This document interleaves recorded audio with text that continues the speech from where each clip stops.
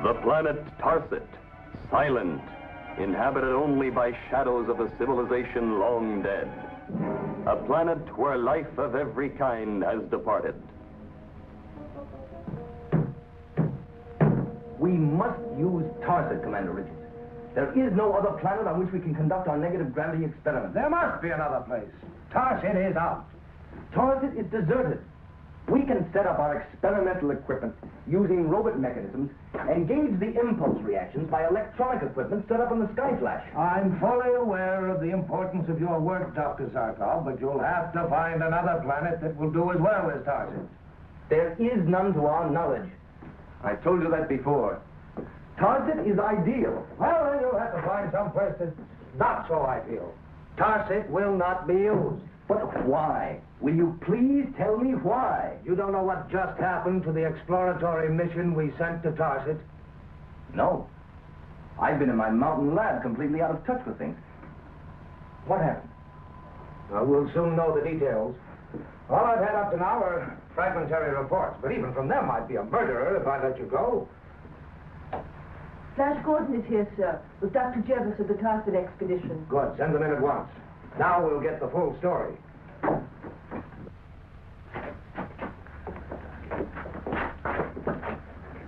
I'm so sorry, Dr. Jervis. Can I get you something? I don't think he's strong enough to answer any questions right now, Commander. Ever since he landed his spaceship, he's been hysterical. We did what we could to calm him down, but... This is Dr. Jervis, one of the scientists we sent on the exploratory mission to Tarset. Jervis? Of course. You know him? By reputation only. I'm familiar with his treatise on astrohydraulics. Remember, Dale? Oh, that's right, Doctor. He's in a state of complete nervous shock. Well, Dr. Jervis, what happened up there? I'm Dr. Zarkov. What happened on Tarset? Where are the others who went with you? Dead. All dead. How? What happened? Speak up, man. What happened? I'm afraid he won't be able to answer any more questions, Doctor. He's completely... No. It's important that they know. I'll do my best. Don't send anyone there. You'll murder every man you send to Tarset. What kind of nonsense is this? Nonsense? You call it nonsense when your own companions are stricken before your very eyes? When suddenly they are dead? For no reason, for no cause, except a curse. A curse? What curse? A curse of Belphegor. It strikes in silence. It will kill anyone who sets foot on that horrible planet. It didn't kill you. My escape is a miracle. Just a miracle. Perhaps you'd better tell us exactly what happened. Yes, I will. There were 4 of us in that expedition. 4 of us who landed on Tarset. There was Williams, leader of our company, an outstanding physicist.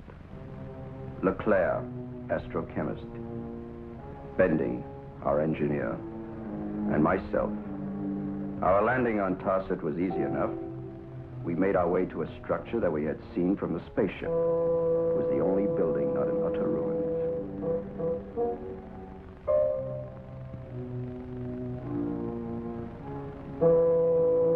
Inside, we made our way along a corridor, the sides thick with dust, and all around there was the horrible feeling of death.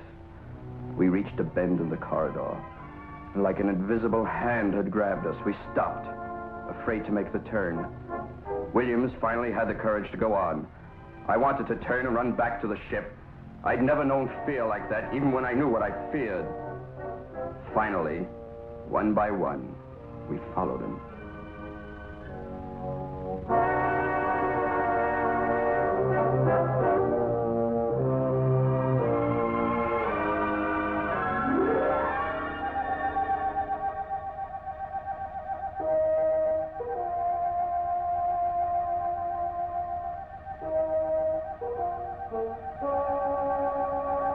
Williams saw it first. Belphegor, ancient god of Tarset. Its face looked as if it had been carved out of a solid block of evil. And then we heard its voice. I am Belphegor. Know all ye who trespass upon my tomb, that upon ye shall rest my curse forevermore. The voice. That horrible voice. I still hear it. Williams walked towards the idol on the throne. Then suddenly, a blinding light shot down upon him, shooting from its single eye. He fell. Leclerc ran to help him, and the light caught him. Bending and I stood horrified. They were dead. So we turned, we ran, as if evil on the wing were after us. We ran. I heard Bending running behind me. Suddenly he screamed. I looked back. The light had him. He fell towards me. I just ran on. A terrifying experience. Don't send anyone to that planet. It's cursed. Ridiculous. We must use Tarset for our negative gravity experiments. Aren't we sticking our necks out? If what happened to him happened to us, we have no choice. The threat to our galaxy from the people of Eben has never been so serious as it is now. Our only defense will be negative gravity. Find some other place for the experiments. There is no other place. Tarset is the one astrographical location where the repelling force of negative gravity is effective in relation to Earth. Besides, who believes this business of idols and strange curses? It's superstitious rot. I saw it. You'll have a chance to see it again. I'm going to Tarset. I'm with you, Doctor. Dale? I'm ready to start right now. Well, Dr. Jeffers, we can make it without you, but if you'll come along as our guide, we can save much valuable time. No, I can't. The defense of the galaxy depends upon it. Everything we have, our civilization, our science, everything will be wiped out if the people of Eben are victorious. How can you refuse? No, of course you're right. I can't refuse. I'll go along with you to Tarset. Good. Prepare the flight plans, will you, Commander? We'll be off in 48 hours. Come on, Dale. Doctor?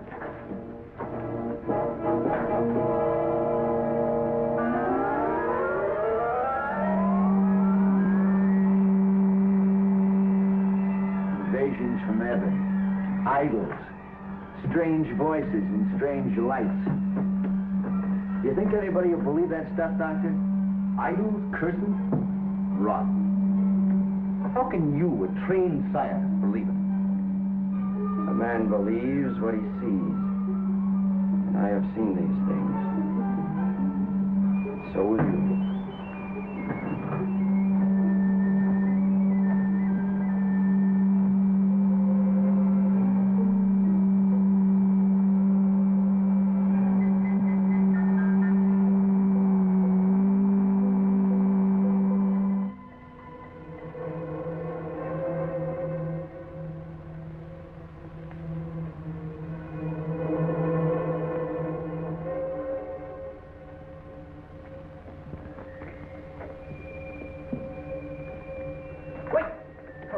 The temple.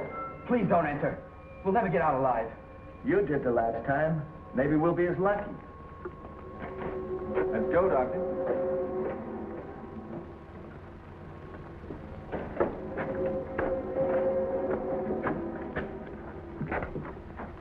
Don't!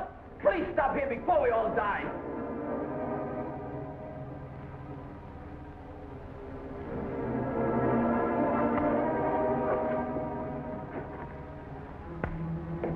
No!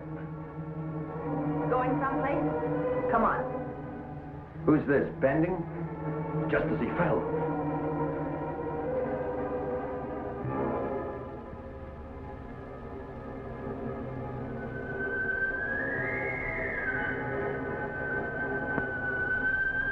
Williams and Leclerc? Yes. I am Belphegor. The voice! Know all ye who trespass upon my tomb, that upon ye shall rest my curse forevermore.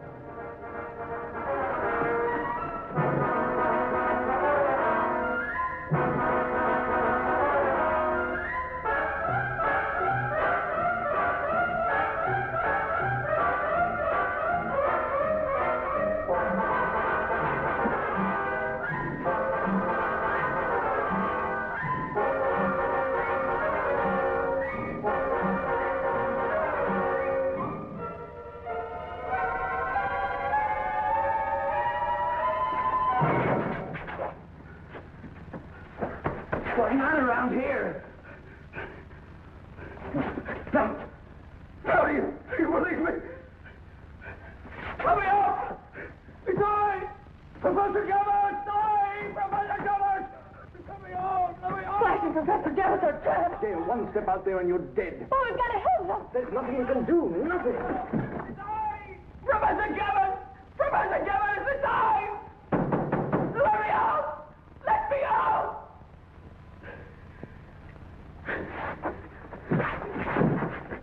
All right, Professor Jevis. If you ever expect to get out of here alive, start telling the truth. The truth? What are you talking about? You saw? I saw plenty. Enough to know that you've been lying from the word go. I haven't. Tell the truth. What's it all about? I don't know. The curse of Belphegor. Kind of a moron do you take me to be, Jevis? Curses, idols. The next thing you'll be screaming about will be witches riding around on brooms. You're lying! No! You said Bending was killed while running down the corridor with you. But when we found him, his head was towards the idol. He wasn't killed while running away. He was killed before he ever got there. Why did you lie about that? I didn't. All three were killed, but you were allowed to escape. Why? I don't know. You do know. Tell me the truth. I won't tell you anything. Let me out. Let me out. It's I, Professor Gabbard. Let me out. Let me out. The wolves. They're coming in to crush us. Now, will you tell the truth? They're going to kill you along with the rest of us. No, they can't. They promised to save me. Who? Who promised? The men of Evan. They trapped us in the temple. They told us to help them or die. Williams, Leclerc, Bending chose death. Why is Tarset so important to them? To the invasion. It's coming in this direction. They want to use Tarset as a staging area for their final assault upon Earth. How could you betray your galaxy like that? And worse, watch your friends die while you agreed to help their killers. I don't know. I got crazy. They offered me money, power, and chance to be recognized as the great scientist I was. I'm afraid. I'm afraid to die. You think you have a right to live? Save me.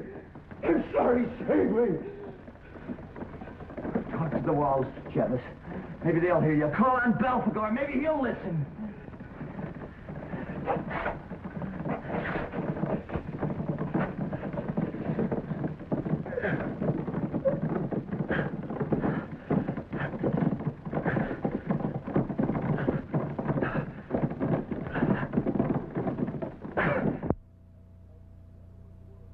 The flat Tarset, a dead, desolate world long deserted by its people.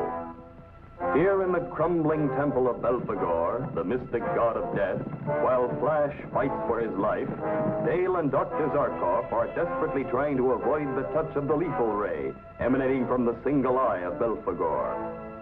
In a cell nearby, Flash and the traitor Jeebus, an Earth scientist who sold out to the people of Eben, are trapped between two slowly moving walls that threaten to crush them at any moment.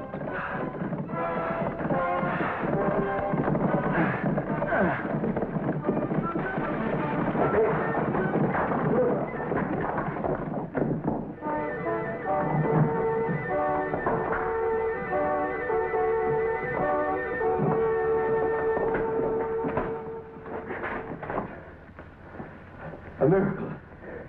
A miracle. No miracle, Jevis. The walls are so dry and crumbling that the pressure from the moving wall pulverized them. The whole temple is ready to fall. What are you going to do with me now? Right now, I'm interested in Dale and Dr. Zarkov, not you. Who else is on this planet besides us? Nesbitt. Who's he? A man from heaven. One of their intelligence agents. The one who bribed me. How many with him? I don't know. Some. Maybe 3, 4. What's behind it all? I told you. They want to use this planet to spearhead an invasion on our galaxy. When? When will it begin? Soon. That's all I know. Soon. I was crazy. I didn't know why I did it.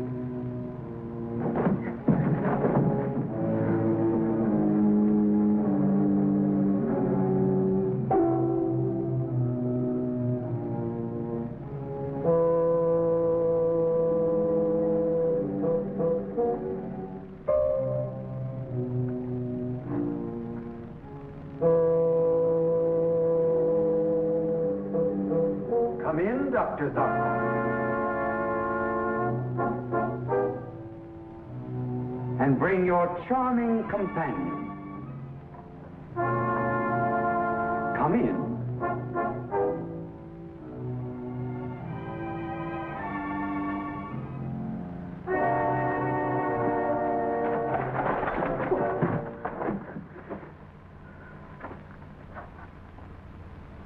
I am Nesbitt. I am Chief of Intelligence to His Exalted Mightiness Draco, ruler of Eben. Eben? Yes, Eben. You are an unexpected prize, Dr. Zarkov. I hardly expected so impressive a bag to fall into my net. I'm easily bored with second-rate theatrics. So why not get to the point? Point 1. Don't look for help from Flash Gordon.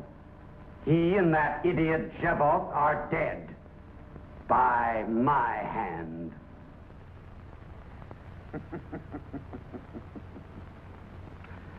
I have spared your life, Dr. Zarkov, up to this point, because you can be of use to my sovereign.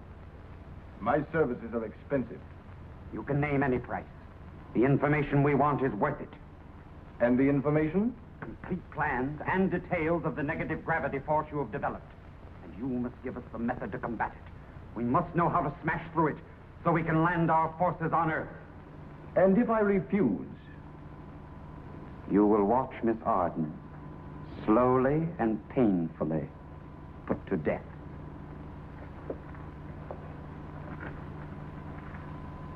Well, Dr. Zarkov, what is your answer? His answer is no. But Dale... My life against the millions they could take on Earth? We have no choice, Doctor. We'll see how brave you are, Zarkov, while you watch her slow destruction. The death eye of Belphegor will bring you Earthlings to your knees.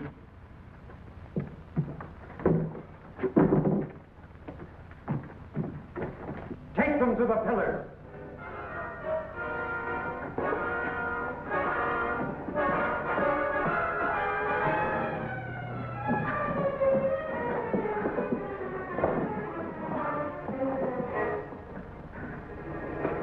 Sorry, Jim. I can't say I'm not scared. Your scientific mind, Dr. Zarkov, won't accept the preposterous idea of an idol possessing a lethal curse. The curse of Belphegor is man-made. It's a lethal weapon, not a curse. You have seen the result? Obviously, you have a paralysis ray machine set into the idol's head. Quite right. A paralysis ray machine, whose controlled ray cuts through organic matter, destroying the millions of nerves, eating its way deep into the very nerve centers until total paralysis is achieved. You're a fiend. Not by choice. This is war. Dale, I can't let them do it. You must. I can't. You must. And you will.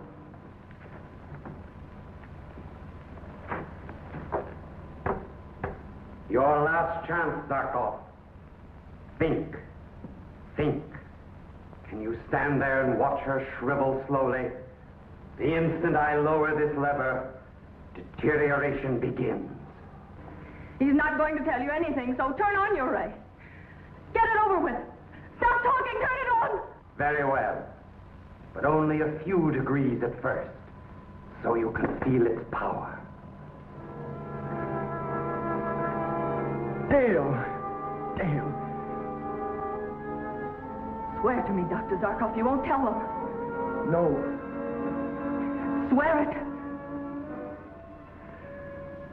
All right. You barely felt anything. Now let us see how brave you are, Miss Arden. You! Gordon! God, help me! Flash! The ray machine! Turn it off!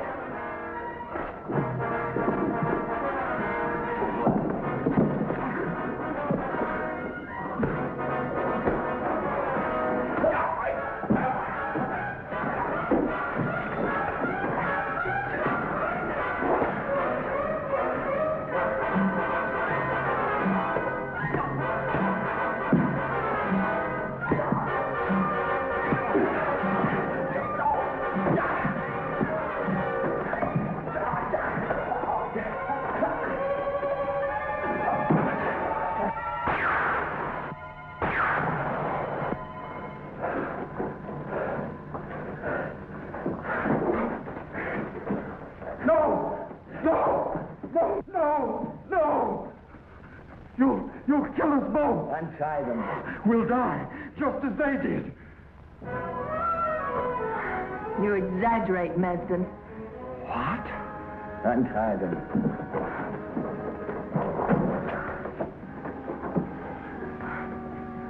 Flash, how did you figure... Okay, Dale. I heard him say the ray penetrates organic matter, so I slipped my watch glass over the lens of the machine. Stopped the ray dead. That was quick thinking. Yeah, we've got to get out of here.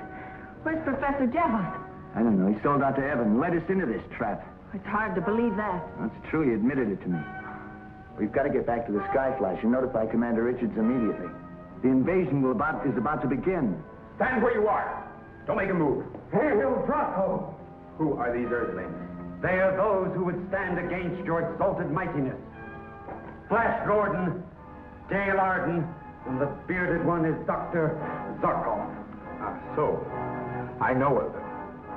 Whosoever shall stand between Draco and his destiny shall be ground into dust. Dart!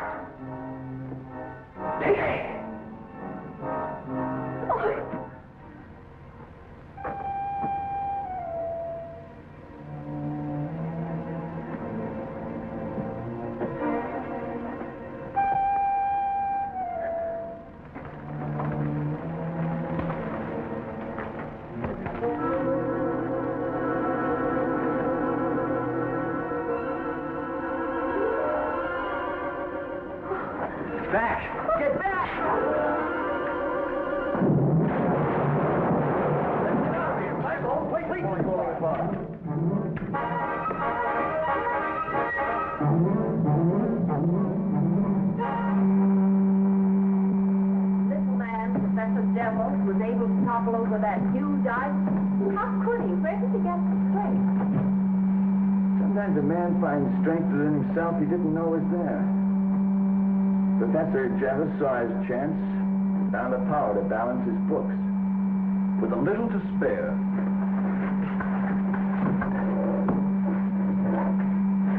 Flash Gordon and Skyflash 2 calling Commander Richards at GBI headquarters on Earth.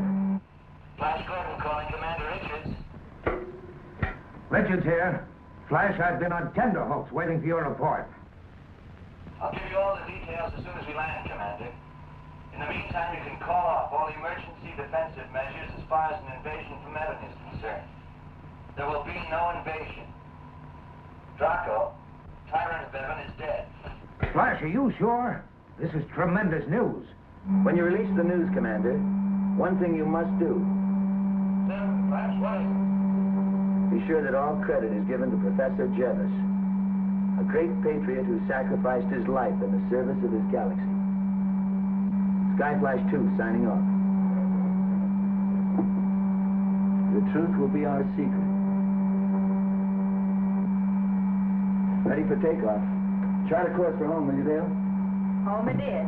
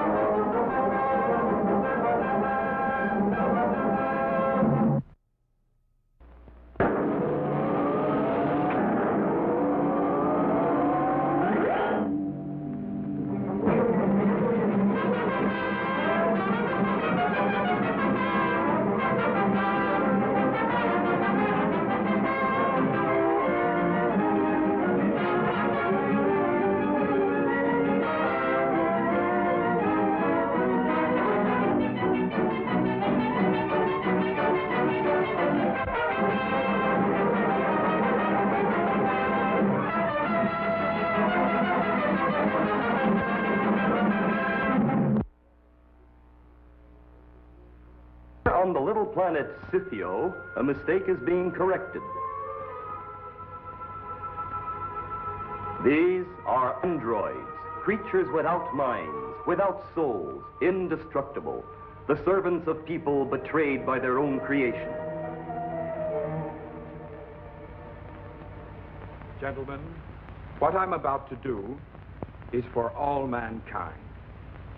As you know, this is the central power source for all the androids.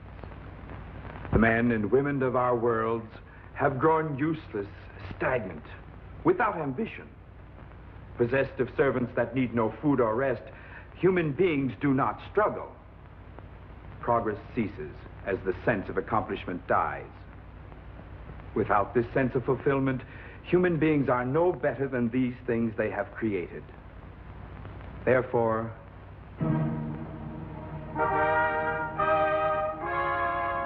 we, the representatives of all the planets, have all taken the vow never to reveal the three secrets of the use of androids: the location of the vaults throughout the universe, the frequency readings to which the androids are attuned, and most important, the location of this, the central power source. Gentlemen, the future of humanity depends upon our keeping that vow.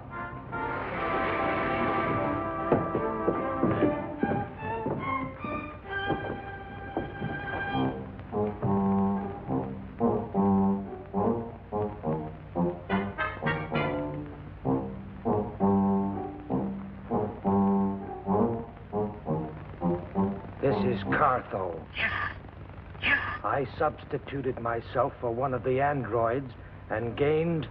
Never mind all that. What have you learned? I know all three secrets of the androids. First, the location of the vaults.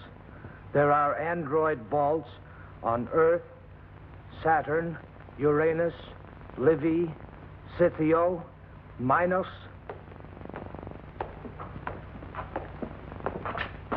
What is that android doing there? It should be back in the vault. I don't understand it. I'm sure I saw 5 androids in the vault. No one is to go back into that vault except in my presence. We will carry it in, King Lazarine. I shall accompany you.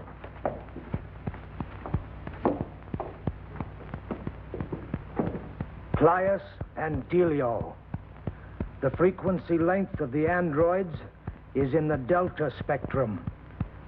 Sine, omega, sine, omega, cosine, epsilon. The location of the power source. The location of the power source. Who's this? Someone has learned all the secrets. Only 2. They did not learn the location of the power source. Without that knowledge, all other is useless. No one need know of this. I understand.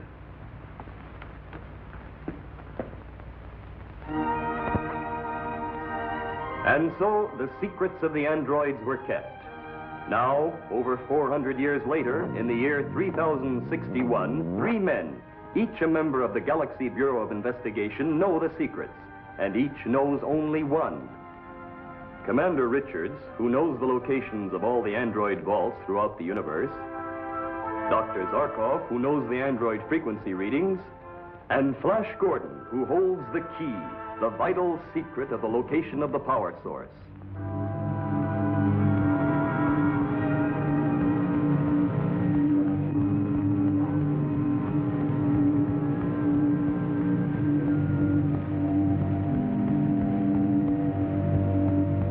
I defy the power of the Galactic Council and refuse to appear before them to answer any such ridiculous charges.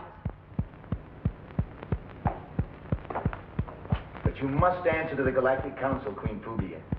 The GBI has received reliable information that you've signed a mutual assistance pact with the renegade planet Futura. The GBI is mistaken. That's hard to believe since I find one of Futura's best-known agents in your throne room.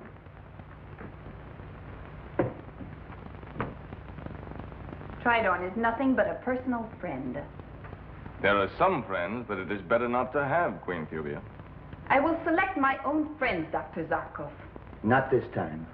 Tridorn is an outlaw. Only the fact that this is your throne room prevents me from arresting him. I'll give you 5 minutes to make up your mind, Queen Phubia. Either you order Tridorn off your planet and return with me to appear before the Galactic Council, or I'll have Scythio declared a renegade planet too. We'll wait outside.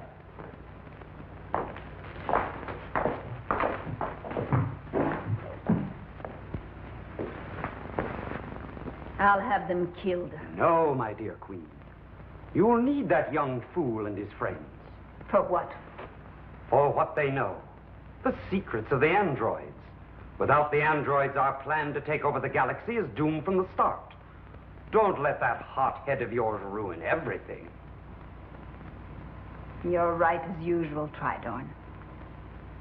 But how do we learn those secrets? That will be my part of the bargain, my Queen.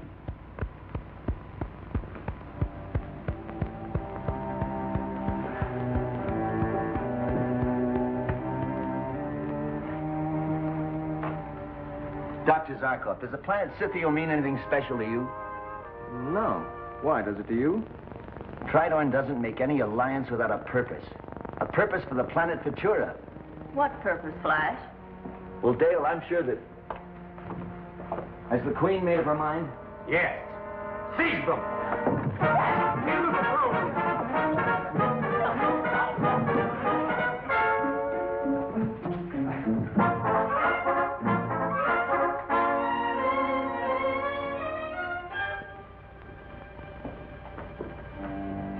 Your Majesty?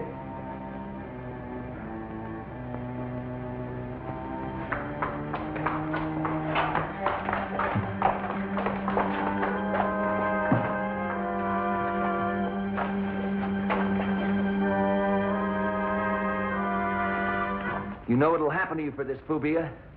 I know what's going to happen to you, my handsome blonde friend. Tridorn. Yes, my Queen. Your part of the bargain. Fulfill it.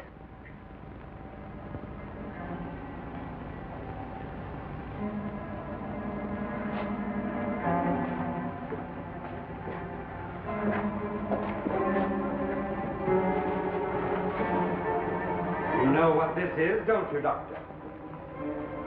A centrifugal table. Used to test the effect of a specified number of G's on an android. Or a human being. Strap him on!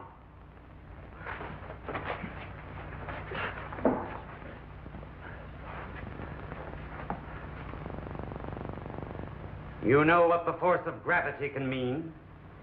Every time you blast off in a rocket, you experience 9 G's. How would you like to experience 15, 16, perhaps 20? Do you think you could survive? What do you want, Tridorn? Information. The location of the android power source. Well, my friend, will you tell me the location of the android power source, or must I give you a ride on the merry-go-round? You're a fool. Granting that I know the location, do you think I'd tell you? You are the fool. Go ahead. Wait. He won't tell. And we can't afford to kill him. But there is another way. I can give you a kingdom. You could rule Earth. Better, you can rule the universe at my side.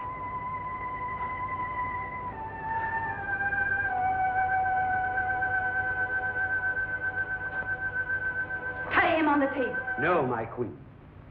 As you said, if he dies, the secret dies with him. I suddenly have a better idea. I don't think he'll stand silent and watch Earl die. Yes. That will be better.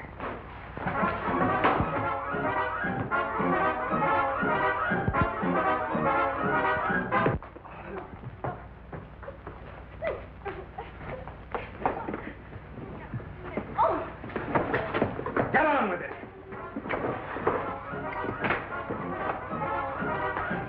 You'll pay for that, Gordon. The location of the android power source, or the girl dies. Don't tell him, Flash. Well?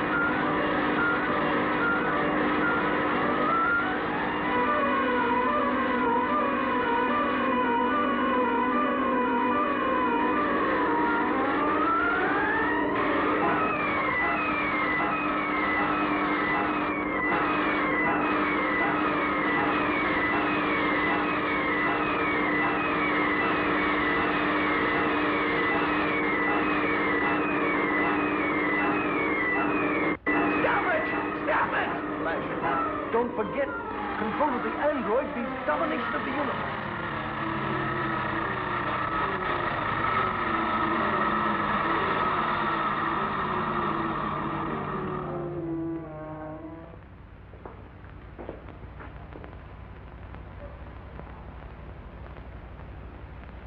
She's still alive.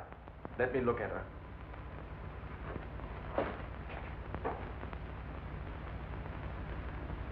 She's alive. The location of the android power source. If I tell him, Phoebe, I warn you, he'll betray you. As soon as he has no further use for Scythiel, you'll become slaves to the planet Petura. The power source. Where is it?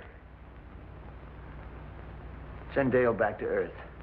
As soon as I hear from Commander Richards that she's safe, then I'll tell you. You take us for idiots. Speak! Then watch the girl die.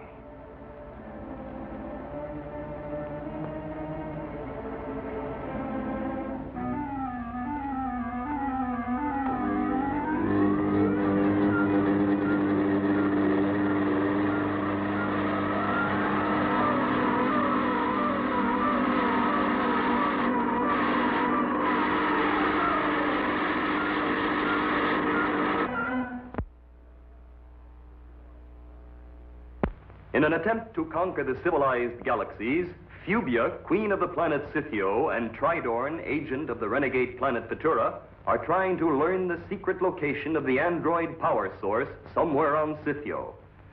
Only Flash Gordon knows the location.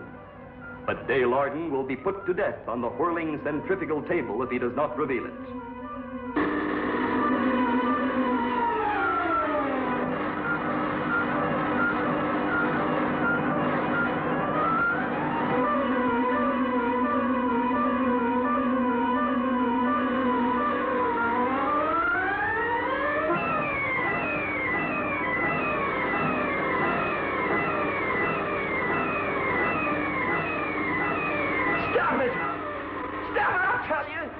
No, Flash, it's no use. They'll kill us all later. Right on.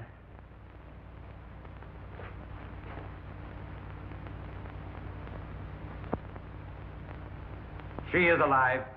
Now the location. You got a map of the Scythian Mountains?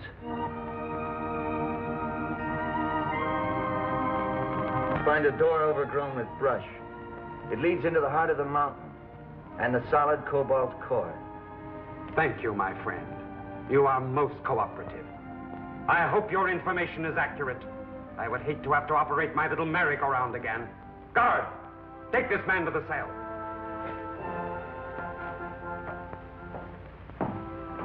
Tridorn, the universe is ours.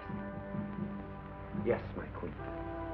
After a few formalities, like destroying the planet governments and the GBI. Come, my queen. It is not far to the mountains.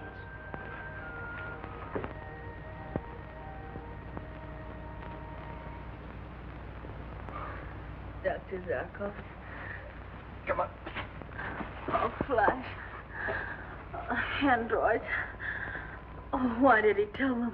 They'll just destroy everything in their path. I know.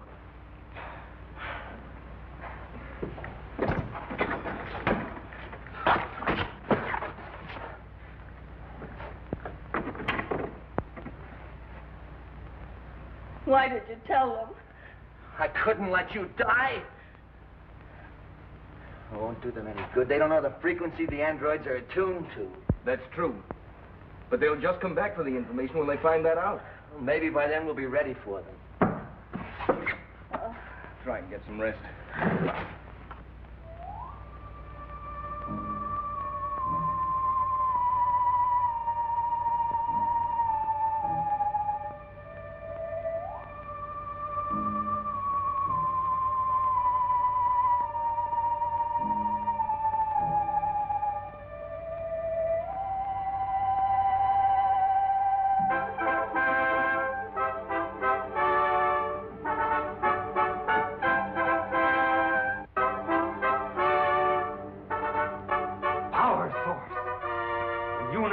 Is ours.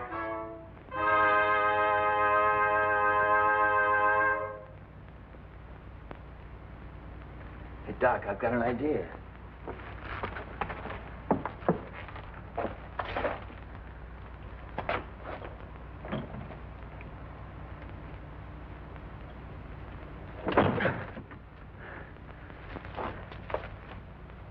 Here is the first setting for our planet Scythio. Scythio, Gamma 8876 Rho. Gamma 8876 Rho.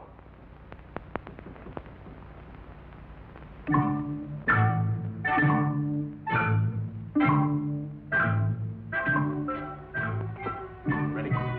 Okay.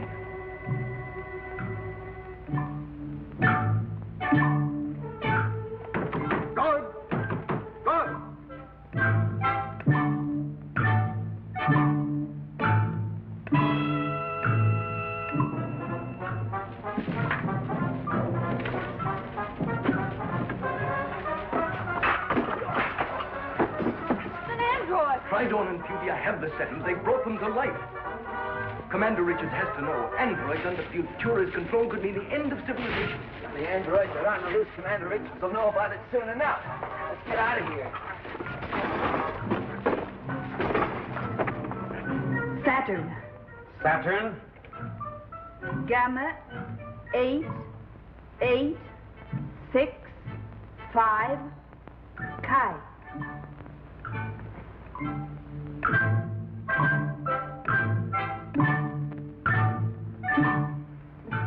Livy. Livy? Gamma 8893 Beta.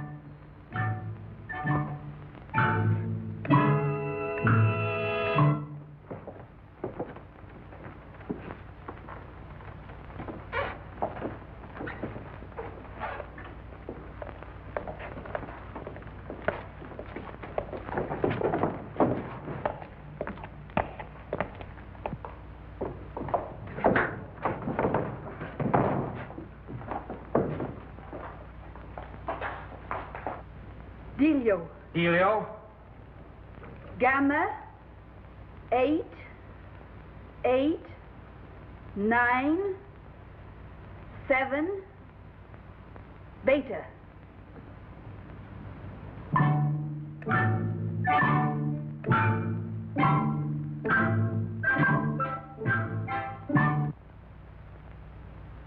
You must be mad. There are no more androids. Commander, I can see them. You never told me how you learned these frequency readings and the location of the android vaults.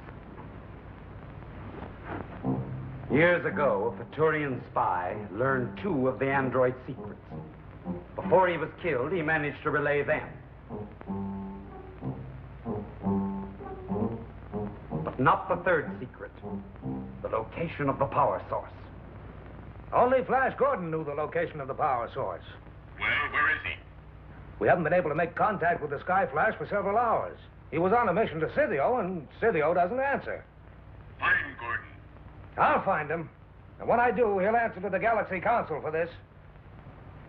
Androids, attention on all planets. Destroy. Androids, on all planets, advance on the cities. Androids, take the communication centers.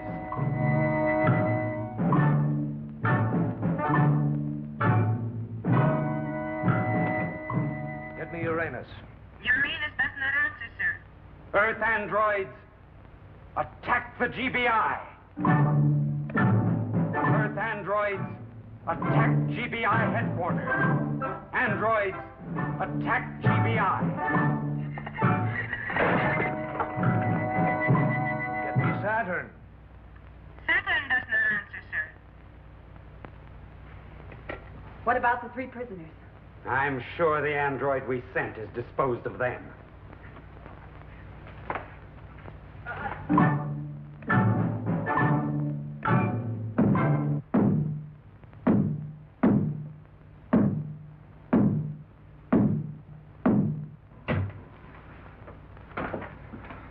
They'll break in a few minutes, Commander. That's no use, sir. Ray guns don't stop them.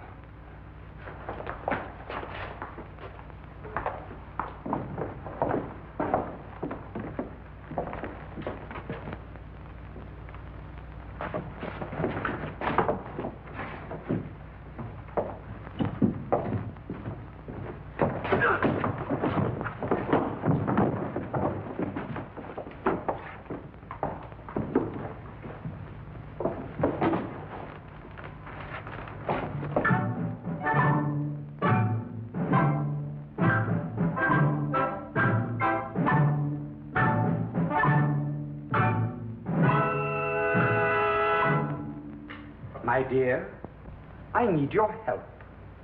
My help? Something only you can give me. Your abdication. My You filthy traitor! Androids, take her! No! No, traitor! Stop it! Traitor! Stop it!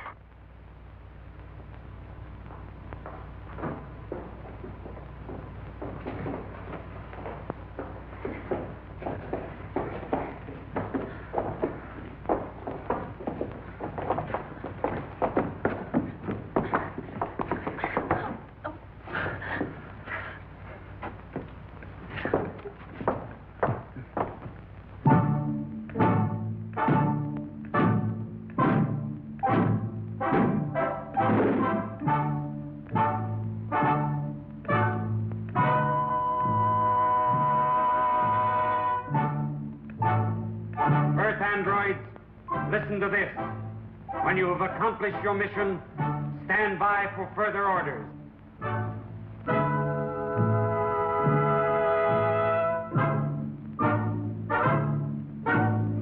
Stand by and wait for further orders. Gordon, stand back, Triloid. Android.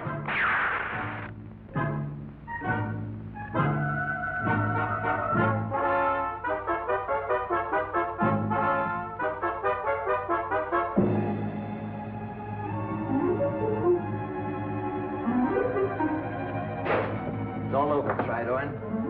It's a good thing you blasted the machine before the android got your gun away from you.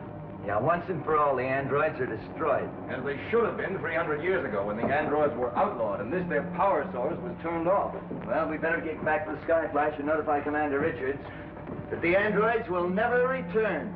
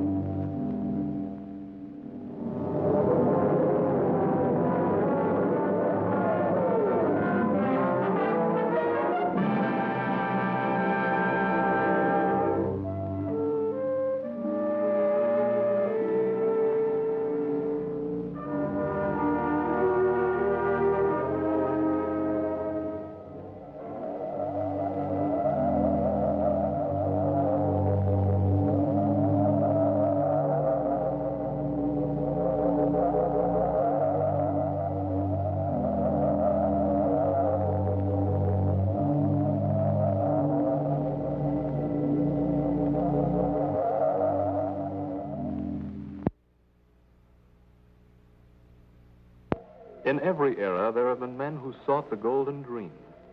Men who have always believed that just over the next hill lies the claim that will make them rich.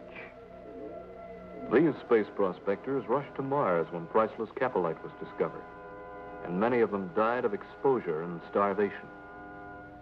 They rushed to Venus when the first gusher of gamma oil came in. Hundreds of them died or were lost in the rings of Jupiter when the fabulous gas strike was made there.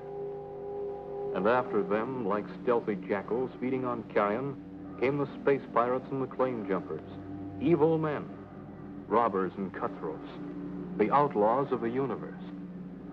GBI headquarters, Earth calling all patrols. GBI headquarters, Earth calling all patrols. This is a warning. Repeat, this is a warning. Space pirates are at large in galaxy, piloting black ship heavily armed. Will attack without warning. Last seen cruising an area of Persis and Auriga. If seen, notify nearest GBI patrol ship at once. Notify nearest GBI patrol ship. That's quite a joke. They're closing in on us, Fred. Well, so what? We can outrun and outgun anything the GBI's got. Yeah, sure. Okay, where to now? The planet Cranus. We got a fuel supply hidden there. After that, we'll take off for our secret planetoid base. After all, we've got a lot of treasure loot to hide. Shades of Saturn, I'm sick and tired of this desk work. Missing people, missing jewels, lost spaceships. Find them. Find them. And what are you grinning at like a baboon? Do you think it's funny to be sitting here like the hub in a wheel responsible for every intergalaxy crime and tragedy? No, Dr. Zarkov. But it is, if you'll forgive my saying so, a bit amusing to watch you boil over every 15 minutes and then go back to work. I see what you mean. Well, I guess I can stand being tied to this desk for a few more days until the Galaxy Council gets around to appointing a new commissioner for the Galactic Bureau of Investigation. Oh, by the way, Alan, you'd better send out that space pirate warning again. I want all patrols kept on the alert. Yes, sir. GBI headquarters, Earth calling all patrols. This is a warning. Repeat, this is a warning. Space pirates are at large in galaxy, piloting black ship heavily armed. This is the asteroid Myos, a tiny, desolate planet, barren and airless. A place where life can be supported only by incredible bravery and terrible privation.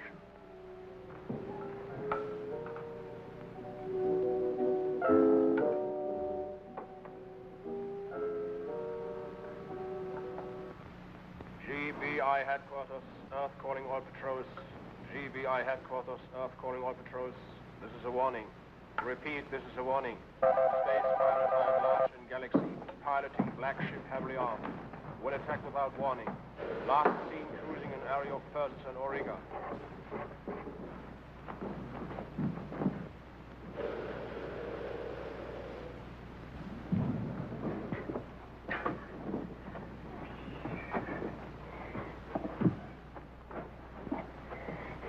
Father! Murray, I found it. What, Father? What have you found? This, look at it. Feel it. What is it? Algonel. Pure algonel. A whole vein of it. You're rich. Do you understand? We've struck it rich. Oh, Father. I'm so glad, so happy for you. After all these years, after all the disappointments you had. They laughed at me when I said I would try on Mars. They laughed at me, Murray. Remember? But I knew it was here. I knew it had to be here. And you were right, Father. Of course I was right. I was sure when I got back to Earth, Murray. They won't laugh at me anymore. Why? I'll be the richest man of the galaxy. And do you know what I'm going to do for you, my dear? What, Father?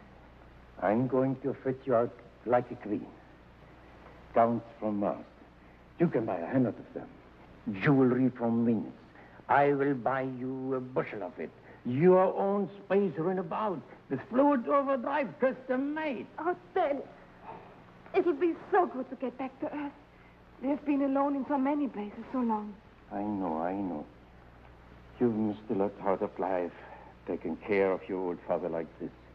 A pretty young girl like you should be going to parties, meeting young men, getting married one day, perhaps.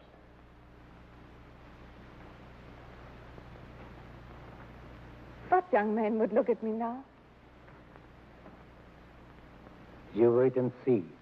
You will be the greatest catch this side of Saturn. Wait till the galaxy hears about this strike. Flash cruises through space, hunting the space pirates. Week after week on assignment from the GBI, it has tried to locate the evasive Shadow, the black pirate ship. Oh, it's no use, Flash. We've looked for weeks and weeks, and what have we found? Nothing. You say that again. We're all getting sailed down. It's been a long sail. You don't have to tell us that, Casey. You know, if I didn't know better, I'd think these space pirates are just a rumor. They're around somewhere, Dale. They jumped a claim on Persis, then they moved in and robbed the National Bank on Auriga. I know. And they hijacked 3 space cargo ships. But where are they? Where's their secret base? And where do they hide their loot? Now, those are questions the whole galaxy would like answered. Planetoid coming up. Get me a locate, will you, Dale?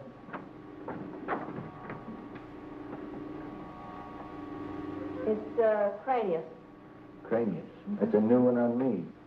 Well, it's not a very homey place. It's barren, nobody lives there, and it's alive with plutonium emanations. It won't sustain life for more than 4 or 5 hours. Hey, Dale. What is it? Look. Oh, there's a spaceship down there, lying in a crowd. Take a good look, Dale. Look at the color, the shape. It's a parrot ship, isn't it? No doubt about it. But don't crash, don't crash. Don't crash, don't crash. What are you doing? I don't want them to see us. We'll move in under cover of darkness. You think Cranius is their headquarters? No, they wouldn't pick a place like this. Then what's your plan? Our orders are to locate the real hideout of the pirates, find out where they've hidden the loot. And they're going to lead us to it themselves. But how, Flash? Dr. Zarkov perfected this just before we took off. And this is the answer to our whole problem. What is it? It's an electromagnetic buzzer, kind of an automatic bloodhound. If I can get to the pirate ship and attach this to the tail, it'll send directional signals back to us. Maybe lead us to the real hideout planet of the pirates. Flash, you mean you're going to run the danger of trying to get to the pirate ship? That's exactly what I mean. Through the dark, the Sky Flash noses down toward Cranius.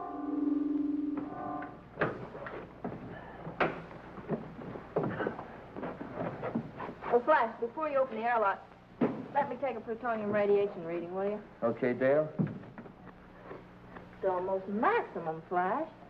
Well, we can't stay out there too long, even with our radiation-resistant spacesuits. You stay here, Dale. No sense in having us both take a chance on radiation poisoning. No, I'm coming with you. May need some help. Sorry, no. This is a one-man job. But I can cover for you in case the I'll power... be watching for them. I'm not back in half an hour. Contact Dr. Zarkov. Close the hatch. Keep out the radiation. All right, Flash.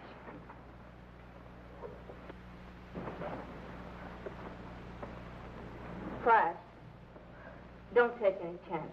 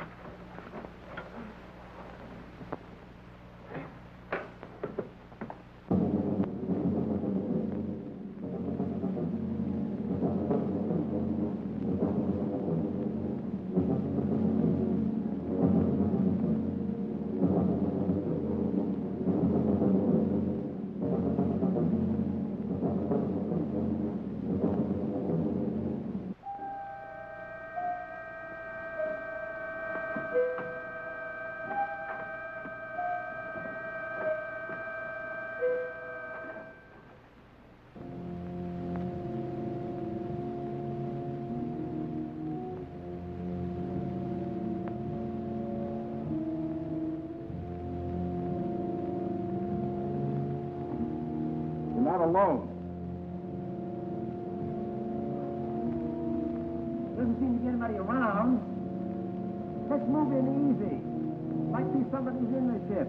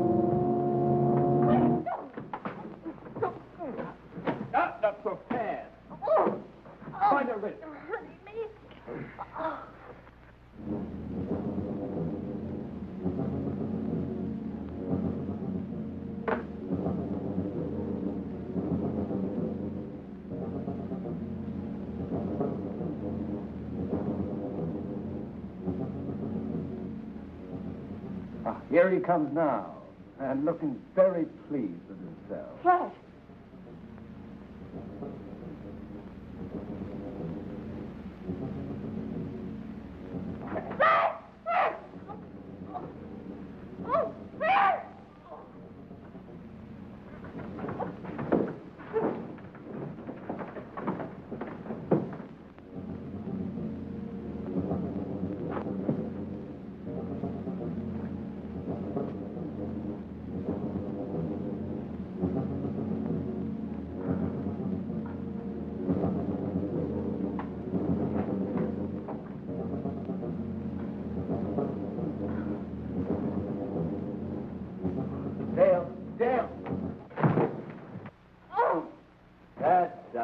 Not quite. Don't. He won't come around for about an hour. By that time, with the hatch left open, both he and the girl will be dead of radiation poisoning. Ah, why wait? Let's finish him off right now. GBI headquarters know they're around here. They know we're in the area, too. If they find him murdered, they'll blame us. This way, nature does the job for us. Come on, let's get on.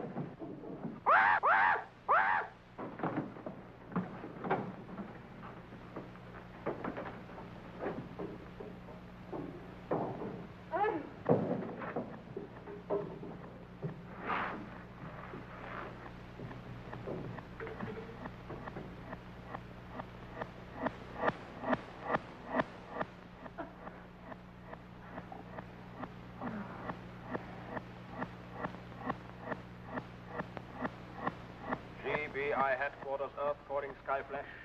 Come in, Skyflash. You are 12 minutes over your hourly check-in. Report, please. Skyflash, come in. Skyflash, come in. GBI headquarters calling Skyflash. Report in, please. Report in. I'll take over, Ellen. Flash. Dale.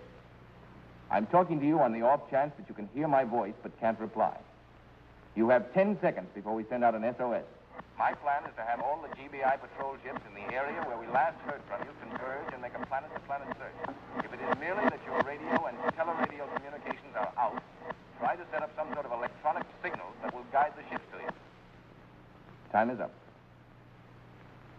Calling GBI patrol ships Space Ghost, Starduster, Meteor. This is an SOS. Repeat, this is an SOS. GBI patrol ship Skyflash is missing. You will proceed immediately to space points T8, G5, T9, H6, T10, I7. The last report from the Skyflash over 1 hour and 13 minutes ago from that space area.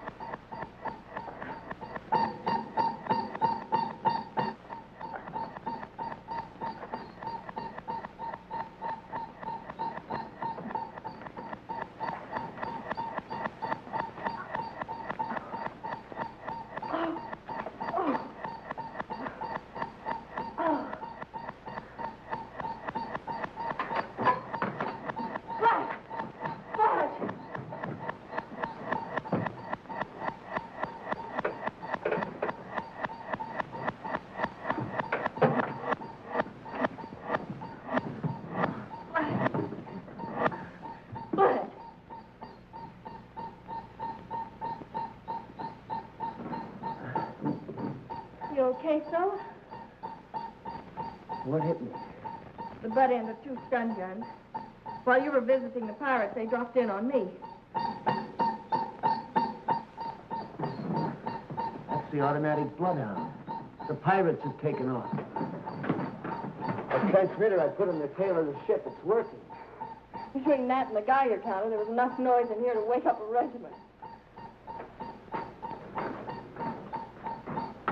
I got a good start. We better hurry.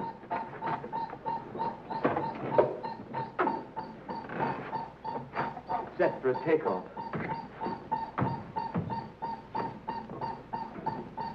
Here we go.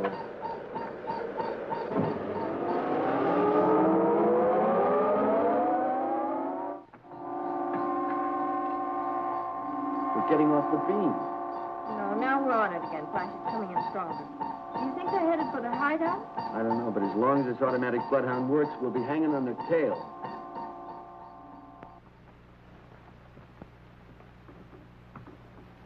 What about the electronic communicator, Father?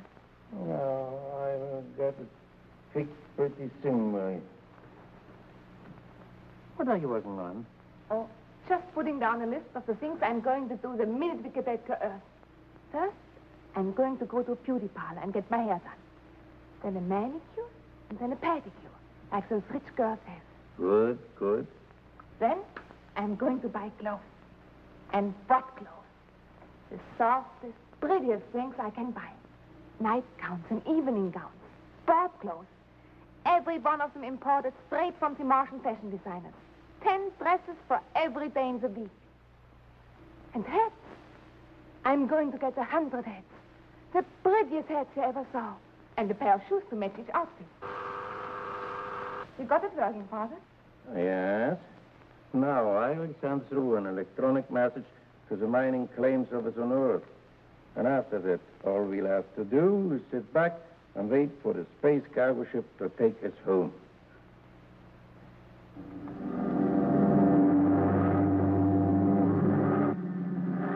Fred. Yeah? Just got a message over the electronic receiver. Oh, yeah? What about? You remember that old space prospector, Planetoid Pete? Oh, yeah. He's filed a claim on Myos over the electronic communicator. Myos? That empty planetoid?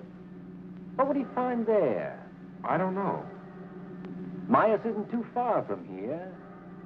Suppose we drop in and say hello to our good friend Pete. Why not? I'm sure he'll be delighted to see us. Yeah, I'm sure he will.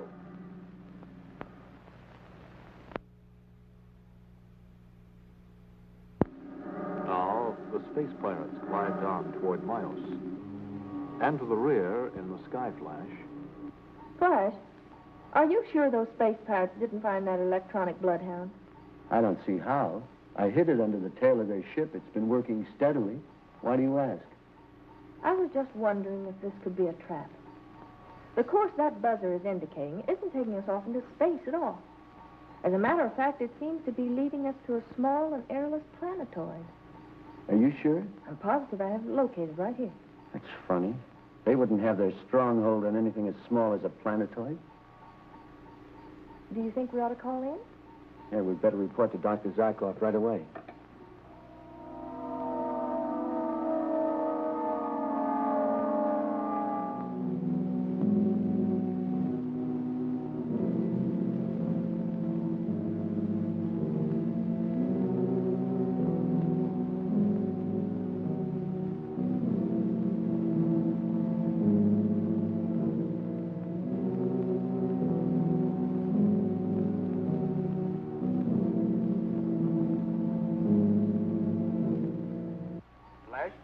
I've told you those space pirates are dangerous. Now, don't try to move in on them alone again, you understand? Sure, I understand, Dr. Zarkov, but... But nothing. Your job is not to capture those men, but to locate their stronghold. And we're pretty sure that Miles is not their home base. Wait until they take off again and then follow them. And when they do land on their stronghold, contact us here. We'll send a fleet of GBI ships to capture it. Is that clear? All right, Dr. Zarkov, everything clear. I'll report to you later. Flash, no wonder they've landed on Maya. I just got a report over the electronic communicator. Planetoid Pete and his daughter are down there, and they've just discovered alganol. That's why they're there. Well, what shall we do about it? There's only one thing to do, land on Milos. But Dr. Zarkov ordered us to cruise around and wait until the pirates took off again. I know, but old Pete and his daughter are down there helpless. These pirates are murderers. We've got to move in. Well, you're right. We'll need our space helmets. There isn't a thimble full of air on that planetoid, and without them, we'd be dead in 10 seconds.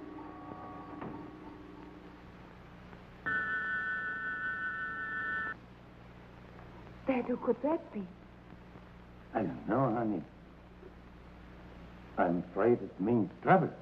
Trouble? Why? If their intentions are peaceful, they would have signaled us that they are coming. Dad! Don't let them in. I've got to let them in. But why? It could be someone that crashed. Maybe that's why they couldn't signal us. Dad, I'm frightened. Please don't open the door. I have to. It's a code of space. We can't let human beings die out here if we can help them.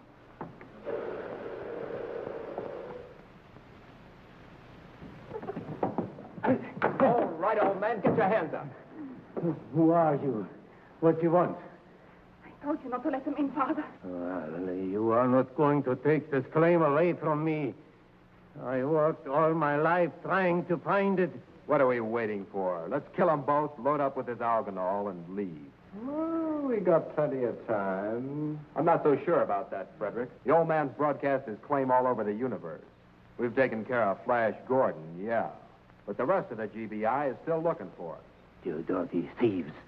This claim is mine. Mine and my daughter's. Here. Take this. You've got a lot of digging to do. All right, get going.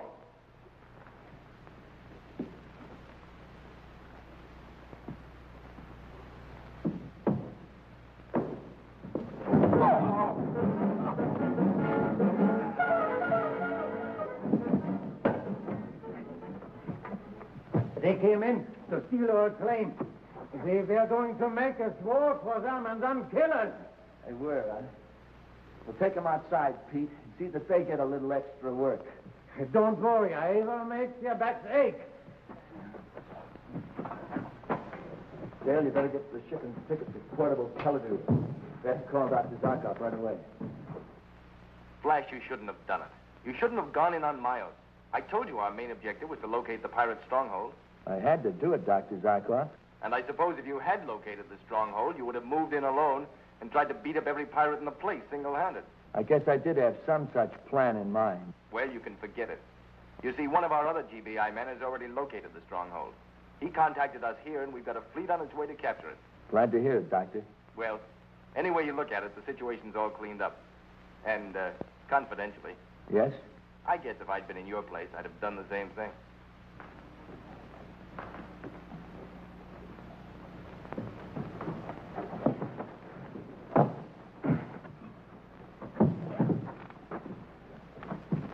You never saw anybody dig so fast, Version. Did a real day's work. Got all the argument. I want the idea. Then Marie and you will come back with us, Pete. Just as you say, but what about the Argonauts? Leave it. We'll leave them with it. Get over here. As soon as we get back, we'll send a GBI patrol ship to pick them up. But, Flash, how do we know they won't get away in their spaceship while we're gone? How far do you think they're going to get without these, Dale?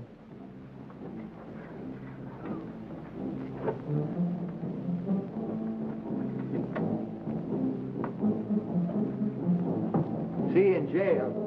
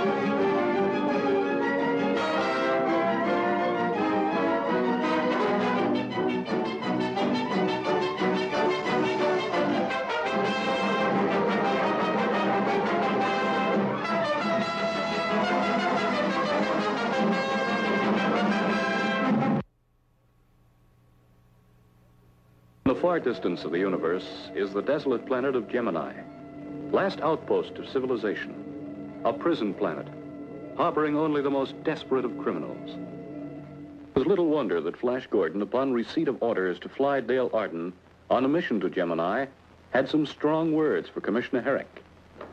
I don't like this assignment, Commissioner Herrick. The Sky Flash isn't a prison van. Granted. Nevertheless, the assignment is in order. We don't have another spaceship that can reach Gemini in half the time it will take the Sky Flash. And speed is the essential. Okay. Then let Dr. Zarkov make the trip with me instead of Dale. He installed the oxygen purification system in the Gemini prison. It's only logical that he repair it. Impossible. I can't take him up the solar thermal project. He must report on it to the Galaxy Council next week. I don't know what you're so worried about, Flash. I can take care of myself. And if I can't, you can. This prisoner Gatekiss is one of the worst killers in the universe, Dale. I don't like the idea of your being exposed to any crazy attempt he might make to take over the Sky Flash and escape. I guarantee you, he'll be securely manacled and shackled.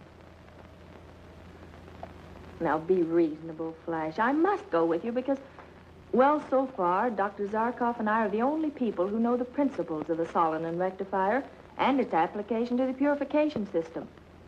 And if it isn't fixed soon, every prisoner, every worker, and every guard on Gemini will die of suffocation within 24 hours. Okay, but I don't like it. Get a flight plan ready, will you, Dale? We'll blast off at 16 hours. Good luck.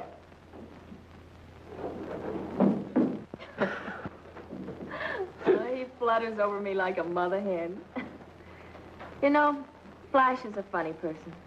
With all his modern skill and intelligence, he still has very old-fashioned 20th century ideas. He's also got a sixth sense where trouble is concerned.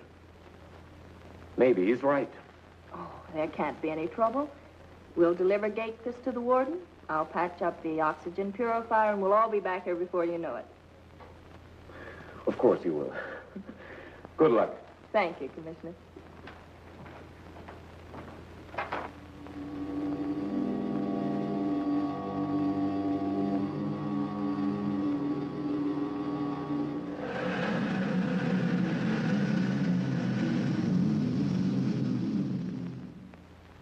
All right, take him to the processing room. Sure, I'm glad to get rid of that baby, Warden. So am I, Flash, but, well, you must admit all your worrying about his trying to escape was a bit foolish. Not so foolish, Miss Arden. Gemini is the last stop for these incurable criminals. Once here, they know there's no chance of escape. That's exactly my point. The trip from Earth here is their last chance. I know of cases where they've tricked and overpowered the pilot and escaped with a spaceship. Your friend Flaggart was one of them. Remember, Flash? The first time he was captured, he escaped. That's when Flash went after him and captured him. It was Flaggart I had in mind. It's good to know, though, that there's at least one place where killers like Flaggart and Gatekiss can't break out. Well, it's getting late. Do you want to go to work on the oxygen purifier, Dale, so we can get back to Earth? Okay. Would you lead the way, Warden? Oh, what a forsaken place.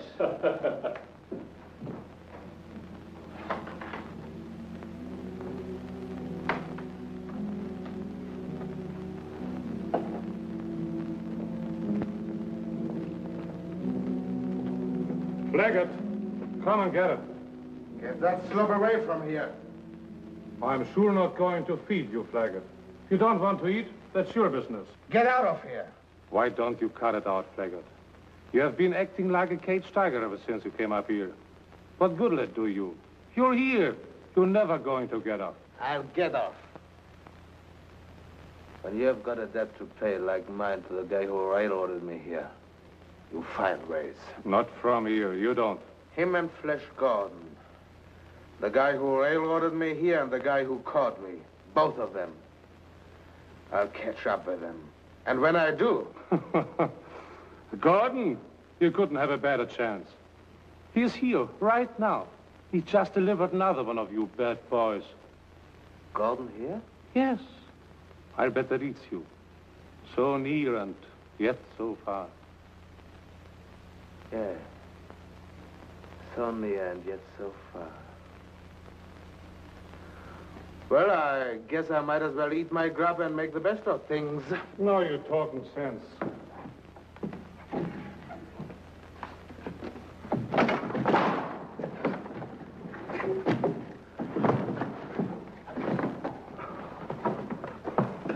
You get 90 days in the hole for this, Flaggart.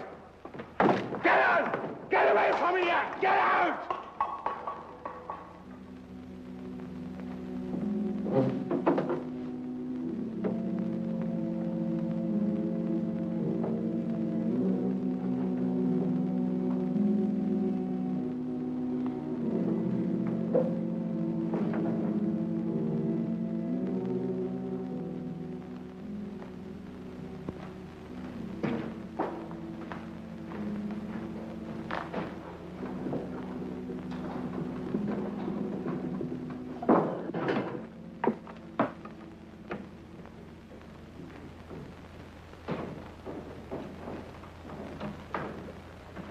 Hi, Flash. Hiya, Pete. Everything checked? Almost. Just have to finish the radar assembly check, and you'll be ready for blast-off. Can't be soon enough for me. I don't blame you. I'll be glad when my 2-year hitch is up here, too.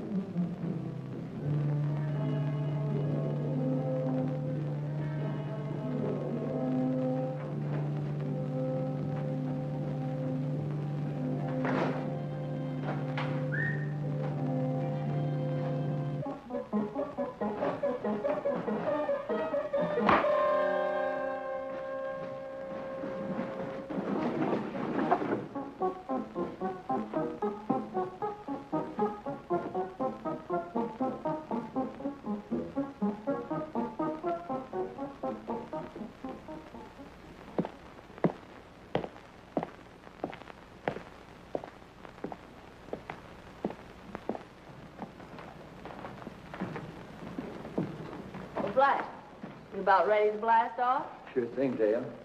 I see Pete's tool bag is over there on the table, so I guess he's all done. How about you? Is the purification system okay now? Perfect. This beautiful young lady knows her business. Good. Then we can get ready to blast off. Thanks for coming and helping us, Miss Arden.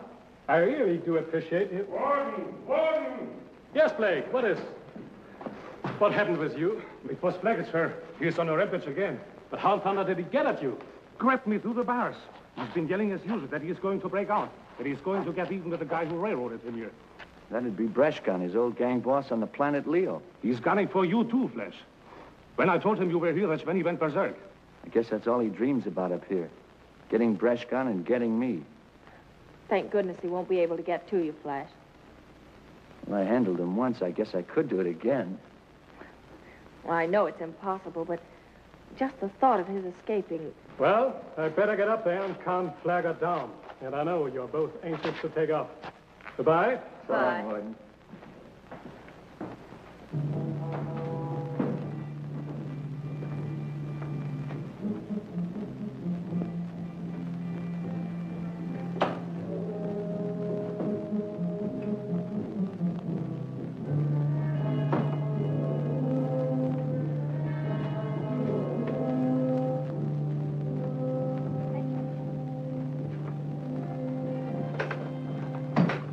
Said 1730's blast-off time with the control tower. That's in 3 minutes. Right. I'd better check our flight plan with the meteoroid cluster schedules in this area. We certainly don't want to run into one of those. Right.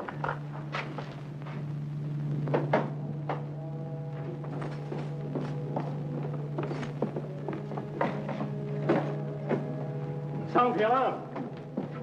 I've got to warn Gordon. Flaggett may be on the Skyflash. There's a meteoroid cluster about 10 light minutes away, Flash. You'll have time to pick it up on radar. Right. I'm taking the landing ladder up now. Only 30 seconds to take off. Open the Atto fuel chambers, will you, Dale?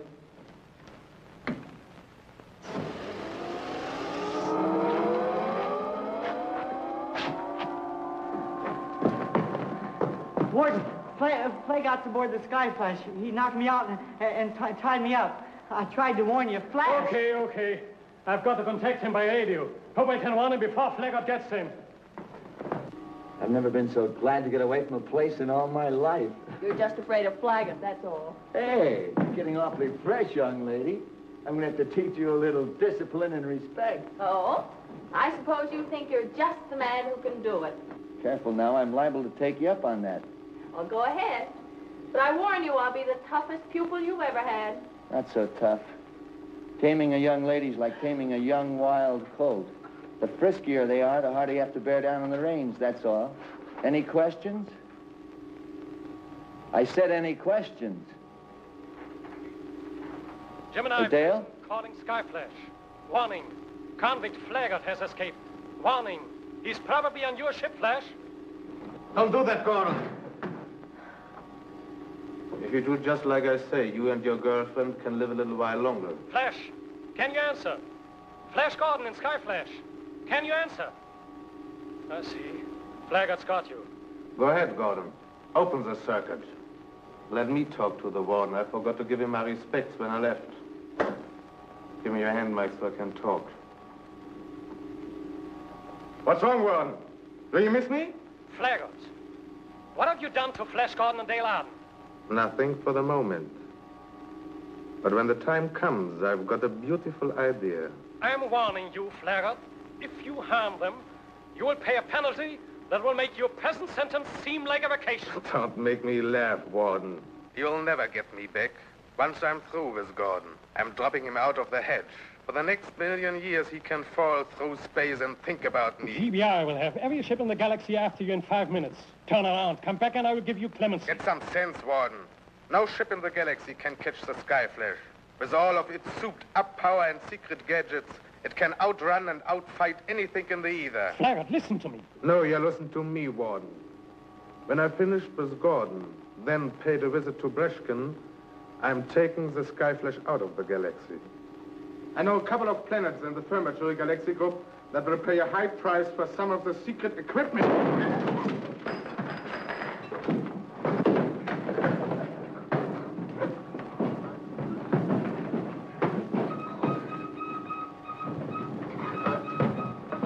A flash!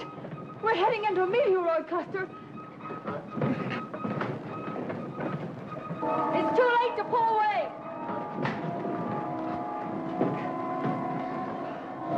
Pull that trigger, Flaggett, and your chances of getting out of this cluster are nil. Get us out, and I'll give you a chance to live. The gun, give it to me. Oh, no. I'd rather die this way than go back to that forsaken rock. Oh, Flash, I can't keep this up. I can't avoid the wall. But we're coming into the center where we crushed. Flaggett, let Flash take the controls or we'll all be killed. Well, Gordon? Okay.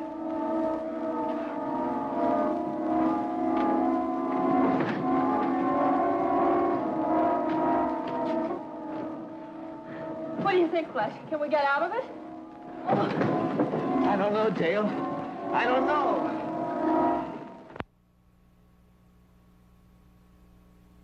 Flash Gordon tries to maneuver the Sky Flash to safety.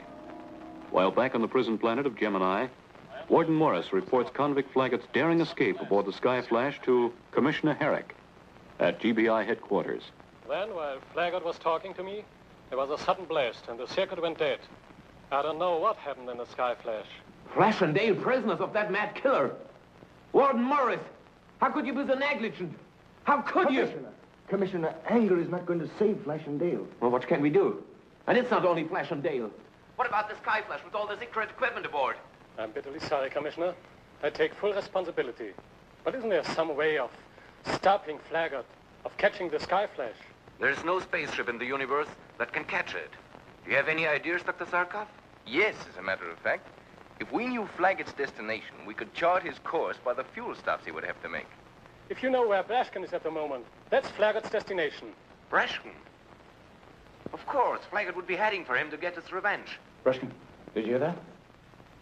Our last reports were that Breshkin had a hideout in the magnetic mountains of the planet Leo. Then Consequently, by figuring the atto fuel consumption of the Sky Flash, we can pretty well localize the galactic area where they'll have to refuel. Careful, Dr. Zarkov. The Sky Flash left here with only a half load. Half load. All right, Warden, thanks. What can we do? Flaggett knows the sky route into the magnetic mountains here. We can't keep him out. What can we do? Do, Mickey. They're going to climb into our spaceship and take off. But for where? He'll find us. We can't escape. Escape? Who said anything about escape? We're going out to find Flaggett. What? What? We've got a rendezvous with Flaggett on the planet Ariel, where he and I planted a fuel cache. While he's on the ground, we'll blast him and the Sky Flash to Kingdom Come. Come on, let's get going.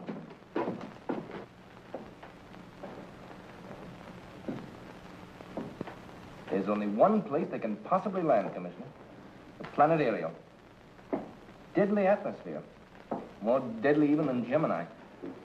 They can't possibly land there. But where else have they... Commissioner, have you heard a word I've said? What? No, I'm sorry. I've just made the most difficult decision in my life. What do you mean?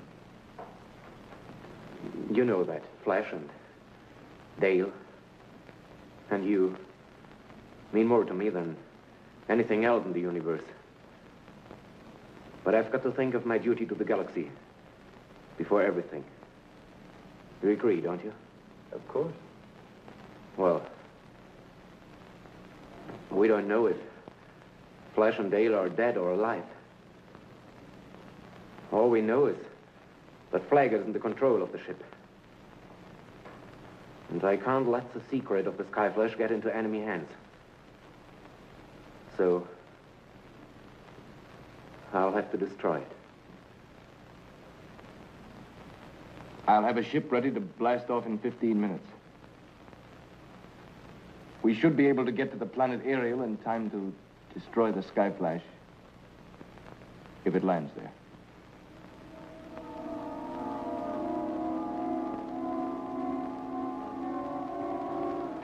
Are we out of the meteor cluster?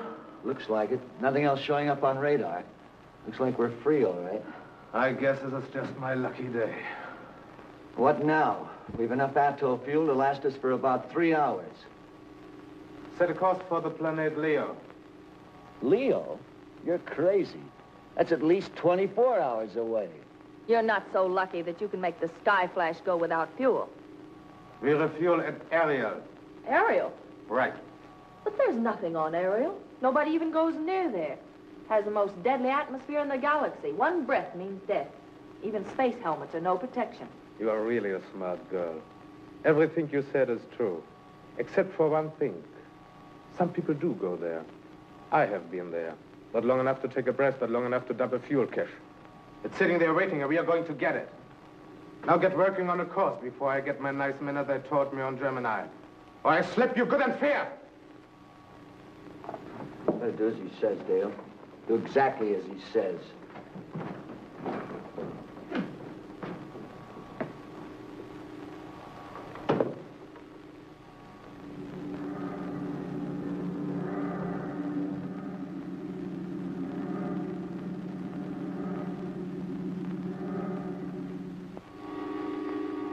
That's Ariel. I'd recognize that blasted spot any time. Sit down, Gordon. Right. Landing positions.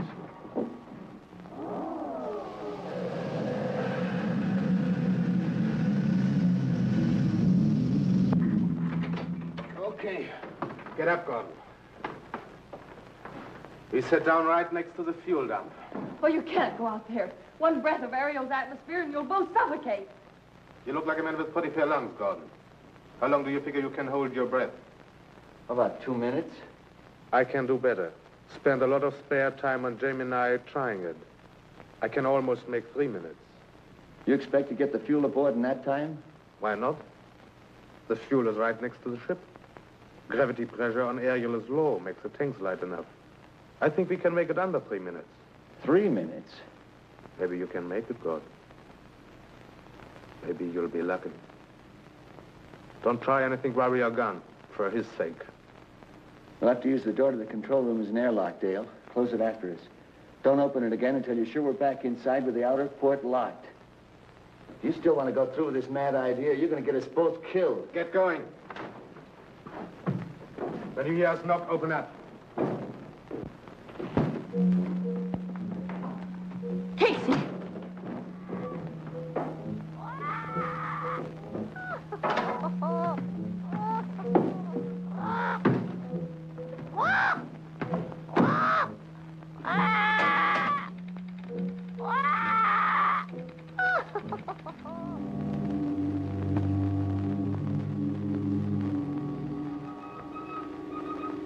There it is.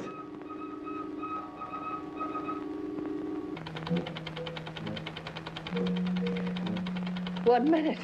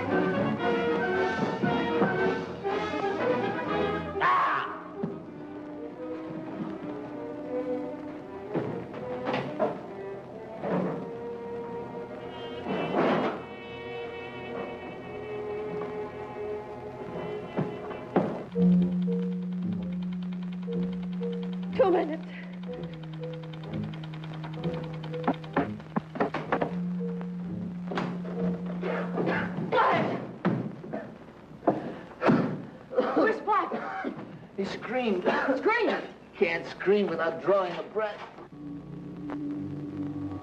Approaching target. Ready with the disintegrator gun. Wait a minute. Spaceship approaching. One of ours? No, a black ship. The Black Jaguar. Breshkin's ship. Set the tractor gun. Ready for a run?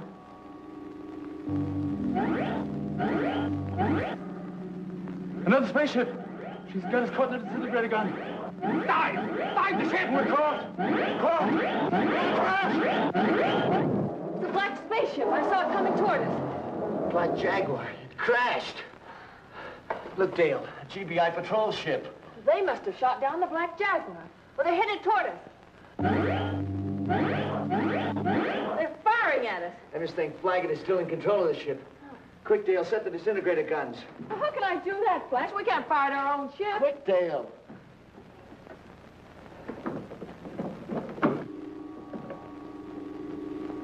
The Skyflash is answering our fire. That's funny.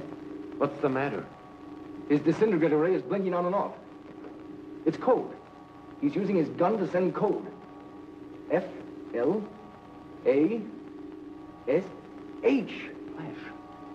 Flash Gordon. He's at the controls. He's safe. Thank heaven. I'll signal him to blast off and follow us back to Earth. Yeah. They got our signal, Flash.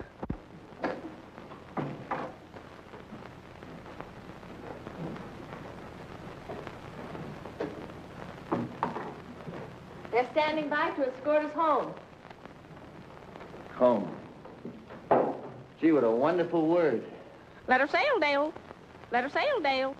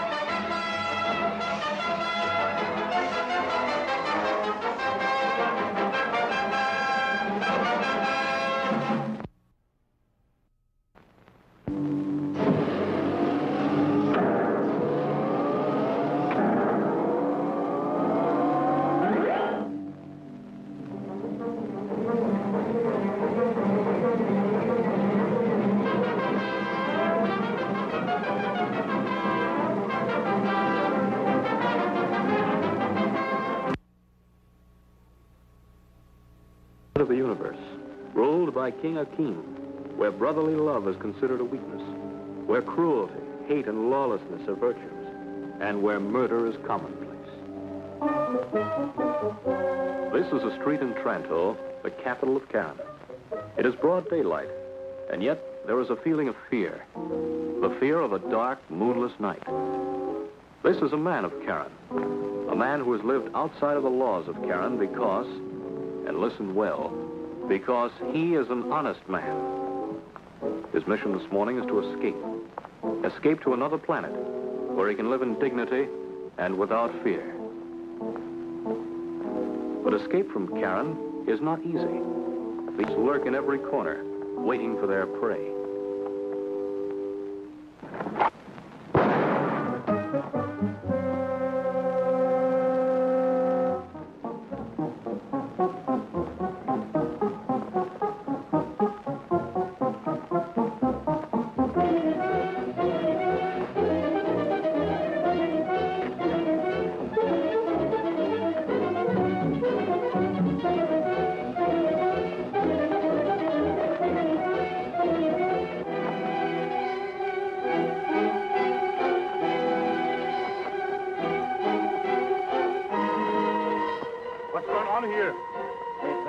My briefcase.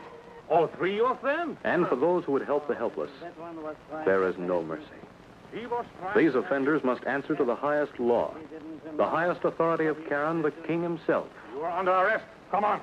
And so a man whose crime was honesty, whose ambition was to live in peace and dignity and without fear, has his life dream and all his possessions torn from him in a matter of seconds. This is Karen, the stronghold of Akeem, the terrible.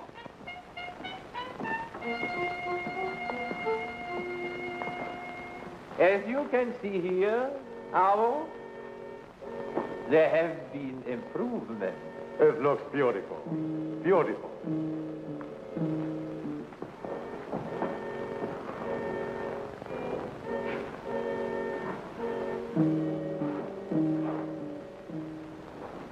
It's good to have you back, Avo. But how goes our campaign? In some ways, very well, Your Majesty. But as long as the Galactic Bureau of Investigation polices the galaxy, we cannot make the headway you desire. But their leaders have a prize. Every man has a prize. So I thought, Your Majesty. But as dedicated as you and I are to spreading the doctrine of evil, so are they of the GBI devoted to spreading the doctrine of good. Then they must be destroyed. That is easily said, sire. But to destroy such men who have strength, brains, and the support of every government in the galaxy is not so easy. Destroy their leaders. Do that, and the rest will fall apart. That is true, but to destroy Commissioner Herrick, Dr. Zarkov, or even Dale Arden, Zarkov's assistant, is practically impossible. Why? I can sing of 100 ways. And there is always Flesh Gordon to contend with. Flesh Gordon? All your reports are full of him. The coup on Remo smashed by him. The attempt to take over the Galaxy radio power plant of Tremus. Discovered and defeated by him. Yes. If we can find a way to destroy Flesh Gordon, Your Majesty, the galaxy will be...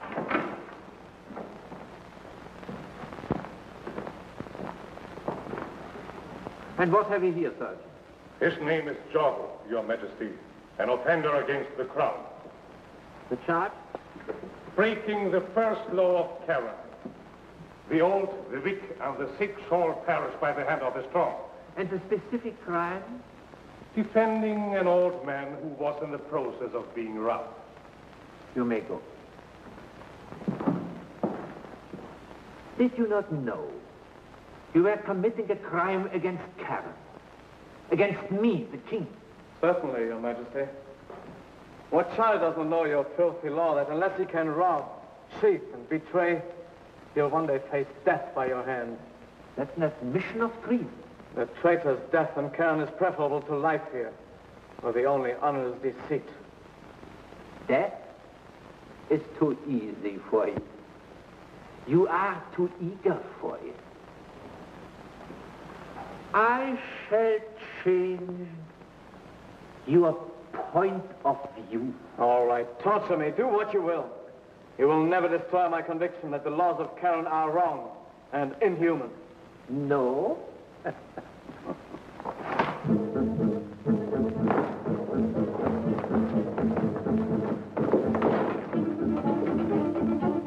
Never is a long time.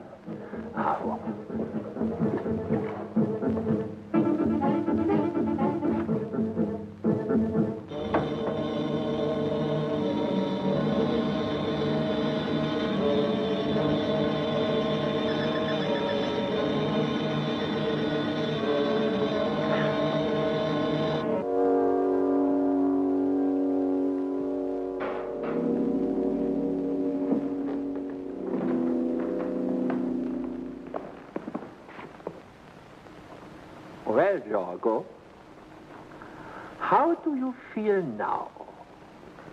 The old, the weak, the sick shall perish by my hand. Let him go. He will be a law-abiding citizen of Karen from now on. What is it? I have a message from the spaceport, Highness. Well? A representative from the Galactic Bureau of Investigation is on his way here. His ship has just taken off from Earth and will land on Charon within the hour. A GBI man from Earth. Well, Aro. That's a pleasant surprise. We shall give him a warm welcome when he arrives.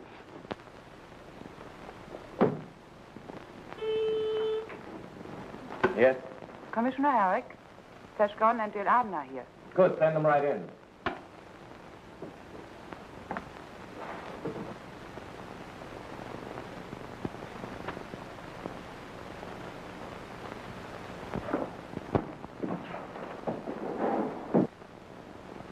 Oh. Welcome home. Good to see you. Want to sit down, Chief? 9 patrol ships out, I see. Yeah. And all in charted course and in good shape, thank heaven. Position H was supposed to be the Skyflash on a special mission. Where to? Charon, one of the black planets of our galaxy. That's the stronghold of the king they call Akim the Terrible. That's the place and that's the man. Somehow or another, we must keep him from spreading his evil influence throughout the galaxy. Well, if I remember correctly, he has no army. Only a strong armed squad that rules Charon by fear. He has no army. But his kingdom is a kingdom of evil. Wherever there is evil throughout the galaxy, there he finds allies, ready to steal, murder, and destroy for him. Obviously, Akim the Terrible is GBI's top assignment right now. When do we start? You don't. As I told you when you came in, you were supposed to be on your way to Charon now. But the crime situation is getting so out of hand, I had to. Send somebody else? Good. Yeah. Who is it? Kurt Weber.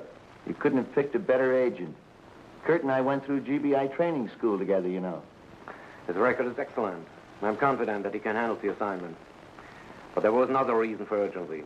Orville, Akim's ambassador at large, has returned to Charon. Why does that worry you, Commissioner? Every time he's returned before, a crime wave throughout the galaxy follows. Doctor, calling GBI headquarters. That's his hourly report in. Coming, Commissioner. Give us video too, Frank. Coming, Commissioner. Yes, sir. Hi, Commissioner. Where are you, Kurt? Just getting ready to land on Charon. Hi, Flash. How beautiful. Seems that I beat you both out of a trip for once, eh? Take care of yourself, Kurt. And watch old Akim. He's a tough customer. Don't worry, Flash. I'll keep my eye peeled on the old pirate. See if I can find out what he's up to, huh? Uh-oh. Coming into the spaceport. I'd better decelerate before I wind up in little pieces. Report back in 15 minutes, as arranged.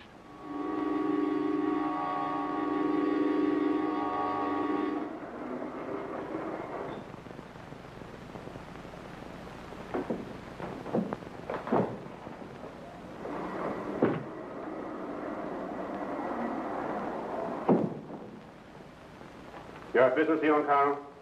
Yes. With whom? The king. You have an appointment? No. What you really are is a spy. You've got my credentials. I'm not hiding anything. Give me your gun. Search her. Now, wait, you're all right. I'm a GBI agent with full diplomatic immunity.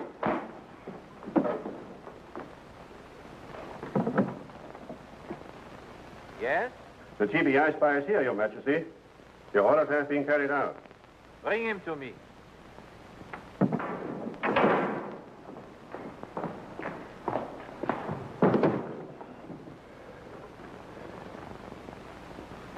Your Majesty.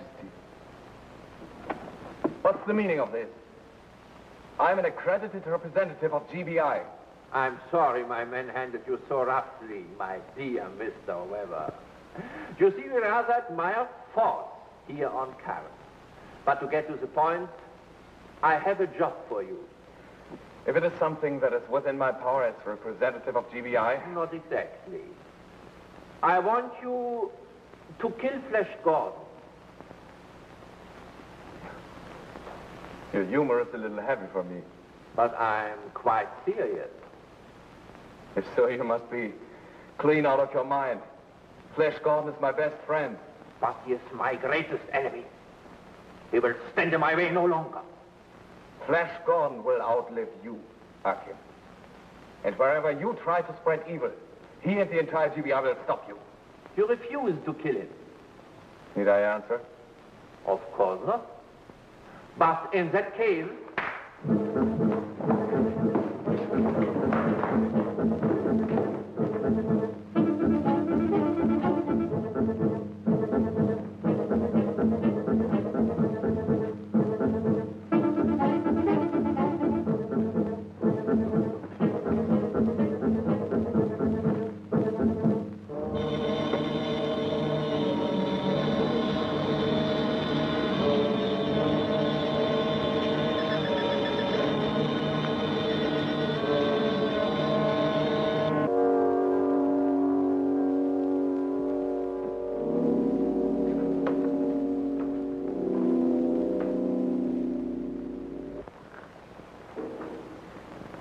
Well, Weber, what about it?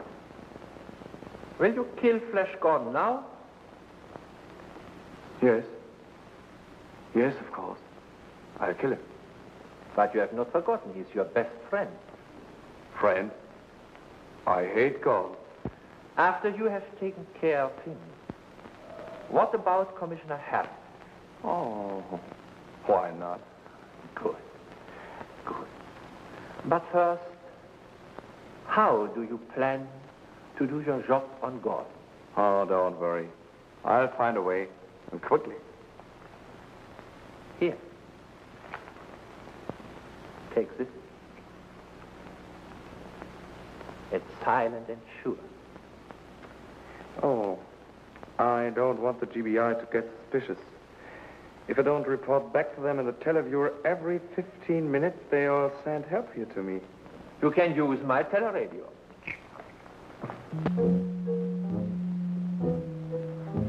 Kurt's 5 minutes overdue. I'm worried. Calling GBI.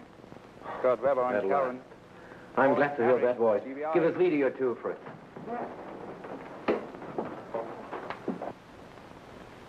Everything all right?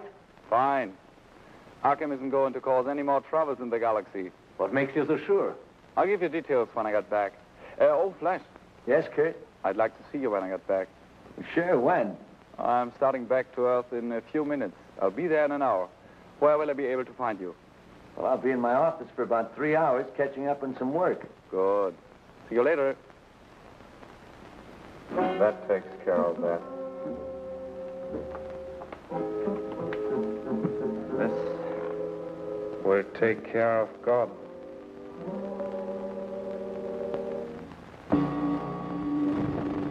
And now a spaceship heads toward Earth from Charon, piloted by a man with a twisted brain. A brain fevered by a machine of treachery. A treachery for which he is not responsible and cannot control.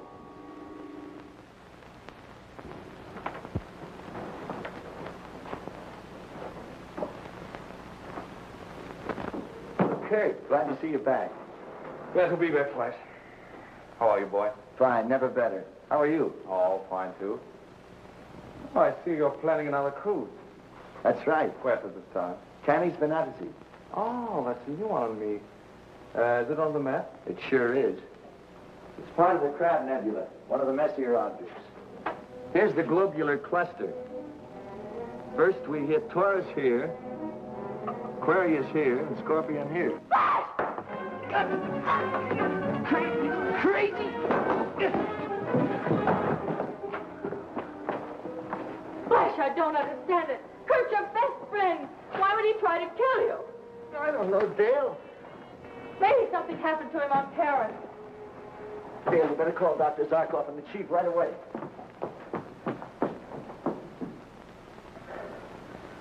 Kurt, what have they done to you? Just as I thought. What is it, Doctor? Something has been done to Kurt's brain. That reaction, you see, is the brainwave of a homicidal maniac. Good heavens. It looks almost as though he had had a frontal lobotomy. And yet there are no scars on the skull. That's strange. Unless it were done electronically. All right, Dale, the light. There's only one answer to this, Flash. I know, Chief. Dale and I'll take off right away. I'll make a keen pay for doing this to Kurt. All right. But before you go, I'll give you a special code so you can report to us without detection in case of trouble. Right. Well, wait a minute. If we're captured, Akim can do to us what he's done to Kurt. I've thought of that. We can try to avoid it. But how, since we don't know what happened? You and Dale will have to have your hair cut off. After that, we'll put a band of selenite on your frontal lobes and put a wig on each of you. And you think it'll work, Doctor? You think those selenite bands will protect their heads from whatever happened to poor Kurt? I don't know. At best, it's a gamble. We can only try.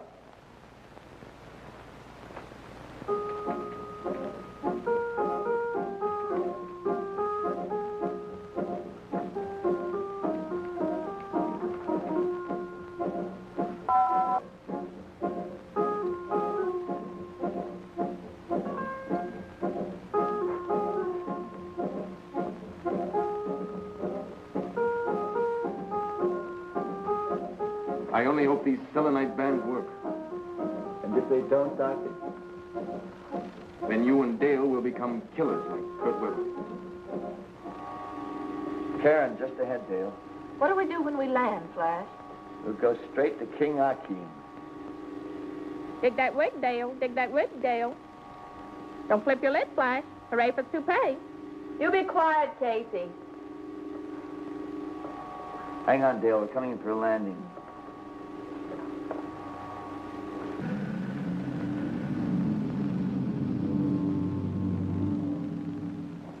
What are you worried about?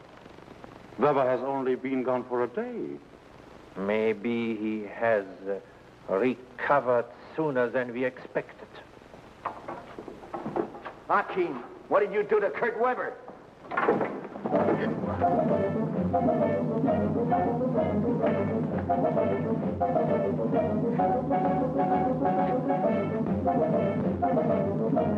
Welcome, Gordon.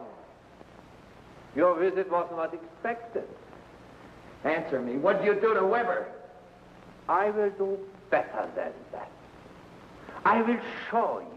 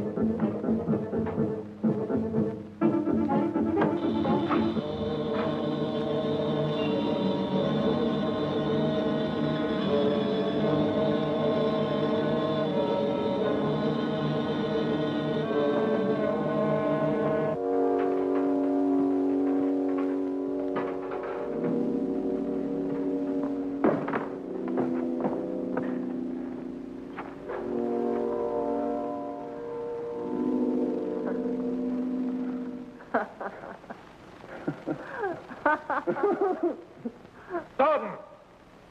Listen to me! Nobody talks to me like that.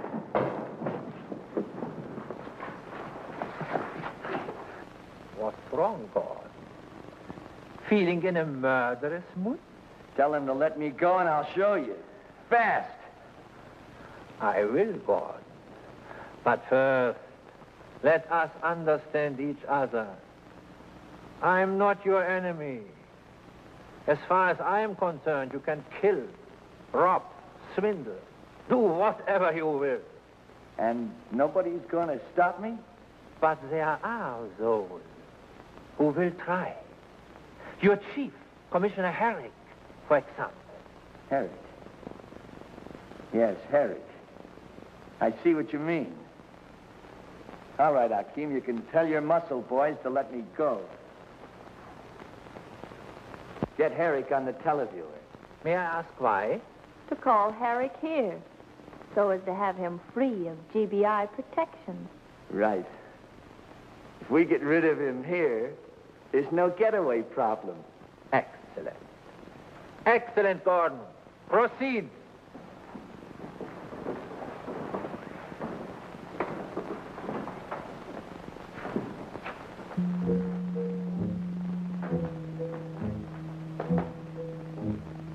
Calling GBI. Flash Gordon calling Hurry GBI. up, Fritz. Video. Quick, Doctor. Be ready to take down the code. Well, Flash? I think I have the answer, Chief. Yeah? We need you and Dr. Zarkov here for scientific research. There's a band of radioactive material around Charon that works on people's minds. All right. We'll take off a count right away.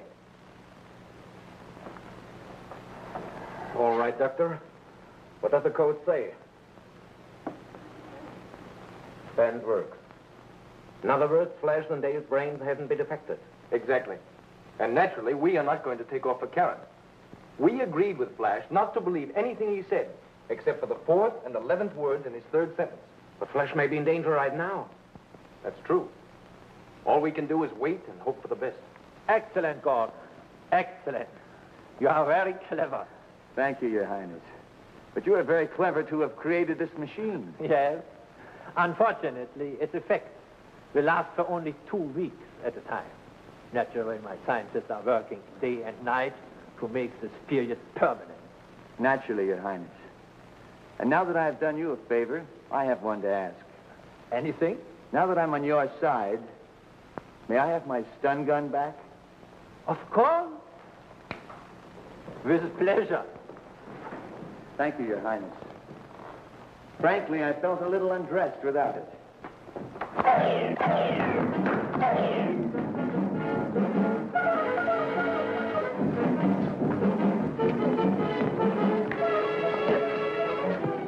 Dale's machine, smash it!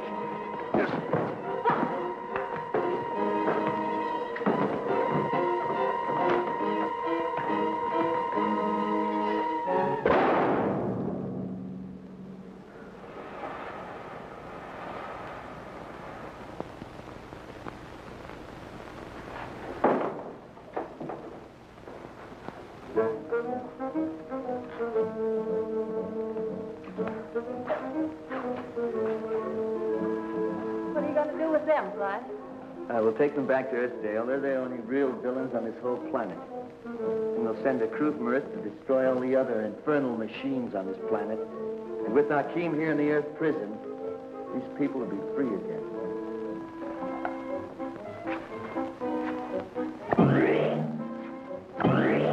All right, let's go.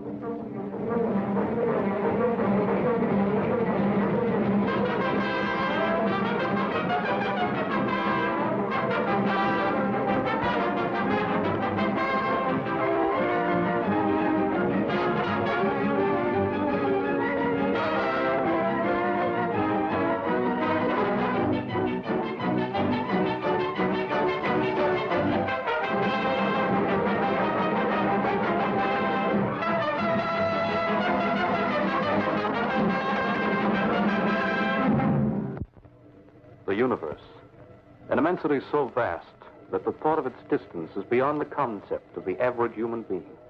A sprawling sea of space, bewildering, enchanting, frightening. This is the story of a man who, as none before him, probed its mystery, challenged its emptiness, and found a great secret. And the story of this woman who, angry with fate, hungered for the secret and the power it would give to her. Yes, Commissioner Herrick. Put me through to President Jennings. A priority call. I'll tell his secretary and call you back. They must be crazy. Did you say something, sir? Say something? I'm going to say something, all right. How could President Jennings okay a thing like that? Will you tell me? I'll be happy to try, sir. That is, if you'll tell me what it's all about. I'll tell you. It's about an invitation, Ellen. An invitation to the next galaxy war. Herrick here. Hold on, Commissioner. President Jennings on the line in a moment. President Jennings speaking. You wanted me, Commissioner Herrick? Yes. Excellency, I've just received your order to return Queen Tridentia to the planet Diana. I signed the Galaxy Council's approval of a request this morning. What about it? But, sir, this is an invitation to war. She's power mad. She's sworn 100 times since we imprisoned her that she'd get out. And when she does... It's the Galaxy Council's opinion that her threats are empty ones. The 10 years of war have reduced her resources to nothing. Surely you don't believe that, sir. I'm afraid I do, Herrick. I wouldn't have put my signature to the paper. Very well, sir. Then I must respect your judgment and withdraw my objection. I want the Sky Flash fueled and ready to transport her. The Sky Flash? But, sir, our Fanning Flesh Gordon out on an important reconnaissance assignment, even the Signature Galaxy. Sorry, that'll have to wait. She requested the Skyflash to transport her, and the Council saw no reason to object. Very well, sir. The Skyflash will be ready as ordered. Now, Dr. Zarkov, by remote control, I activate my thermotron.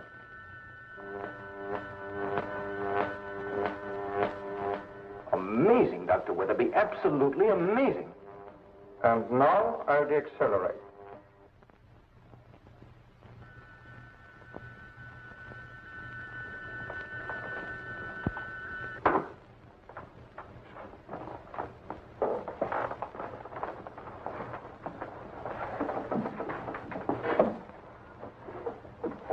Dr. Weatherby, I don't know what to say. It's fantastic. Flash, what do you think? You build it and I'll fly it. But, Flash, nobody knows what will happen when a ship goes fast enough to break the light barrier. Nobody knew what would happen when the ship broke through the sound barrier either. Everybody said it would disintegrate in the air. It was sure death. Look what happened. It's commonplace today is riding out for a Sunday picnic. I'm afraid there's a difference, Flash. We'll have to make a great many tests. What do you think, Professor Weatherby? You know more about this than any man alive. Can a human being survive at a speed faster than light? Well, Flash, I can give you a theory. Opinion, not facts, you understand? Sure. Under normal conditions, I think there'll be no doubt but that no human being could survive the speed. But a ship could be constructed strong enough to withstand the shock of passing through the light barrier. Certainly. I'm not so sure. I think our present-day spaceships would be able to carry human beings past the light barrier, provided what? Provided the interior of the ship was vacuumized of time. What? Why not, Dr. Zarkov? We can create an air vacuum, a sound vacuum. Why not a time vacuum? Impossible. I do not admit the existence of the word impossible, Dr. Zarkov, because I have already drawn up the specifications for an apparatus that will do precisely that. Create a time vacuum. Could you build it into the Skyflash and fit it out with your thermotron? Of course. Dr. Zarkov, you've got to let him do it. I can't make a unilateral decision on any matter like that, Flash. Permission will have to come from the Ministry of Research. Professor Weatherby, you get the okay from the ministry. I'll certainly try. But in the meantime, Dr. Zarkov, I have a favor to ask of you. Yes, Doctor? Dale Arden was the best ethodynamic student I ever had. I'll need her assistance for some preliminary study. Sometimes I wish you weren't such a brilliant assistant, Dale. I'd have you around more working for me. Now, Doctor, I think you cook up these loanouts just to get me on the way. Then everything is set, Professor Weatherby. You get the Skyflash ready, and I'll fly it faster than the speed of light. But, Commissioner, I was just going to ask you to relieve me of my reconnaissance assignment to the Furniture Galaxy. Sorry, Flash. This assignment comes right from the Galaxy Council. I don't have to tell you the importance of such an order. More important than traveling faster than the speed of light? Traveling faster than the speed of... This isn't a dream anymore, Commissioner. Dale's going to work on the project with Professor Weatherby. That's a project that's ridiculous. We won't discuss it further.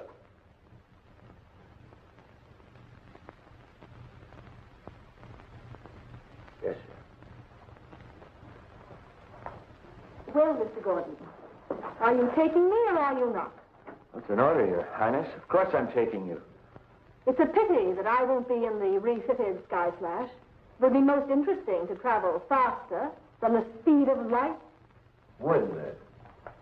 But of course, it's just a dream. Most interesting. Especially if the Lorentz-Fitzgerald contraction theory is true. What's that, Your Highness? In its simplest terms, upon exceeding light speeds, all is reversed. Possibly even time. Shall we go, Mr. Gordon? I'll be back in 2 days. We can talk then. Yeah, if we haven't talked too much already.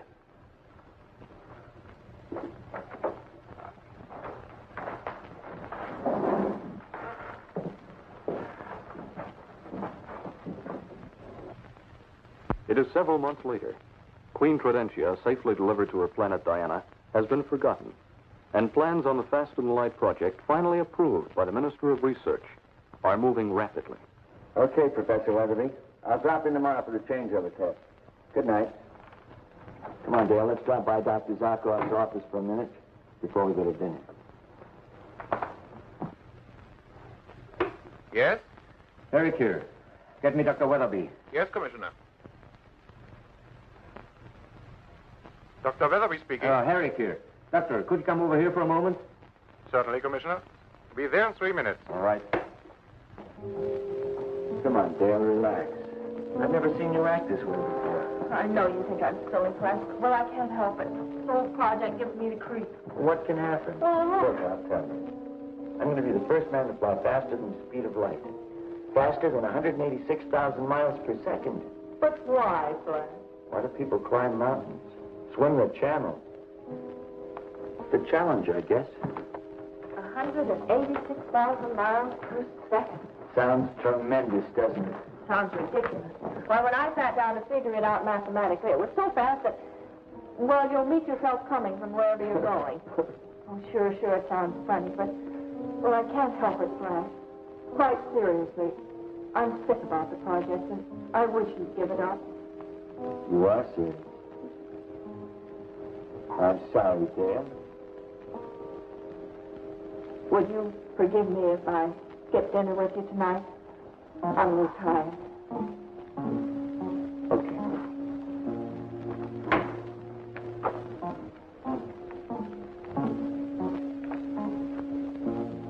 Dr. Zarkov, be out in a minute, Flash. I'm in the dark room. Okay, I want to make a... Dale!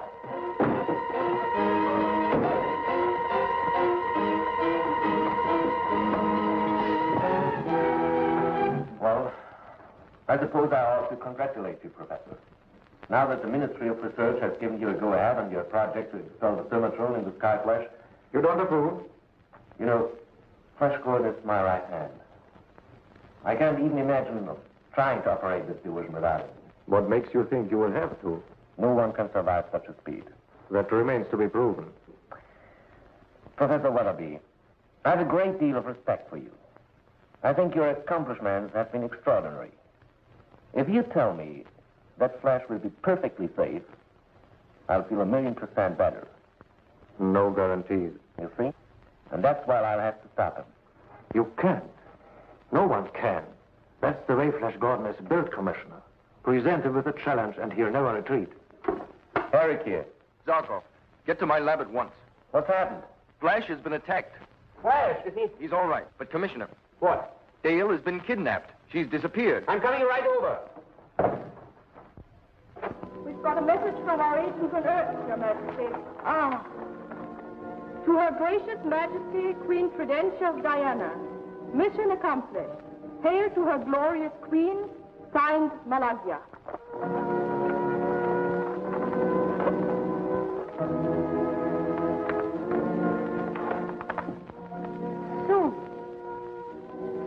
Soon, all of time will be mine.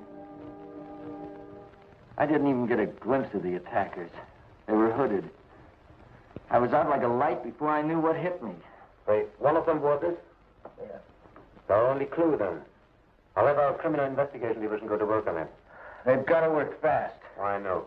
You feel strong enough to come along with me? Yeah, I'm okay. Fine.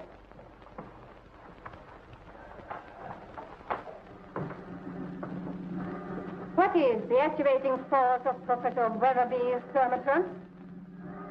What is it? Speak. Speak.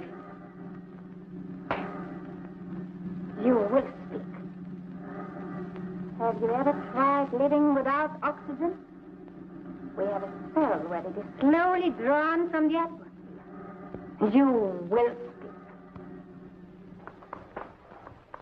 What's taking them so long? No, Flash. It's been almost 60 hours since Dale disappeared. The lab men are doing their best, Flash. Yeah, they... Have you found anything? I think so. I did a spectrograph on the textile used at the Cape. Checked it against the fires. The only source of the wool woven into the cape is the planet Diana. Diana. I knew it. I knew that wildcat Tridentia would start trouble. But Dale, what's in the name of the universe would you want with Dale? I can tell you, Doctor. She's after the secret of flight, faster than the speed of light. Impossible. How could you know we had such a project? It's been top secret. And how could she know that Dale... I told her. If anything happens to Dale, I'm responsible. Self-recrimination isn't going to save her. No. Two things must be done. First, try to figure out what Tridentia wants with the faster-than-light secret, so we can take steps to stop her. And second, simultaneously, save Dale. The answer to the first is fantastic. If Tridentia can move faster than the speed of light, she has a good chance of moving back through time. And if she's able to move back through time, she can go back. Go back to the intergalactic war. She can go back to that morning when she made that one great tactical error that defeated her. She can correct it. She, today, this minute, will be the supreme ruler of our galaxy. Dale knows the formulas and the activating force of Thermotron. Tridentia will torture her relentlessly until she learns it. The secret formula, Dale Arden. The secret of Thermotron. There's very little oxygen left in your cell. Hardly enough to sustain your life. Speak, Dale Arden, before it's all gone. Speak, or die.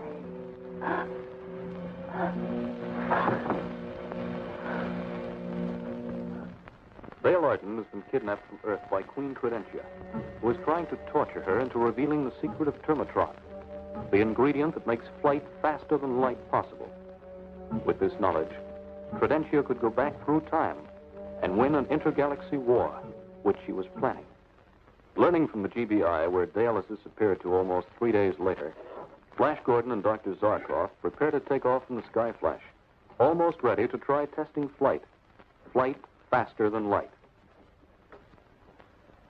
My installation work is complete, Flash. I still have a little more adjusting to do on the remote control apparatus at the lab. Why can't we use the Thermotron without remote control? Impossible. Once you break through the light barrier, you will be flying blind. The light rays won't be able to catch up to you. Your flight has to be controlled by an operator who can trace your movements on a radar grid. It's the only way. I was hoping we could use the Thermotron, possibly catch up with the spaceship used by the kidnappers. I'm afraid not. Well, we'll have to go without it. Good luck, Flash. Thanks.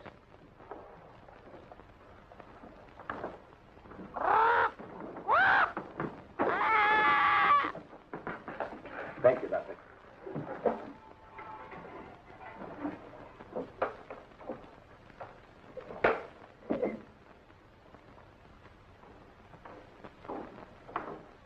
Use the superjets, Flash.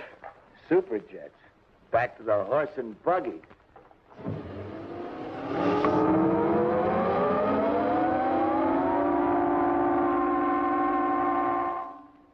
You're a fool, Dale Arden. Tell me the secret of Thermotron, and I'll give you riches, power, even a planet to rule. A few words. Only a few words. And the cell will be flooded with oxygen. You can breathe. Breathe freely. Freely and easily. A few words.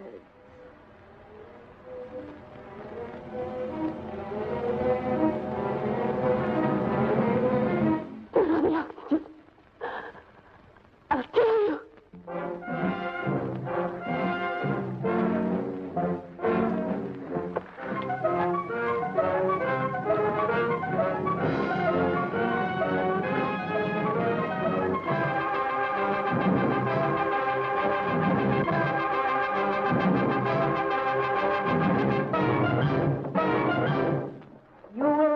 Regret this, Dale Arden.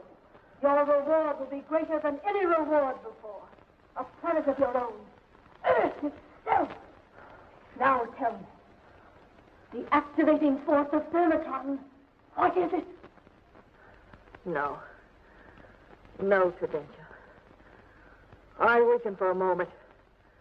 But now I know that death, twice as horrible as this, is 1,000 times preferable to giving you a secret that will let your mad mind rule a galaxy. You fool! Now you'll die!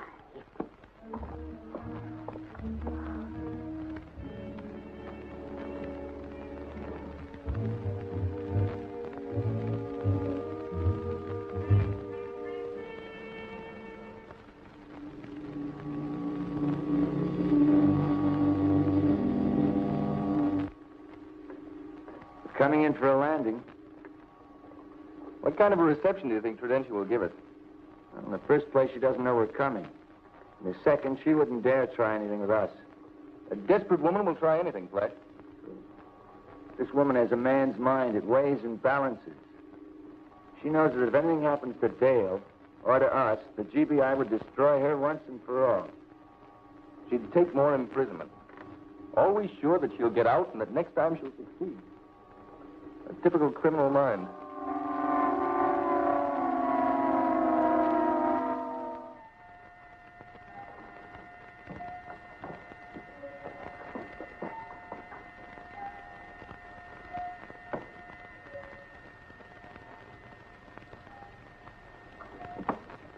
You fool! Fool! You could have had power. A whole world to command, to bend to your will. There you are, Tridentia. What have you done to Dale? Dale. Dale, wake up. Please wake up. Please.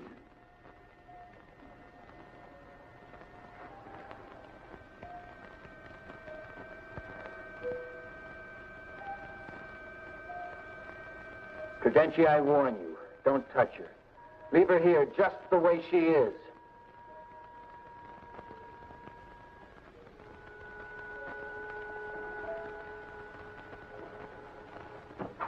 If you disobey this order, Tridentia, I'll hunt you down to the end of the universe to avenge Dale. Let's go, Doctor.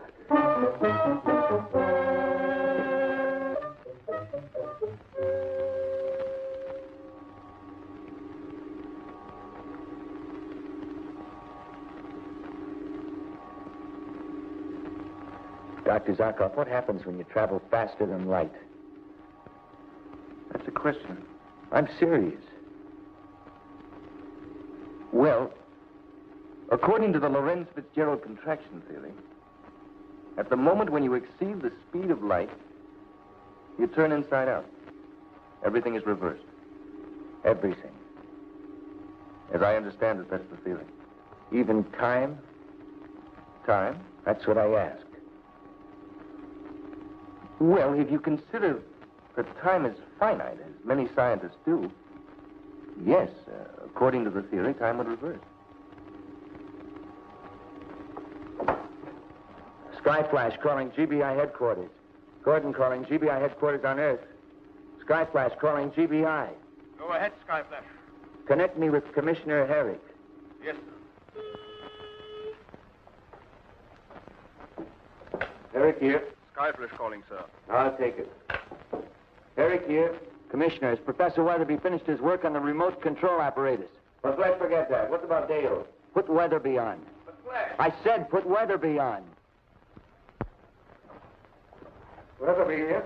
How soon can you get the thermotron working? Why, Well, how soon? Actually, it's ready now. But there's still some double checking that should be done. I'm not absolutely sure of the calibration on the remote control panel. Forget it.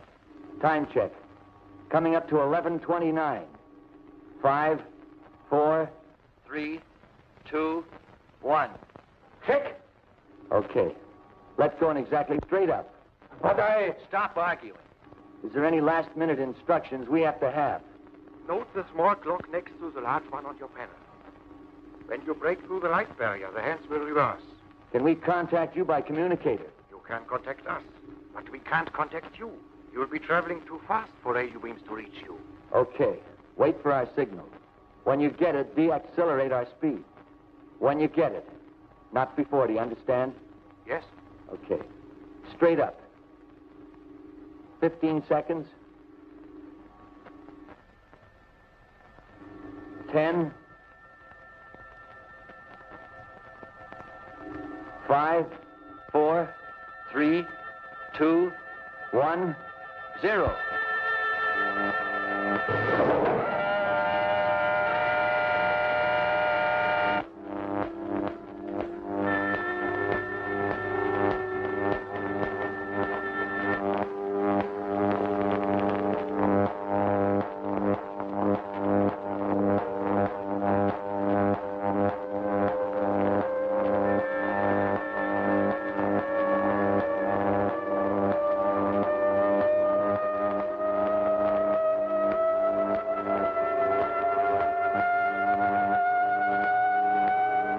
There's the light barrier.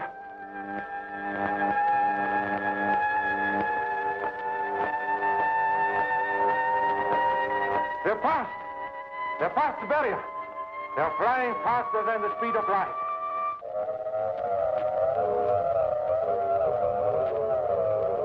You understand, don't you? If time reverses, we can reach Diana in time to save Dale.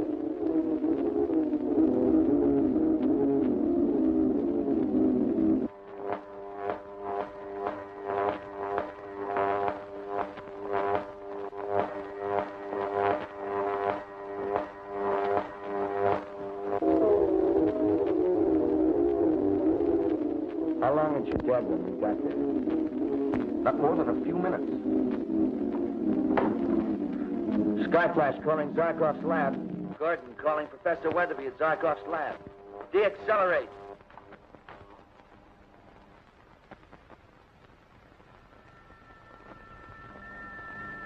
Safe. They're safe.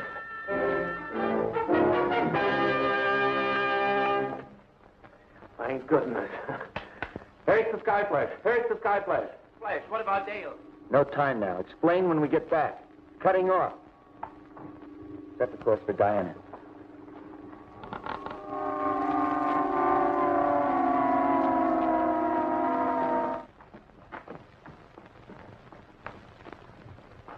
Denke's torture chamber is just around the next corner.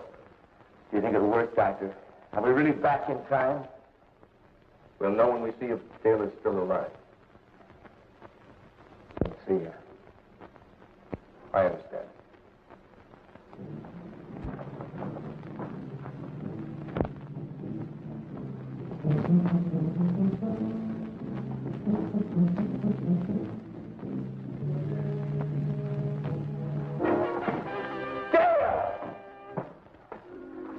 Dale. Ladies, after you.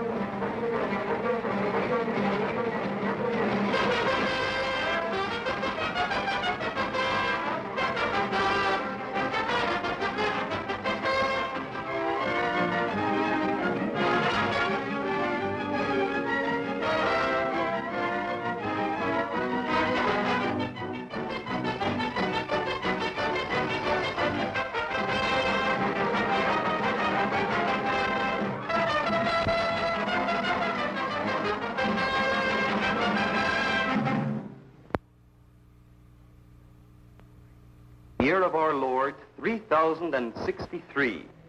It is a galaxy of peace, where not only worlds of different civilizations have learned to live together, but worlds of different life forms. And this is the Galactic Bureau of Investigation, the brain center of the universe, where the great scientific and economic minds of the planets work in democratic unity to preserve peace, prosperity, and equality among all men. But powerful and evil forces throughout the galaxy are trying to gain control of those GBI secrets by which the democratic balance is maintained. It is time that the Galactic Council realized that the member planets they represent are now capable of guiding their own destiny. The high authority of the Galactic Bureau of Investigation, composed of members of each of our planets, I say, has outgrown its necessity. The individual planet governments can be trusted to use the knowledge that is carefully guarded within the GBI with discretion and for the good of their peoples. We of Pluto will vote against continuation of central GBI control and authority. There it is. Another vote to strip GBI of its control. Don't they understand that the galactic secrets known only to the GBI, if they become common knowledge, there's bound to be trouble between the planets? They should. After the hundreds of years of interplanetary war within our own galaxy, you'd think they'd be thankful for the peace, security, and freedom of fear that the GBI Council has given them. If we failed in any way, I could understand. If every planet is given control of the secret weapons and scientific knowledge that we guard in their common interest, there's bound to be serious trouble. Of course, any thinking person knows that. But the fact is that half the planets have already declared themselves against GBI control. It seems ridiculous, but it looks like they don't want peace. I'm afraid that many elements in our galaxy, if given the chance, wouldn't be very peaceful. Doctor, how's that possible? What would they have to gain? Power. Perhaps riches. At any rate, do you realize that to date, Earth is the only planet that has not announced whether it is for or against continued GBI control? That's right. All the other planets have made their decisions and announced them. The entire galaxy is awaiting Earth's decision. Earth's vote is the deciding vote, then?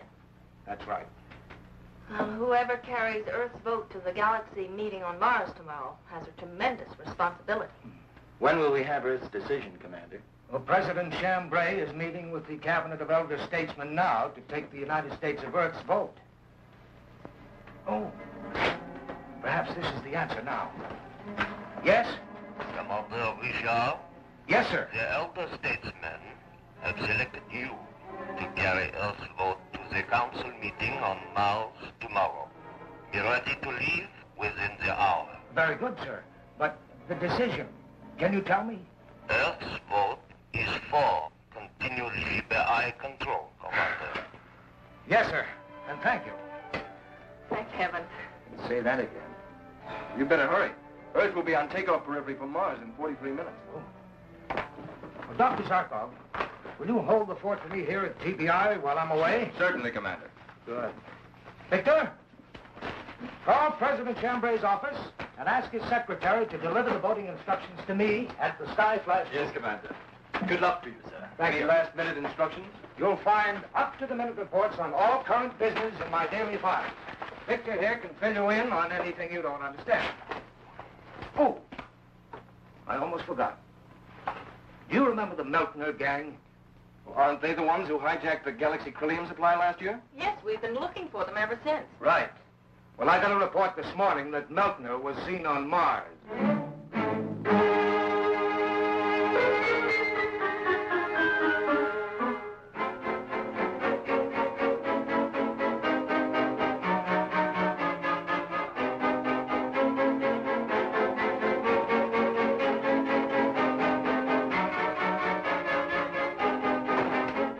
You're certain you weren't, anybody hadn't seen you come into my office? Relax. With a red alarm up for me, there'd be GBI agents all over the place if I'd been seen. If Meltner's there, it's for a reason. I don't like his being around when the Council is voting its most important decision in galaxy history. I've ordered a red alarm put out for him on Mars. While I'm en route, keep me informed if you get any reports on it. Right. You'd better get going. You'll miss your takeoff forever. Goodbye, Doctor. Bye, Doctor. Goodbye, Doctor. Call GBI headquarters Mars. Find out if there are any new reports on Milton. Yes, sir. Why'd you call me here to Mars? Another Corellium hijacking job for Pluto? Much more important than that, Milner. In 2 days, the Galaxy Council meets to abolish GBI control of secret weapons. And they will give all of this information to the individual planets. The deciding vote is Earth's. In talented hands, such as ours, we could dominate the galaxy in 6 months. Now I understand what you've been doing with the Corellium I hijacked. You've been buying votes. That's right. But Earth is one of the planets whose vote we were not able to buy with the stolen Corellium. So, what can I do to make Earth vote with us? With the help of the machine in that box, you will stop them from voting. Galaxy Council regulations provide that a voting delegate of every planet must be present when a vote is taken affecting all planets. If one is missing, however, it is forced to accept the decided vote. I see. If Earth's representative isn't there to vote, they gotta accept the vote of the majority that was present. What is it? We've received a report that Commander Richards, Earth's delegate to the Galaxy Council meeting, has just taken off from Earth, accompanied by Flash Gordon and Dale Arden. Gordon? Good. What time does that bring them to planetoid Epsilon 30? Tomorrow afternoon at 14 hours. Your job is to intercept them at planetoid Epsilon 30. This is one job I'm going to enjoy more than I expected. What do you mean? Flash Gordon. We met once before. 6 of the men of my outfit are in the GBI prison as a result. Well, you'll have him all to yourself on planetoid Epsilon 30. Now, come with me. I want to show you how this ray machine works.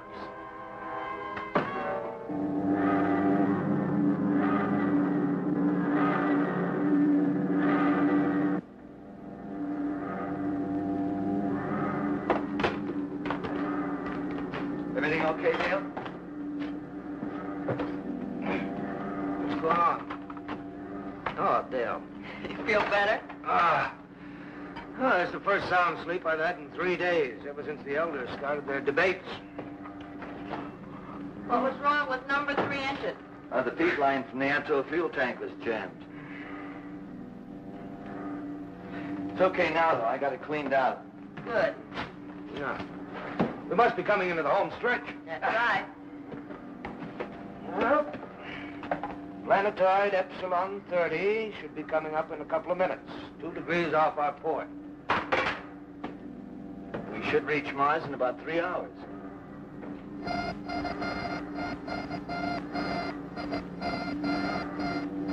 There it is, Epsilon 30.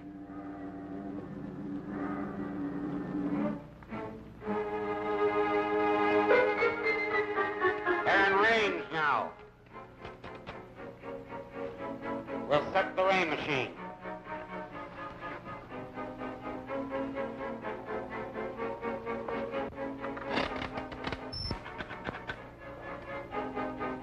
.7. Trajectory line -4. .5. Trajectory line -2. .3. Trajectory line 0.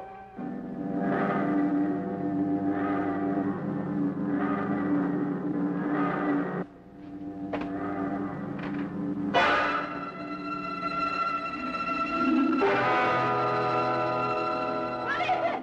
A ray of some kind. Your guess is as good as mine. What's going on? Our 4 engines are cutting out. The every engine's dead. No wonder. Fishermen, all 4 chambers are stopped. We're heading for a crash, Commander. You better strap in. You'll find straps in the cupboard. Are you getting any voltage? No, nothing. Yet fuel is feeding into the fission pit. It's as though the anode fuel has lost its power of fission. The ray, do you think it could have caused it? What else? The engines cut out the second that ray hit us. I'll bet my bottom credit in order to change the properties of the atoll fuel and make them non-fissionable. Can't you avoid a crop? I'm going to try and break it even once we hit the planetoid's atmosphere. At the rate we're dropping, you'll never make it.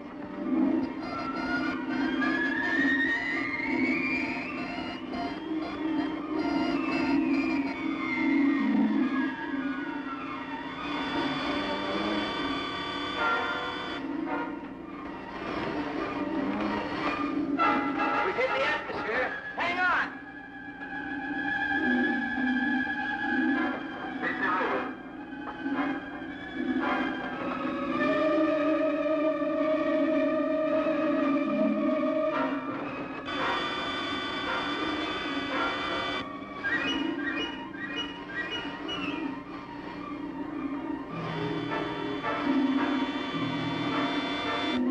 There it is.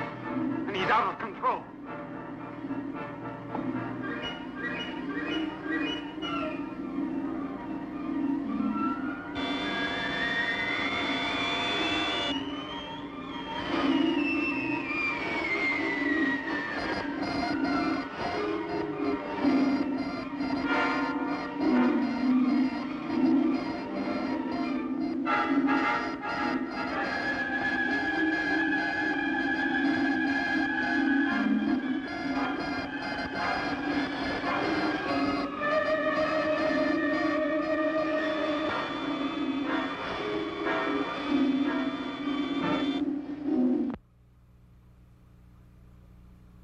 The Skyflash plummets towards a crash landing on the planetoid Epsilon 30 after being hit by a ray machine which decomposed the fission properties of its atto fuel. While below on the planetoid, the man responsible watches for the first sign of the falling ship. And inside the doomed ship, Flash Gordon strains at the controls, trying to pull the ship out of its vertical descent in the few seconds that remain.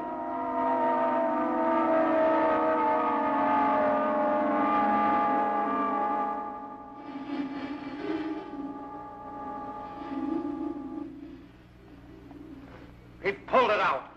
One chance in a million, and Gordon pulled it out. We'll get them when they land. His brother was one of my gang captured by Gordon. For 5 years, he's been waiting for his chance to get even. And it'll be much more satisfying for us to meet Gordon face to face, settle our account with him in person. He's dangerous. Get this, Dibble. You better hide that yellow streak. Every time we've been on a job, you've shown it. This is your last chance. Once more, and you won't leave here alive.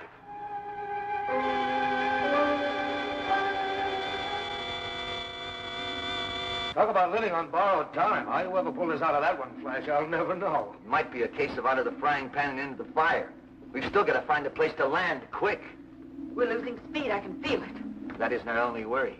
The hydrogen that powers our landing jets may have been affected by the ray, too. Why don't you make a test blast to be sure? Right. Now.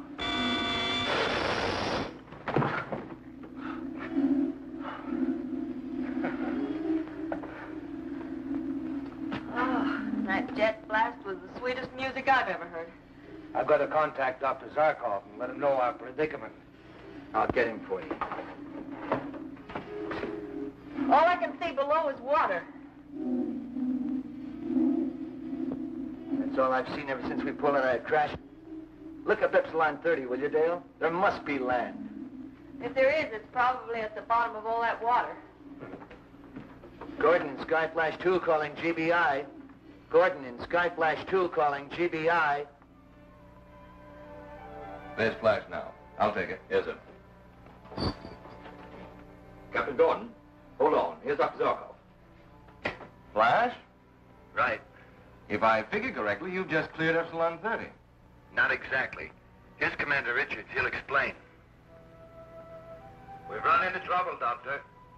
I don't know if I'll make it to Mars to cast Earth's vote. We're forced to make an emergency landing on Epsilon 30. I'll call Mars and have them send a rescue ship. No, don't. What happened to us probably would happen to them. Only they wouldn't be so lucky. But you've got to be at that meeting. What happened to you? We were hit by some sort of a ray. No time to explain now. But what is evident is that someone, some group, doesn't want me present to cast Earth's vote tomorrow. Commander Richards, you've got to be at that meeting. We're going to try to make every effort. But President Champlin must try to get the Galaxy Council meeting postponed, just in case I can't. You mean you want him to send another voting delegate to replace you? Yes, immediately. If the delegate leaves immediately, it means the meeting would have to be postponed only one day. We'll try. But I doubt if the Council will agree to a postponement. The opposition would like nothing better than to have Earth miss its vote. I'll call you back just as soon as I've talked to the President. Good luck.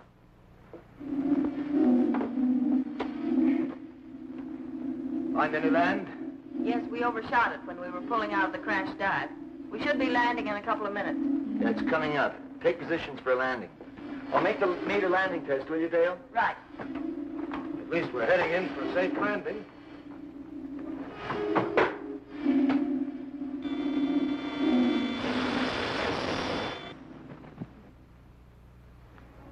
Here they come. They've probably spotted our ship on the flat over there. They'll have to land nearby it anyway. It's the only level stretch of land on the whole planetoid. Come on.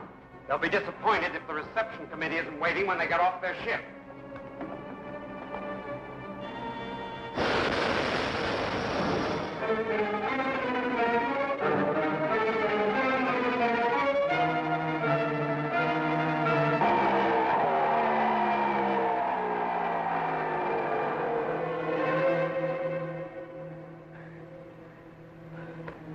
Come on! We gotta get to the other side before they leave their ship. We'll never make it. We should have started sooner. We gotta make it. Once they get behind them trees, they're as much covered as we are. I can't take another step. I gotta rest. There's no time.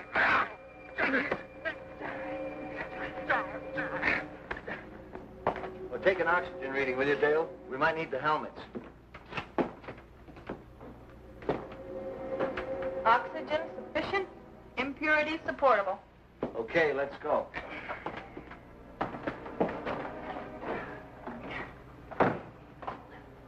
Now remember, whoever was in that ship we saw when we were landing isn't far away. If they're hostile, we're clay pigeons until we gain the protection of those trees. Come on! Come on, get a move on. Come on. There they are.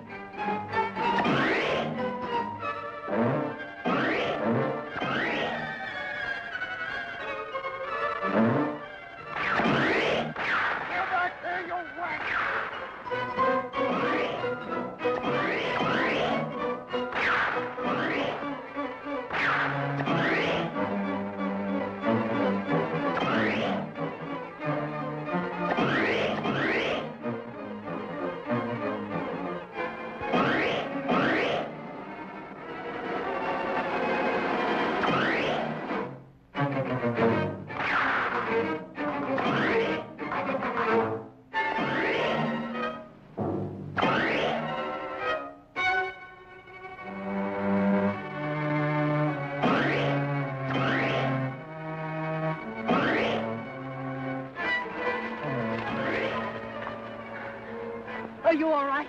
Those boys need target practice. You sure you weren't hurt? All the pieces seem to be in one place. Well, our chances of getting out of here, even if I lock holes in time for me to make the council meeting on Mars, are practically nil. Our only chance is to take the ship of our friends up there. Yeah. I hope Dr. Zarkov and President Champlin were able to make a postponement and send another delegate. We've got a clear channel into Skyflash too, Dr. Zarkov. So I see, but no response. They must have landed on Epsilon 30 and left the ship.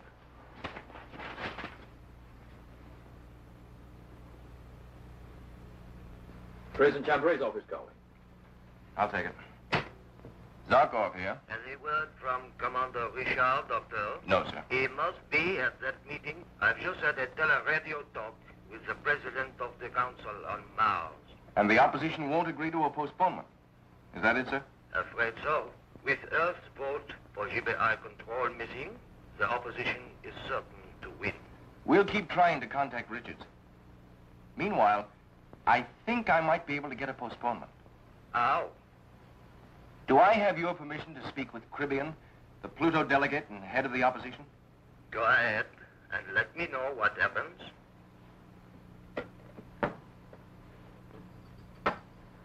Put you through to Cribbian on Mars right away, Doctor.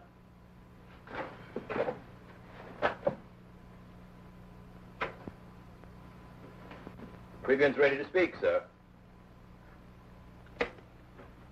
Mr. Delegate, Dr. Zarkov here. How nice to hear from you, Dr. Zarkov. It's been a long time. Thank you. Is Commander Richards with you? Richards? With me? How could he be? He hasn't arrived on Mars. What? Oh, I'm sorry. I thought you knew. You thought I knew what? That Richards landed on Mars incognito over an hour ago. That's impossible. I mean, no one's been told. I spoke to him less than 15 minutes ago. From here? Well, now that he's safe, I guess there's no harm in letting you know that we sent 2 ships from Earth. You mean he wasn't on Skyflash 2 with Flash Gordon? You can appreciate the necessity for a decoy. Earth's vote is too precious to take chances. If Richards comes to see you, have him call me, will you? Zarkov! Zarkov!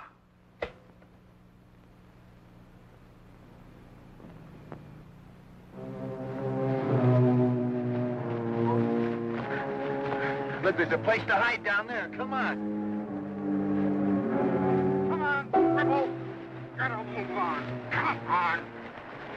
Now get out there in that clearing. We need a decoy. Might be a trap. No! What are you talking about? No! I can't go out there! No! No! Me anyway. No! Don't shoot! No! All right, decoy. That's enough. The coast's clear. Come on. No! Come on. All right, hold it. Drop your guns.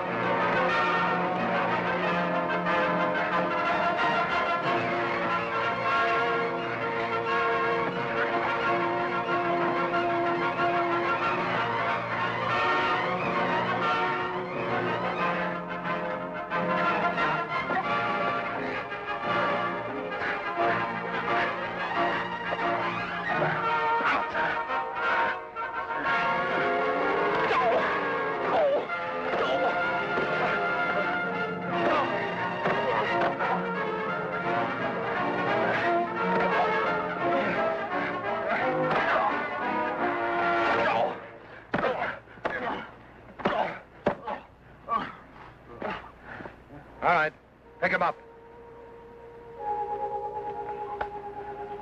Come on, fast. Move. And that's the story, Dr. Zarkov. We're at Meltner's camp on Epsilon 30 now. Dale and Commander Richards are in Meltner's ship getting it set for the takeoff just as soon as I can get aboard. Excellent, Flash. Get to Mars as quickly as possible. Don't worry. We'll be in time for the meeting. So long. It's President Champlin again, Doctor. Yes, Mr. President? I don't know what you told Cribbian, and don't tell me or I'll probably have you disciplined. Thank you, sir. He's asked for a postponement of the meeting on his own accord. The member planets want to know if they should grant it. It's not necessary, sir. You can refuse with confidence. Commander Richards will be at the meeting tonight to time to vote. That's a good one. Now we'll give that Cribbian a taste of his own medicine.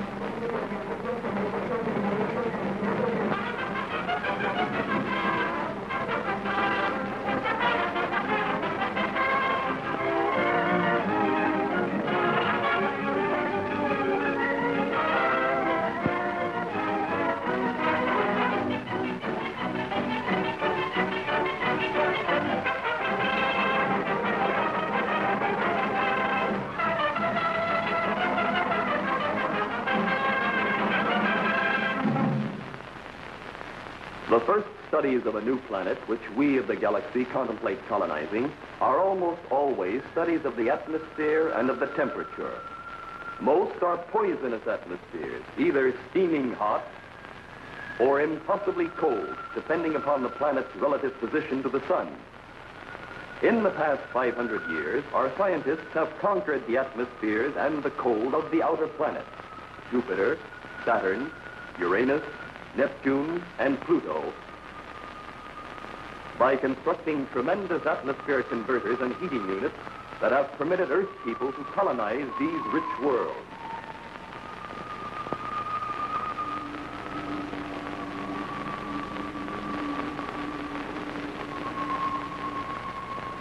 One of the principal scouting assignments of the Galactic Bureau of Investigation is to check constantly the atmosphere and temperature, as well as to test certain secret equipment in the units which only GBI personnel are authorized to know.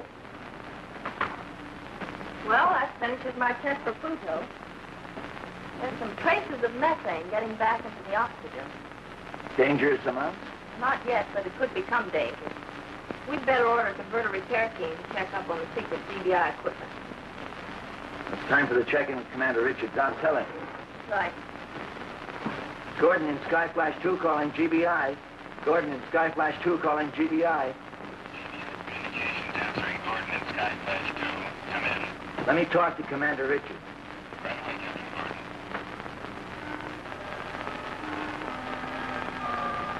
Last Gordon calling Commander Richards. Answer, Commander Richards. Just a few inches more, Dr. Zarkov. A few inches or a million miles. As long as I will it, you cannot prove. That's funny. There's no answer in Richards' office. Well, it's not possible. There's always someone there, 24 hours a day. Yeah, what's wrong?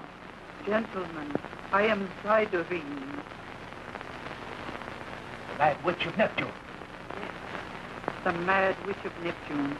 That is what they called me before I was banished. How did you get in here? Into my office? Into the GBI? As you said, Commander, I am a witch. Witches can go any place. Through walls, millions of miles through space. All with the wave of their bond. Give me Dr. Zarkov. Try Commander Richards' office again. Either you are an apparition projected into our minds and are not present in substance at all, Or, Dr. Zarkov, how else would I enter into the inner sanctum of GBI without opening even a door? One moment. I am not here. The next moment, I am. Oh, no, you don't. How does your scientific mind explain this? an apparition, as I said. Or you have discovered the secret of matter duplication and projection. A secret known only to authorized DBI personnel, like the secret of the units that control the atmosphere converters on Neptune, Saturn, Uranus, Pluto. What about them? What do you know about the secret units? The keys, gentlemen, the keys. Keys? What are you talking about? If my information is correct, each of you carries a very interesting little key. Together, put to proper use, these keys will cause the explosion of the remote control destruction unit of the atmosphere converters. Very interesting indeed. Destruction unit? You must be out of your mind. Why would we install a destruction unit in a machine designed to manufacture a life-giving atmosphere? There's a constant threat to each planet's government in case any one of them should go to war against a neighboring planet. You can destroy the aggressor's civilization by the turn of your two keys. Even if this were so, what does it have to do with you? You did remember I was banished from Neptune. Do you also remember I swore I would have my revenge?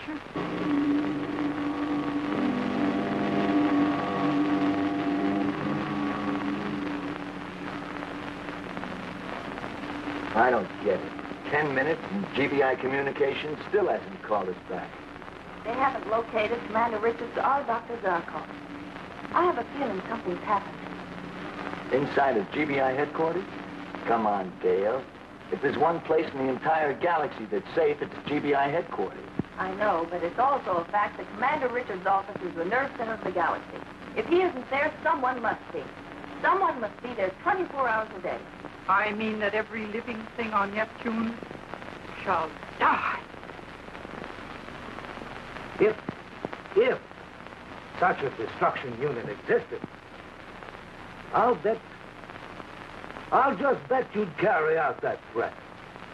Fortunately for Neptune, there is no such unit. Of course, we have no keys. My hand is being forced into my pocket.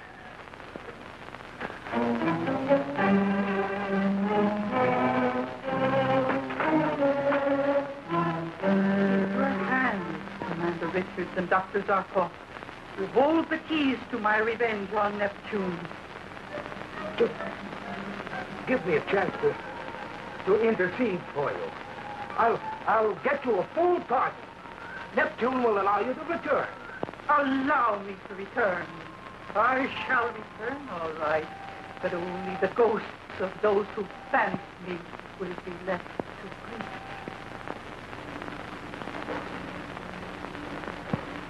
Flash Gordon and Sky Flash 2 calling GBI. Flash Gordon and Sky Flash 2 calling GBI. Come in. What's the score on Commander Richards and Dr. Zarkov? Look, that's impossible. Someone's got to be in Richards' office. I know, sir. I've sent messengers to each office. As soon as they report back, I'll call you. Wait a minute. Yes, sir. We'll be coming in for a landing on Neptune in 10 minutes.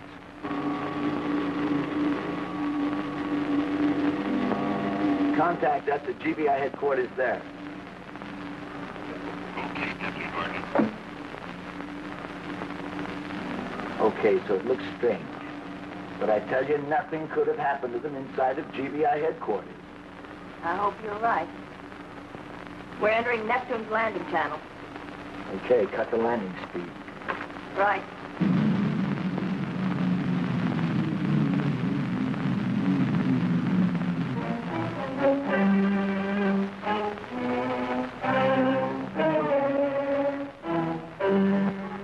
Nothing, no one can resist my will. Neptunians, in a few seconds, every one of you will breathe the poisonous methane gas. And you will know that I, Irene, have had my revenge.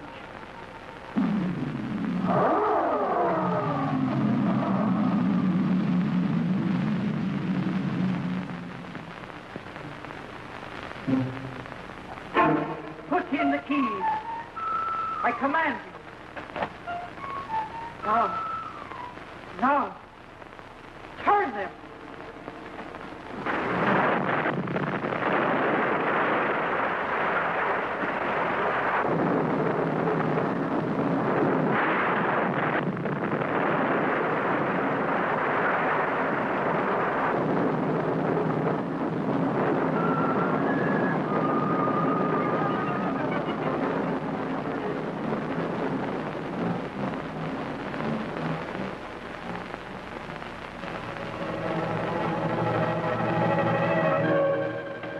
Calling GBI Earth. Come in, GBI Earth. Calling GBI Earth. Come in, GBI Earth. Have you been able to contact GBI Earth? I can't, Gordon. I can't make contact. The explosion must have knocked down all the communication lines. Our teleradio transmitters are about a half a mile away from the converters. They must have been blown up, too. You know what this means?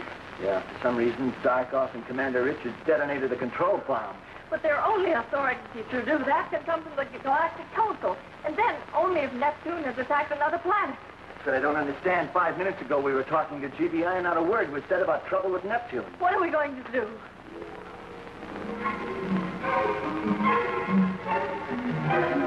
Have you been able to contact them yet? No, we're absolutely cut off from all other planets. Tell the people not to get panicky and to stay in their homes. In the meantime, alert the military and the police to watch out for all attempts to escape from this planet. It's going to be difficult, Flash. Everybody will be trying to get away. Well, all the spaceports will be watched by the military and the police. No one should be able to, unless we all can. That's right. We've got to get back to Skyflash and contact GBI. We've got to find out what's going on. There's only enough oxygen on Neptune to last the population for about 48 hours. There aren't enough spaceships in the entire galaxy to evacuate a planet in that time. Well, come on, we've got a lot of work to do.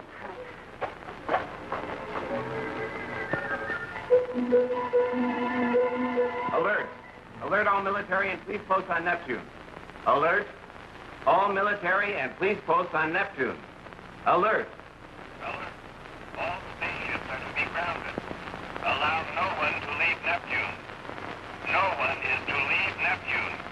Arrest anyone trying to escape. Repeat, arrest anyone trying to escape.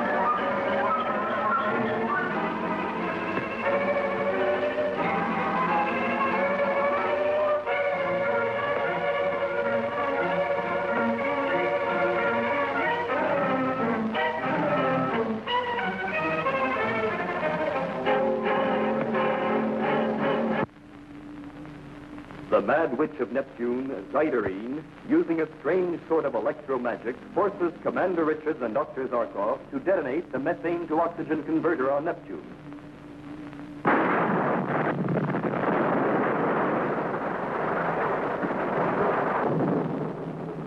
The powerful atomic bomb, detonated by remote control from Earth, completely destroys the converter and the pumping system.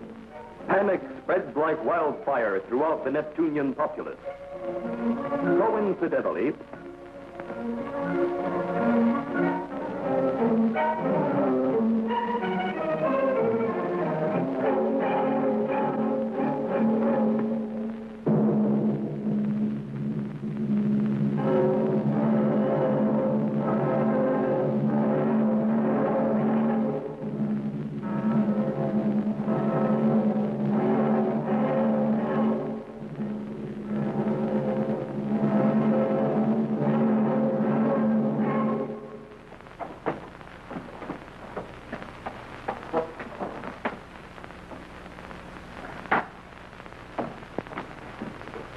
Flash Gordon and Sky Flash 2 calling GBI. Flash Gordon and Sky Flash 2 calling GBI. Emergency. This is an emergency. Come in.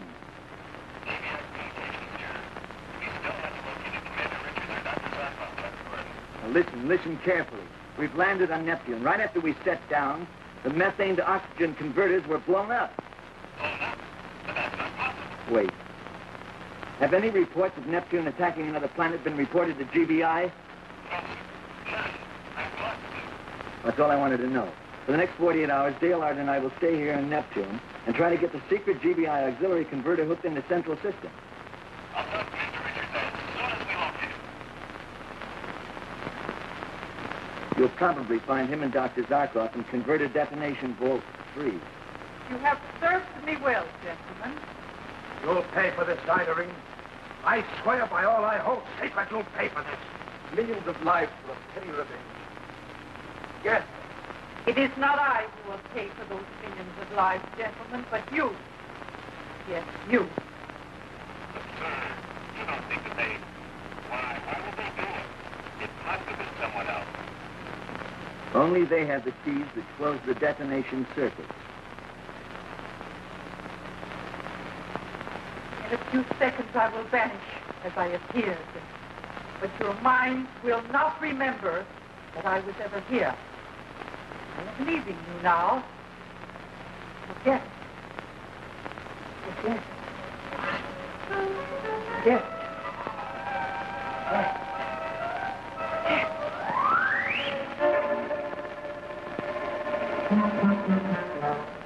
Zarkov, we're in the converted demolition vault. How did we get here?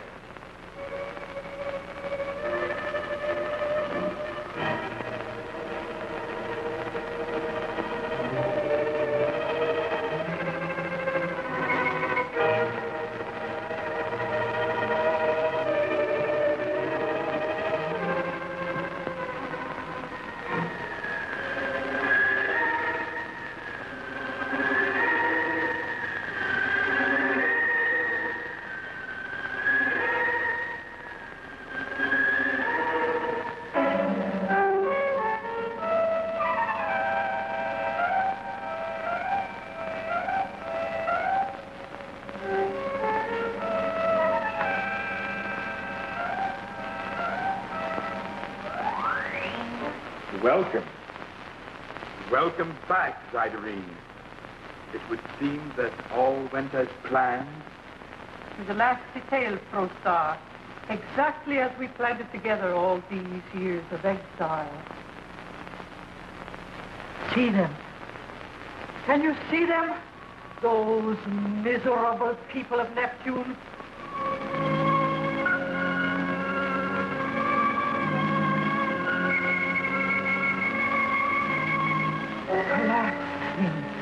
Gasping for air.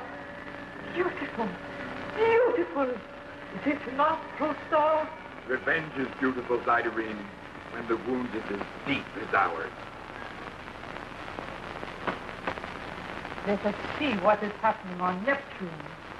And these are the facts, as straight as I can give them to you people at Neptune. We have about 48 hours... Chief Security Scout of the GBI. Flash Gordon. But every available engineer and workman here on Neptune will be diverting the pipelines to the auxiliary converter emplacement. With your help, we can do it. Stay in your home. Don't exert yourself. Save your strength and your breath. Breathing in the last few hours will become difficult, but do not become panicky. Together we can do it. And remember, do not try to escape from Neptune. Even if every available spaceship in the galaxy were here, not 1/100th part of the population could be taken out. If one of us dies, all of us will. If one lives, we'll all live. And now let's go to work. Why didn't you tell me there was auxiliary equipment on Neptune? I didn't know it. It's the first I've heard of it. It was your job to know. I'm sending you to Neptune. Find the auxiliary equipment and destroy it before it can be used.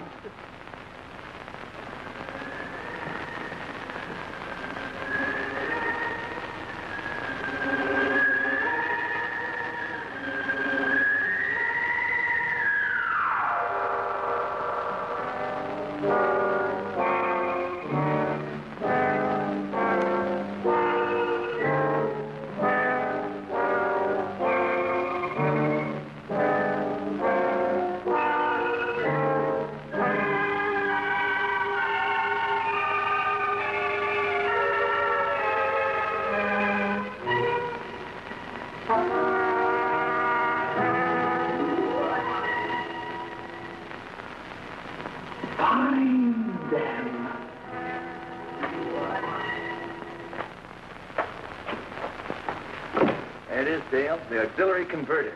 Just as the Galactic Council placed it over 200 years ago in its secret vault. How wise they were. How lucky for us. Oh, we've got a lot of work ahead of us, getting it in working order before the pipelines reach here. While I was telecasting to the people of Neptune, did you check on the pumping system? Yes. Stoner, the chief engineer, says he has about enough standby pumps to take care of about 60% of the oxygen line. 60%? Well, but don't worry.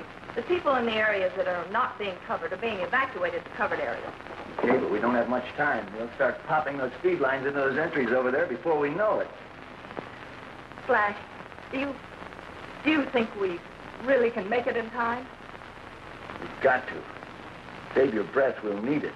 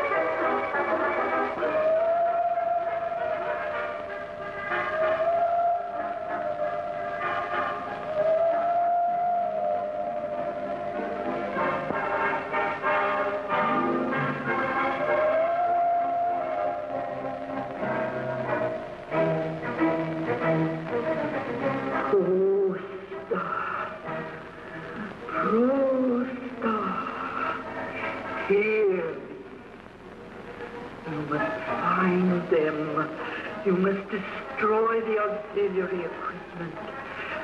Revenge, Prosta. We must have our revenge. Go on, Prosta. You cannot stop now. Find them. Find them. Find them.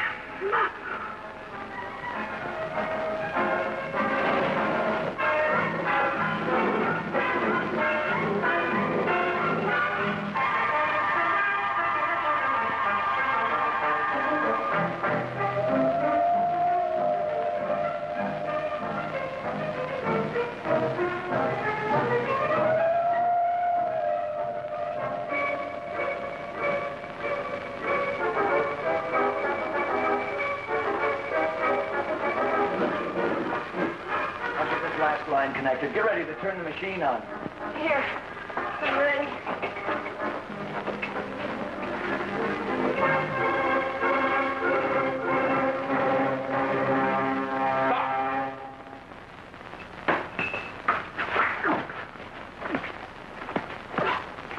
Turn it on, Dale.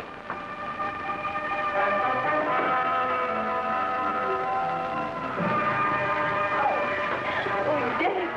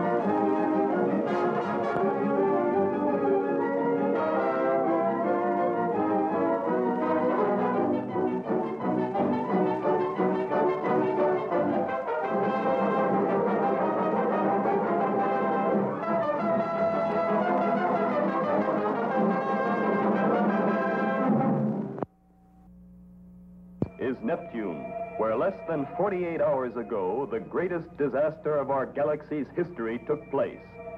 It was a normal, peaceful afternoon when suddenly...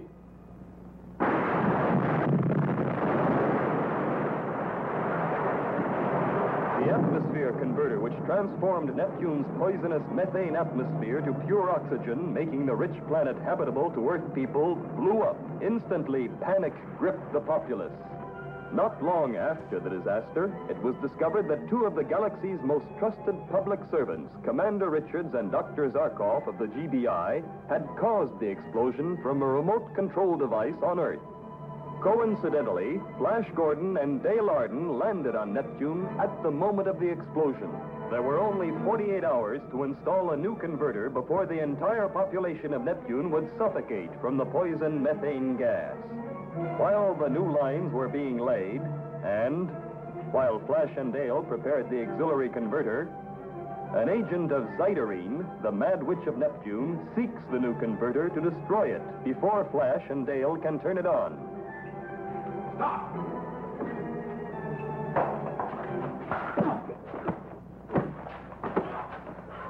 Turn it on, Dale.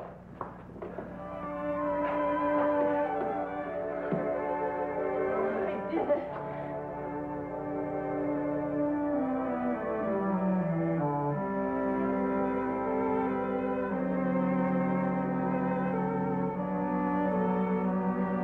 Another half an hour, it would have been too late. Close, all right.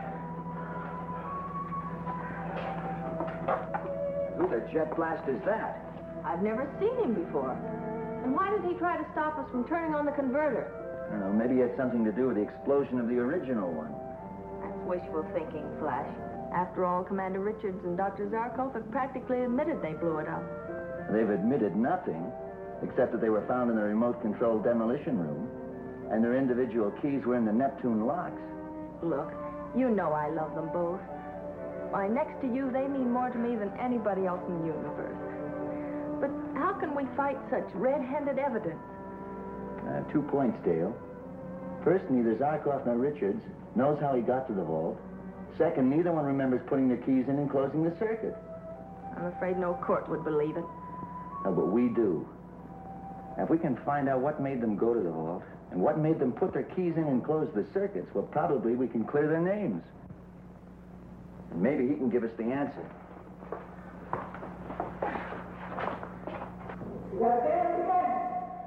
No. But I tried. I did everything you asked. I know. I know. What's that all about? He seems to be talking to someone else. Bring me back. We can try again. Bring me back. Bring you back where? Where? Come on, talk. Bring you back where?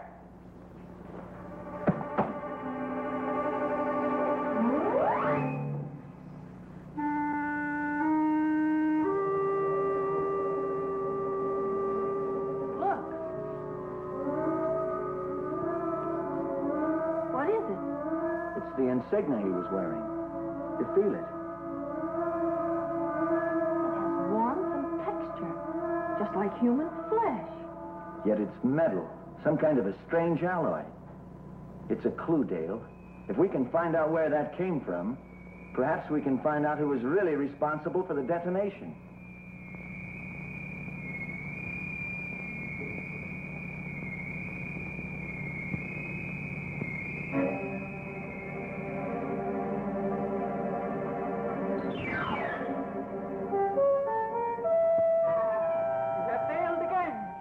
Neptune lives, breathes, because you have failed. But it's not too late. Now that we know where the converter is located, we can blow it up ourselves. You fool, you stupid, blundering fool. But we can do it, I tell you. Flash Gordon and the girl will be gone in a few minutes. And when they are gone, a radium ray will flood the entire installation. It will kill instantly anybody that enters its field.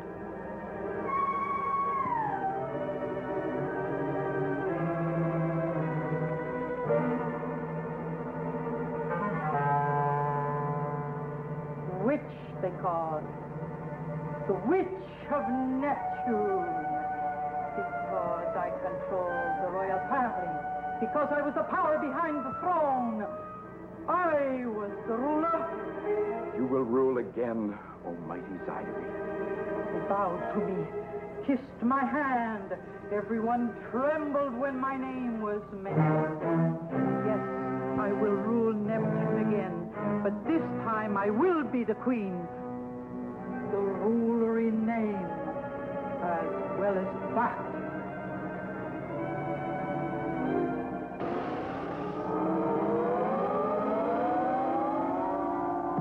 The throne was here, in my hand.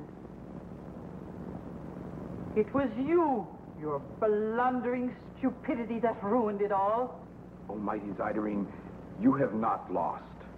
There is a way for you to hold in your hands the power of the galaxy. What do you mean? You have thought to use all of this to conquer only Neptune. But why? Why merely Neptune? The machines you possess give you the power to control every planet in the galaxy. Yes. Yes. Every planet in the galaxy. I can penetrate into the most secret chambers of the galaxy. Through this, I am all powerful. In this, I have the strength of 10 men. There is no knowledge, no secret in the universe I cannot gain. With this, my brain recorder.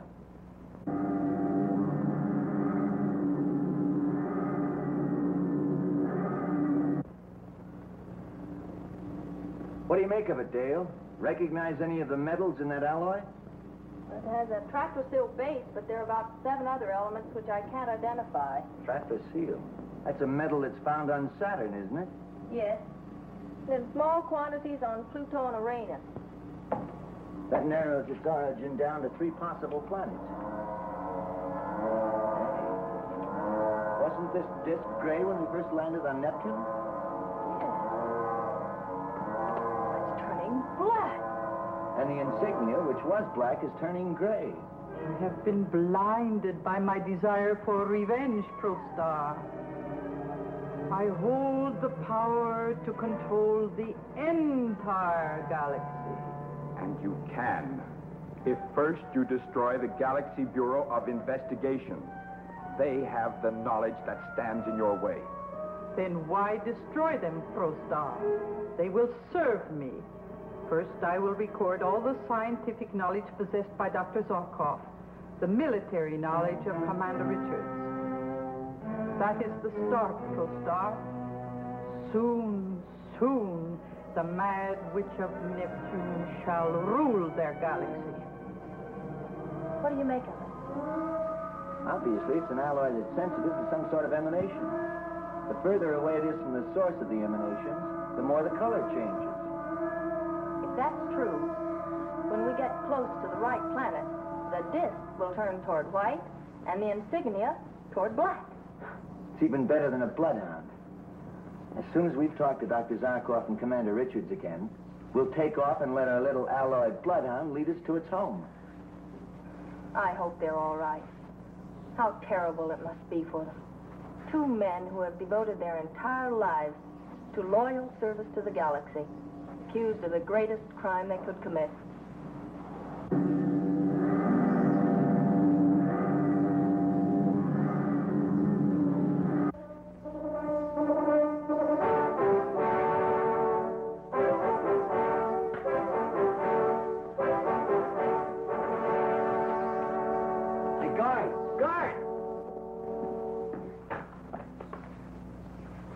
That's impossible. They couldn't have escaped.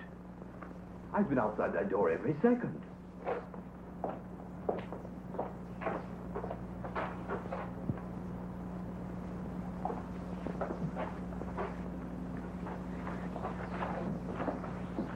But I swear there's no way they could have gone. I didn't leave my post outside that door for a second. Flash, what do you make of it? I can't believe that either Dr. Zarkov or Commander Richards would try to escape. Try to escape? But where are they if they didn't? I don't know just now. But I've got an idea how I can find out. Come on, Dale. All right, but where to? Wherever this alloy bloodhound leads us.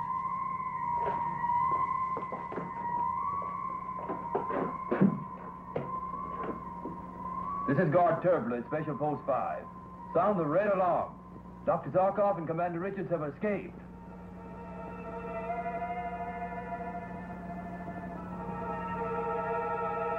She comes with the prisoners. Her trapezoidal alloy tracer disc is entering the Saturn field.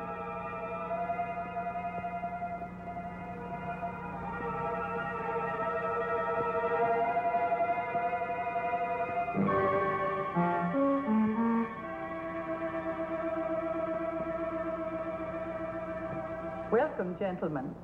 I hope the journey from Earth to Saturn was not too uncomfortable. Saturn? How can we be on Saturn when not 15 minutes ago we were in my office at GBI on Earth? A matter transmitter machine. Yes, this is it here. Matter transmitter? Yes. The elements of our bodies were broken down into electrical units and transmitted through space.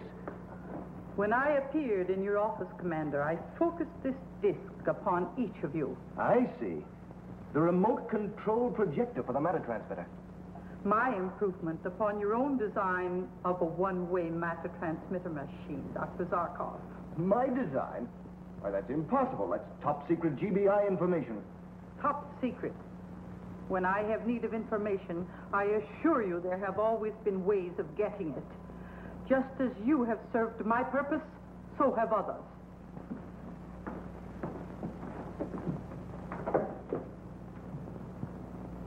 We, Dr. Zarkov and I, have served your purpose? Ah, yes, I forgot. The last time we met, I erased all memory of the meeting from your minds. ProStar put the memory back into their minds. It is in the electro memory file under GBI Zarkov Richards.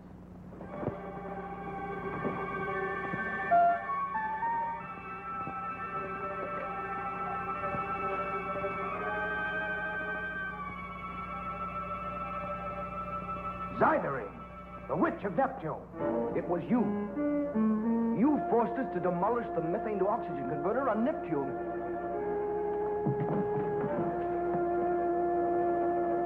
Bring them here. Transported through a matter transmission machine to Saturn by Irene, the Mad Witch of Neptune, Commander Richards and Dr. Zarkov learned that it was she who forced them to blow up the methane to oxygen converter on Neptune. Sit down. Strap them in.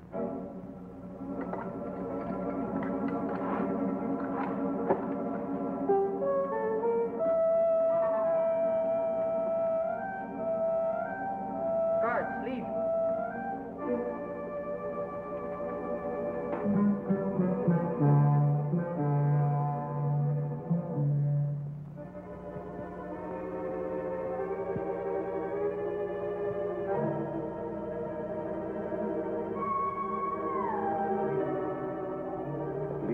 We're not guilty of destroying the converter. That's little satisfaction when we know that millions of lives are lost. What happened on Neptune? Was anybody saved? Did they at least try to get the children out? I will answer you this way. My revenge is not complete. Irene, we warn you. You warn me? You, my prisoners, and on the outside, the most wanted criminals in the history of the galaxy, you dare to warn me. No. You will serve me again. As I took from your minds every recollection of my part in your crime against Neptune, I will now take from your minds all of the knowledge they possess. Doctor, can she do this? Certainly she can. The electronic brain recorder is an elementary device, the principles of which have been known for over 1,000 years. Well, if you know how it works, you must know how to combat it. Only a cilium headpiece can prevent the reading ray from entering the brain. I'm sorry, Commander. I don't happen to have one handy. The knowledge that she takes from us, it will still be in our brains. What about it? Do we retain our knowledge? No, Dr. Zarkov. There is an erase array that follows the record array as it passes over every inch of your brain. Irene, listen. You can't do this. Between us, we hold the knowledge upon which the safety of the entire galaxy depends. Exactly the information I want. Every morsel of it. The galaxy. What do I care for its safety? All I want is the power to make every living human bend to my will. Start the ray flow. I want to test. Settings at 8, 12, 1,000. A very simple setting for the commonest and simplest memory. What did you say your name is? Why, it's Richards. Paul Richards. Open the ray locks and record the setting, ProStar.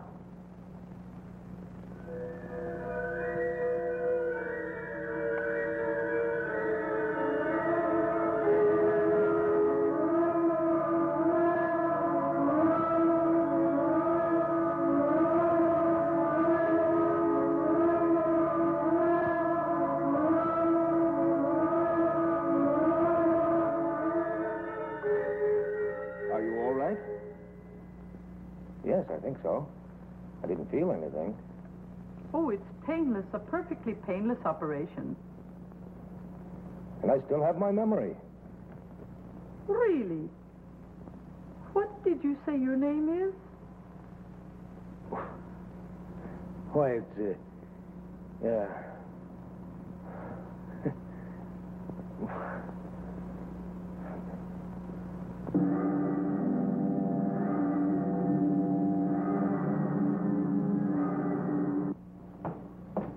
Are we getting any place? Now, see for yourself, Dale. When we left Earth, the disk was coal black and the insignia clear white. It's as though we're at the halfway point.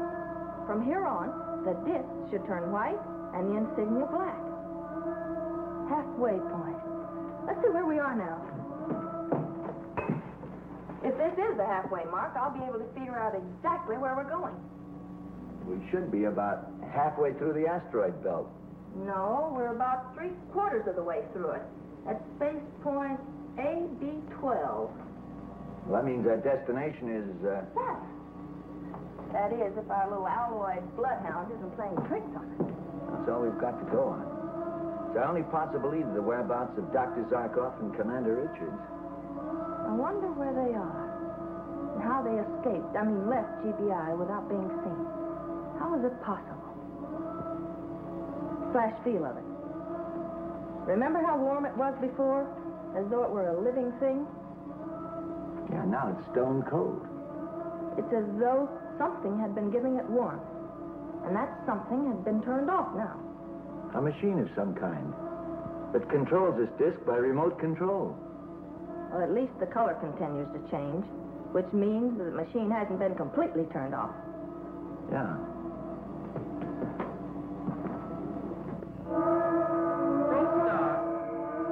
Take setting for Zarkov. Brain recording 92. It's the complete plan for a negativizer ray gun. Ready, Irene. 36. 4A. 9. It's getting wider. Behind, we just passed Jupiter. We should be over Saturn in another few hours. And once we get there, the real job begins. With Saturn being as large as it is, it's going to be like looking for a grain of metal dust in the firmament to find out exactly where this alloy bloodhound roosts. And now, a brain recording of Commander Richards. The outer defense radar locations on planets, planetoids, and satellites. There it is. Saturn coming up on radar. At last. It's almost white. As we move closer, you can almost see it change. But where do we land? And where do we start looking when we do? I'm going to rocket brake around the planet until we hit the atmosphere. Then I'll work into a series of landing brake ellipses until we find it. Find what? The spot where the disk shows the clearest white. Hang on.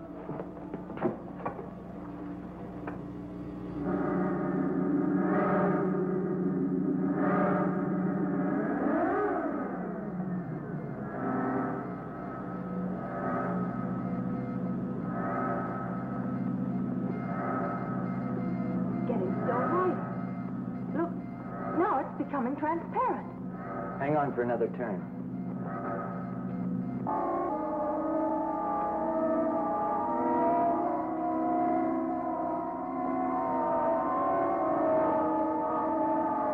Okay, get set for a landing. Right.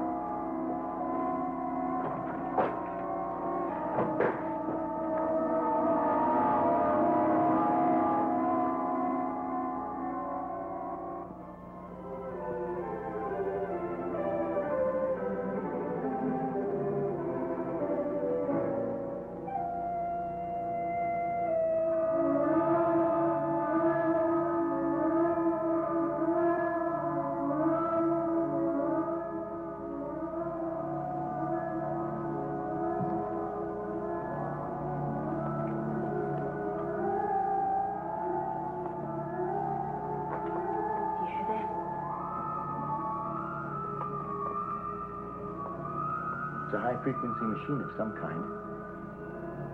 It's further down, I guess.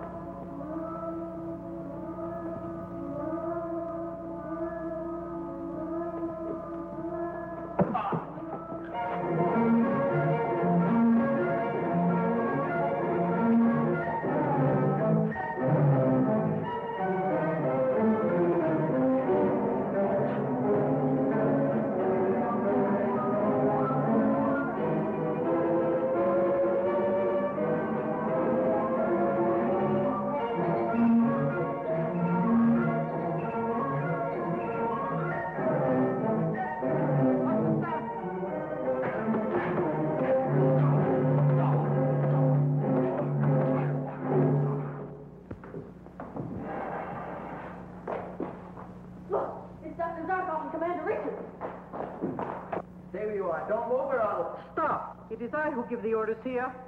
Flash, what's wrong? I can't move my arms or legs. What are you doing? And what have you done to them? Emptied their minds of their identities, their past lives, and most important, every scientific and defensive secret of the GBI which they possessed. You're lying. They'd never give up that information. No, Star. Let her see for herself.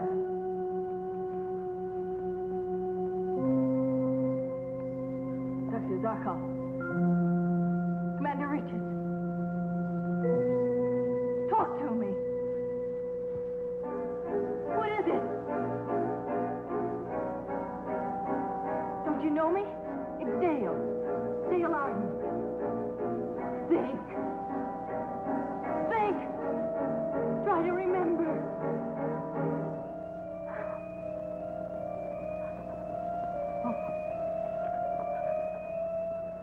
All they ever knew is here, in this, an electronic memory file. Billions and billions of tiny electrical units, which I will transfer to my mind and use to gain the complete control of the galaxy. You're wasting your strength. No man can move against the power in this wand. Stop him!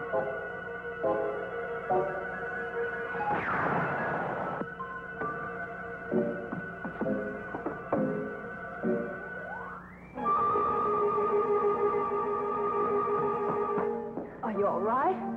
Yeah, I'm okay, Dale. What about them? Their memory's gone. Their mind's a complete blank. Well, at least we can clear their names. That's not enough, Dale. Somehow, some way, we've got to find that woman before she can use the knowledge she got from their minds to destroy the galaxy. Wherever she's disappeared to. I swear it, I'll find her.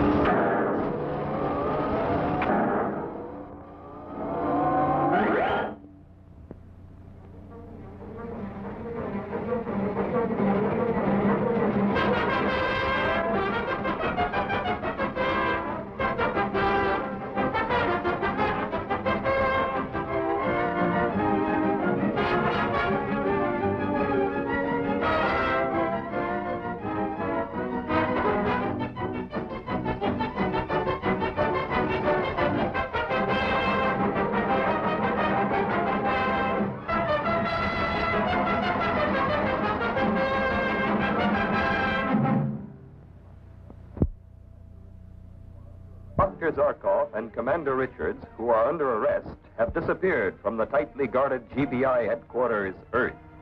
Flash Gordon and Dale Arden set out to find them by following the tetraseal discs of Irene, whose colors change as they approach the source of their power. They are led to Saturn and the castle of Irene. As they enter the castle and move toward a strange electronic sound,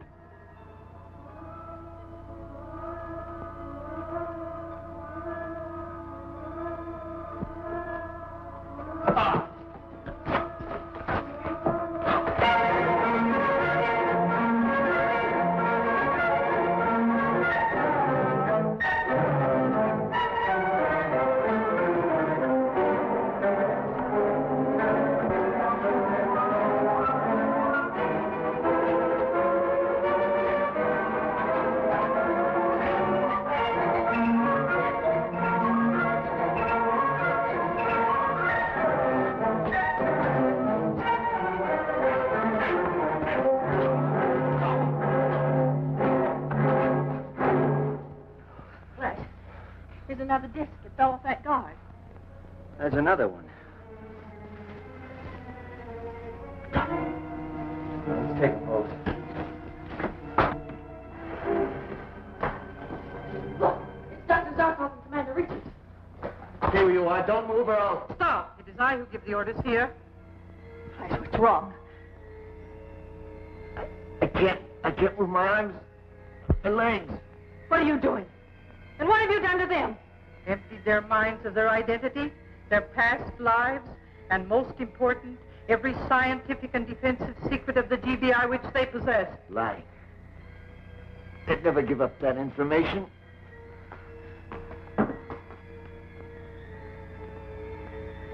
Dr. Zarkov. Doctor? All they ever knew is here, in this, an electronic memory file. Billions and billions of tiny electrical units, which I will transfer to my mind and use to gain complete control of the galaxy. You're wasting your strength.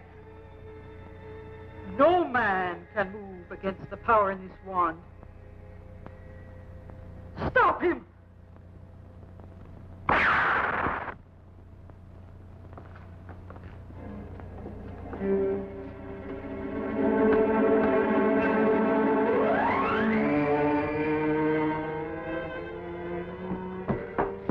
Are you all right? Yeah, I'm okay, Dale. Well, what about them? Their memory's gone. Their mind's a complete blank. Well, at least we can clear their names. Now, that isn't enough, Dale.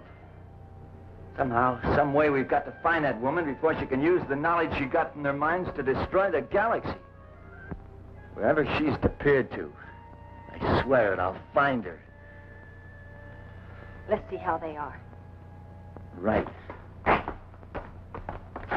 only hope and pray their minds haven't been destroyed. I don't think they have. Dr. Zarkov's reactions are perfectly normal. That's a relief. At least their minds can be brought back quickly. Commander Richards' reflexes are perfectly normal, too, thank heavens. In the meantime, maybe we can clear their names. I'm certain they were under the control of that madwoman when they destroyed the methane to oxygen converters on Neptune. Maybe our friend here can give us a clue.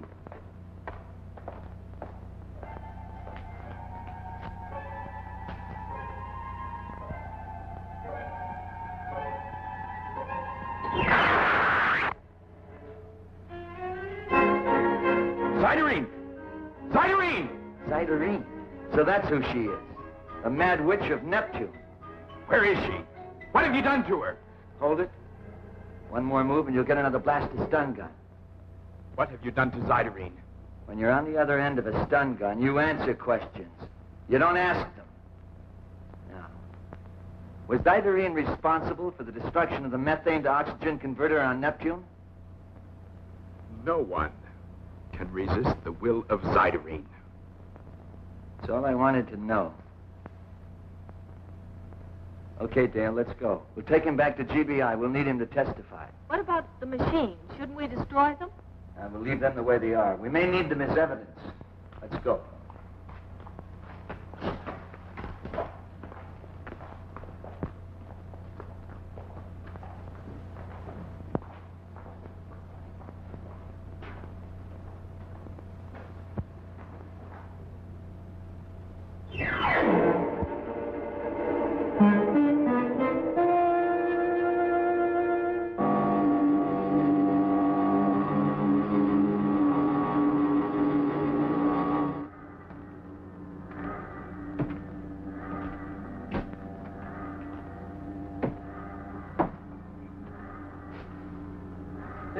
Sealed disc belongs to you, doesn't it? Yes, I've missed it. It came off when we fought on Neptune. What's it for? For nothing at all. It's the insignia of Irene which all of her followers wear. I see. Well, since I'm not a follower of hers, I'll give it back to you.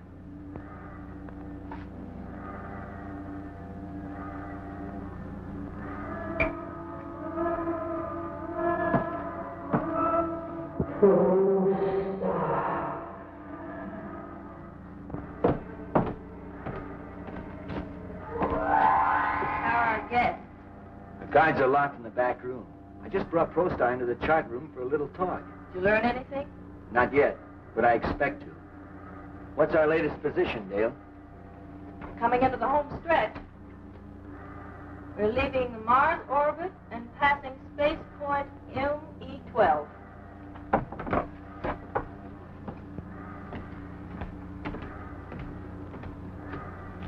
How are you feeling? I'll get us all something to eat.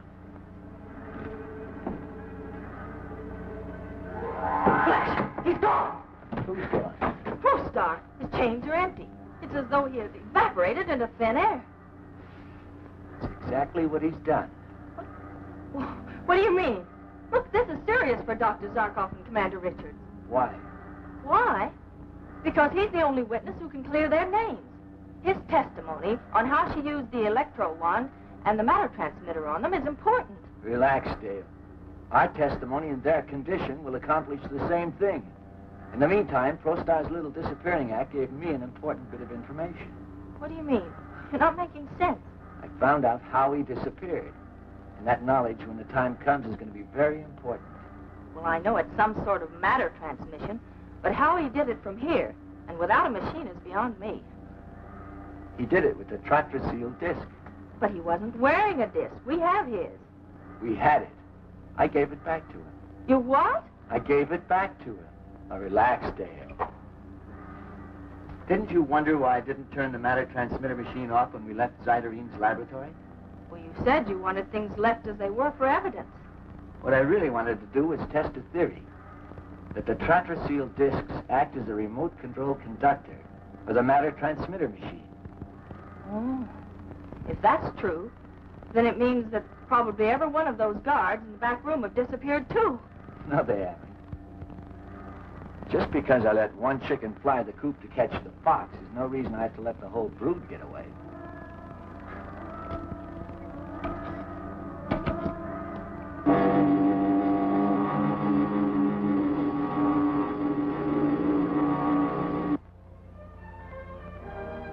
Several weeks later, at GBI headquarters, Earth,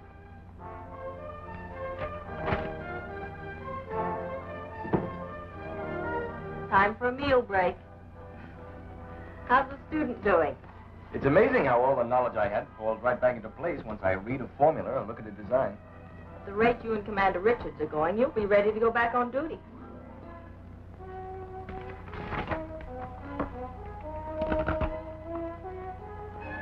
And here on Mimas, the first satellite moon of Saturn, are the radar negativizers powered by 8 four-man GBI teams. Right, down to the last detail. And that takes care of the inner and the intermediate galaxy defenses. It's amazing how much knowledge and information you've absorbed in the last 2 weeks, Commander. Well, once I look at something, tell it to me. It's as though I always knew it. In another week or so, you'll be ready to take back your job and direct all GBI operations again.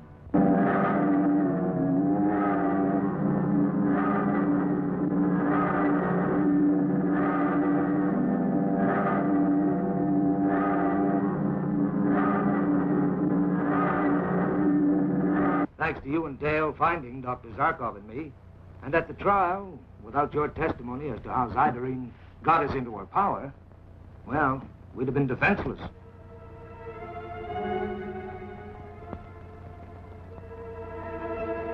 Now, Zyderine.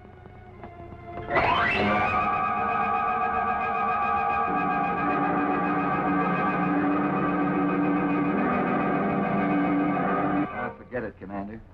Now that yours and Dr. Zarkov's names are cleared, all of us have only one job to do. To find Zyderine and destroy the electro memory file before she can... Gordon here. Captain Blander, Chief of the Krillium Fleet, calling in from Spaceport S95. Oh, put him on. Krillium? Krillium, what is that? It's the rarest, most powerful radioactive ore in the galaxy. Found only on the moons of Uranus. It's a power fuel. Each unit is 10,000 times more powerful and longer lasting than any other known power fuel. Amazing. A GBI fleet of special rocket ships goes in once a year and takes out the entire galaxy power supply for the year. Yeah, go ahead, Blander. We're in trouble. Some sort of ray has hit every one of our ships. It's come through the silly protective layers. We're starting to burn up. We can't take the heat. We've got to bring the ships down. How long can you stay up? Minutes. You've got to get armed help to them immediately. Someone is after that Krillium supply. You're right, there is. This is Zydarine's first move to gain complete control of the galaxy. What do we do? You will do as I, Zyderine, command you. You will leave your ships and come to my castle, which you will see when you are on the ground. Who's that? They call me the Witch of Neptune. Do not try to escape. The solar ray guns are aimed at you every second. I'll give you 5 minutes to leave your ships and reach my castle. Captain Gordon, we're awaiting your orders.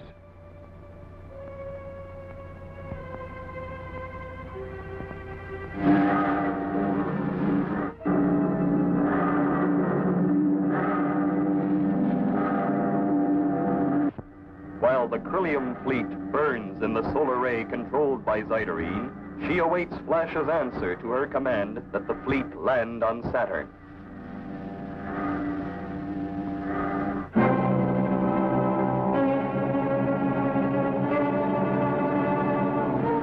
have no choice, Blander. Follow our orders.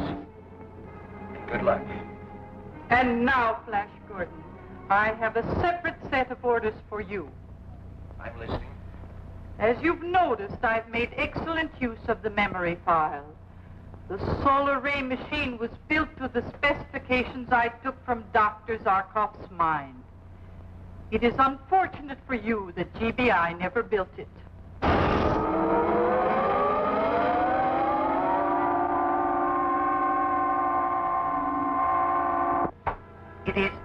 powerful weapon in the galaxy. Aimed at Earth or any other planet, not a single living thing would remain after 5 seconds. What do you want, Irene? What are your orders? A very simple order. I want you and Dale Arden to come here immediately. Why? What do you want with Dale? I need her technical help for some of Dr. Zarkov's formulas, which are beyond my training in astrophysics. No, Flash. Dale can't go. Tell Irene that I will. We'll come, Irene. Dale Arden and I. I'll be looking forward to meeting you again, Flash Gordon. Twice you have interfered with my plans, but never again.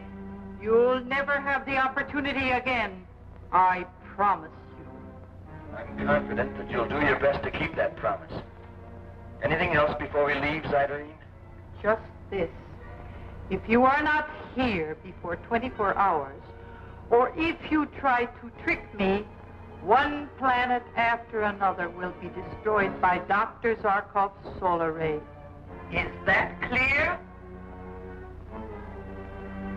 Very clear.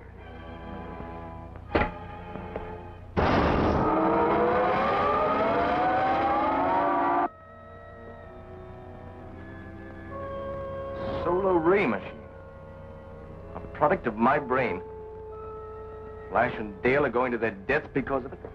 The entire galaxy will be enslaved by this maniac and all because I... No, Dr. Zarkov, it's not your fault.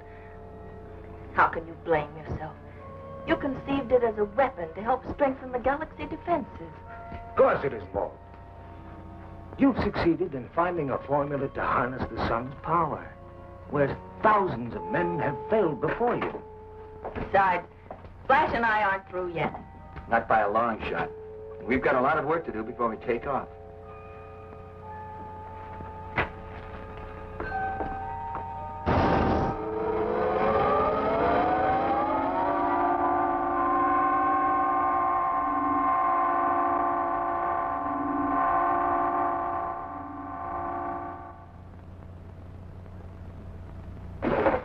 Blender, in Fleet Ship 1, calling Gordon at GBI.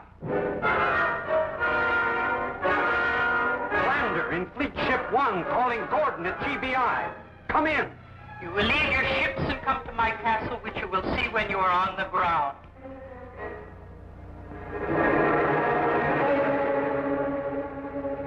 Has all of the Corellium been unloaded from their spaceships? As you commanded, mighty Irene, Queen of the Galaxy. It is stored away in the lead vaults. Then why are they here wasting my time? I have work to do. He asked to speak with you. He is the leader of the fleet, so I thought perhaps he might have something important to tell you. It's about the Corellium. You must let me deliver it to the Galaxy power plants. Really? And why? Tell me why. You know as well as I do that the entire Galaxy power supply depends upon it. Not only the electricity and the factories, but all the atmosphere converters on all colonized planets. Yes. The Corellium supply in most of the power plants is almost exhausted. I see. Interesting.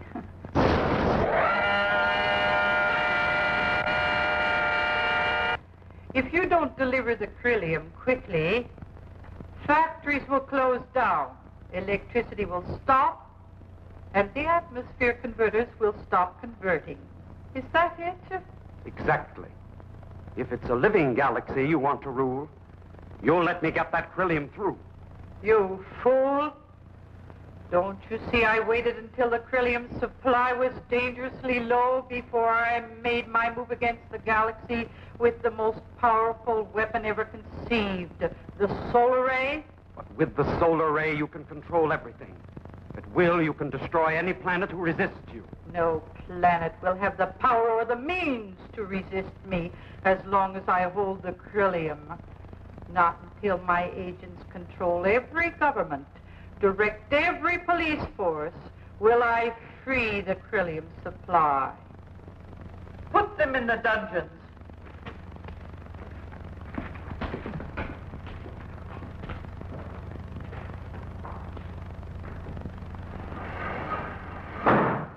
Have you given instructions to all our agents on all the planets? All is arranged, mighty Irene. They will take over just as soon as the Galaxy Council instructs the incumbent governments that you are the supreme ruler. And the Galaxy Council, when does it meet? Within 48 hours, in order to give the members of the outer planets time to reach Earth.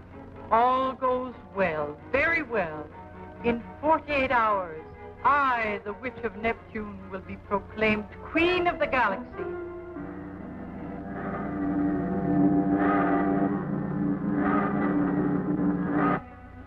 Think, Prostar, what this means.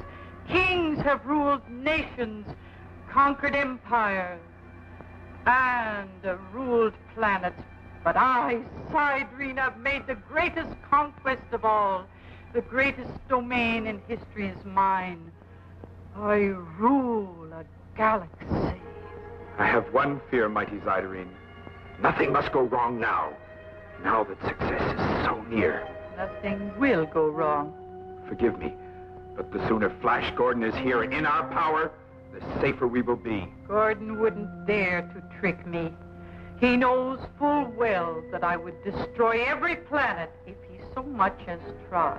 Bring him here on the matter transmitter. Let's not take chances.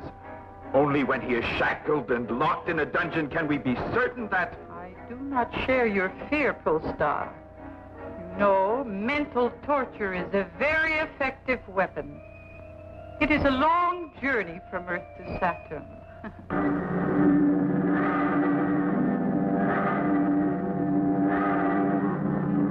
Captain Gordon will have ample time to wonder what plans I have in store for him. If anything should happen... Enough, Prostar. I'll do this my way. I want to give him plenty of time to think about my promise before I keep it.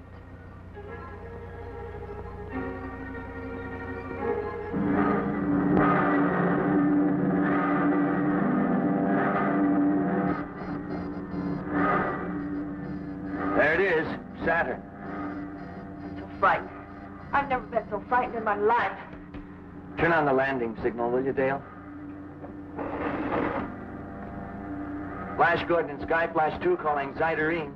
Flash Gordon and Sky Flash 2 calling Irene on Saturn. This is Queen Irene. We'll be coming in for a landing in a few minutes. I trust Dale Arden is with you. This is Dale Arden. You will be met by armed guards and brought directly to me. I'm happy to see you kept your promise, Gordon. I assure you I am ready to keep mine.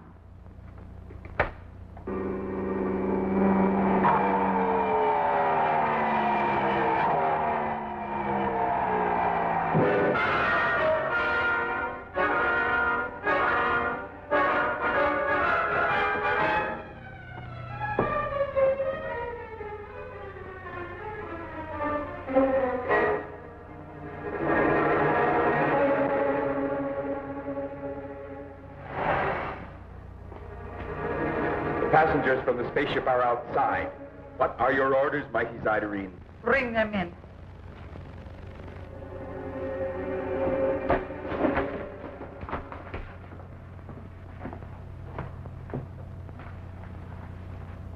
No. They tricked me. Every living human in the galaxy will pay for this. Go.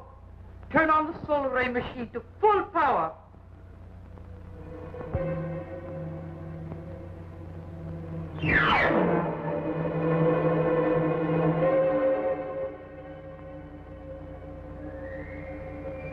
There it is. Irene's castle. The decoys for Flash and Dale should be in there with her by now. Yes, it's exactly 12 minutes since they left us on the Sky Flash. The coast seems clear.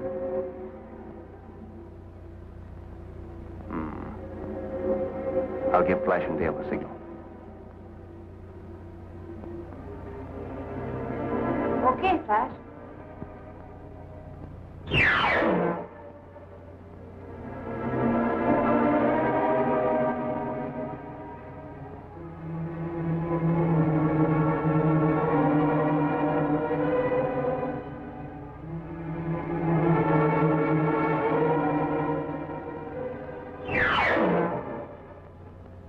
didn't take me seriously. They thought I didn't mean it. I'll show them. I'm Irene. I'm the queen. Queen of the galaxy. You're no queen, Irene.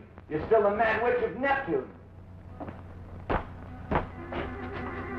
And from now on, you'll be put away in a place where you'll never be able to threaten the peace and security of the galaxy again. And that's my promise to you.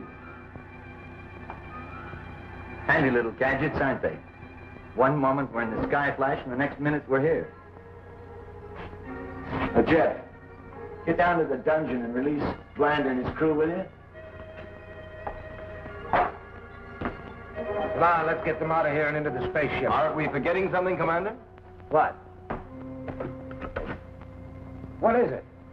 It's an electronic memory file. You mean that little box has all the GBI information in it that Irene took from us? Little box. After all, Commander, how big do you think your head is?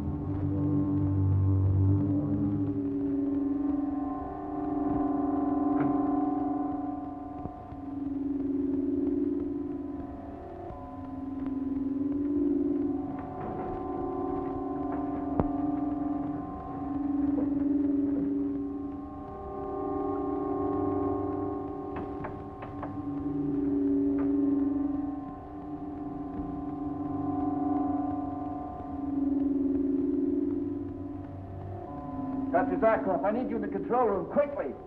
What's wrong, Flash? We're out of control, 18 degrees off course. Rudder's frozen. I can't move it. Flash, we've lost teleradio contact with GBI headquarters on Earth.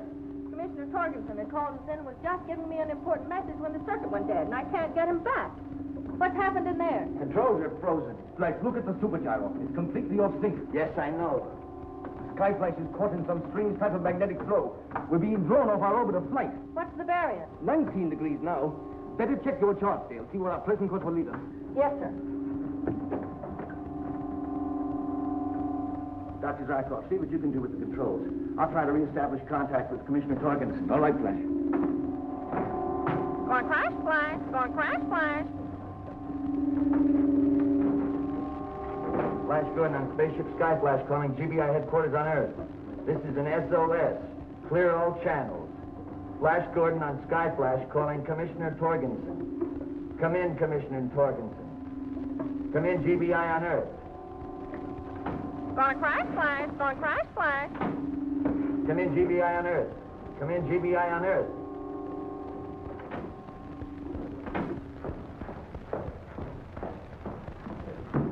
Static.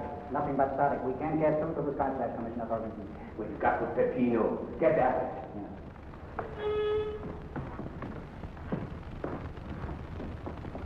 Torgensen, have you made any progress? Have you been able to contact Flash Gordon?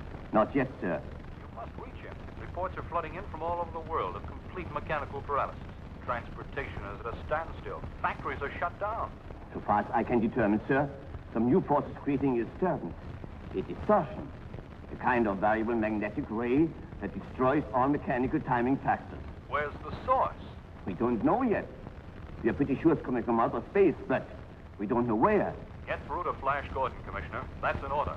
He and Zarkov are the only agents who can track this menace down. Get through to him. We are doing our best. But the ray has cut off all contact with the outer space. Keep trying. You must get through to Flash. And keep in contact with this office.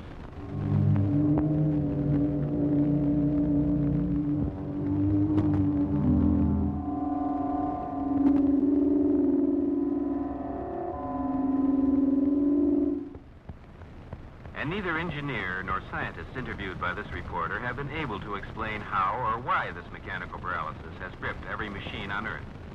The strange thing is that only the mechanics of every type of machine is affected, not the electrical circuits. Thus, radio and teleradio communications remain open. We still don't have communications with outer space, but I'll keep trying to contact Flash Gordon. GBI headquarters on Earth, calling Flash Gordon in the spaceship Skyflash. Come in, Skyflash. Come in, Skyflash. Flash Gordon on spaceship Skyflash, calling GBI headquarters on Earth. Come in, come in. GBI headquarters on Earth, calling Flash Gordon in the spaceship Skyflash. Come in, Skyflash. Come in, Skyflash. Flash Gordon on spaceship Skyflash, calling GBI headquarters on Earth. Calling Commissioner Torgensen. Come in, Commissioner Torgensen. Come in.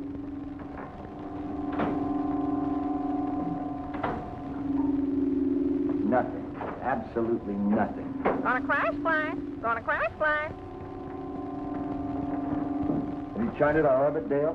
Just finishing. Look. You better show this to Dr. Zarkov. What do you make of this, Dr. Zarkov? I've double-checked everything. I'm sure my computations are right. This course would take us right out of our galaxy, right into the furthest corner of the universe. It's completely unexplored. I don't think we'll get quite that far, Flash. According to the table of planetary incidents, there's an uncharted planet of our own galaxy somewhere in this area. My hunch is that we're headed directly toward its orbit. Can you explain the force that's drawing us in that direction, Dr. Zarkov? Oh, no, I can't, Dale. But it's not a natural phenomenon. There's a brain behind it, and a reason. We're being sucked through space into a trap. Why? Someone, something here, knows the answer.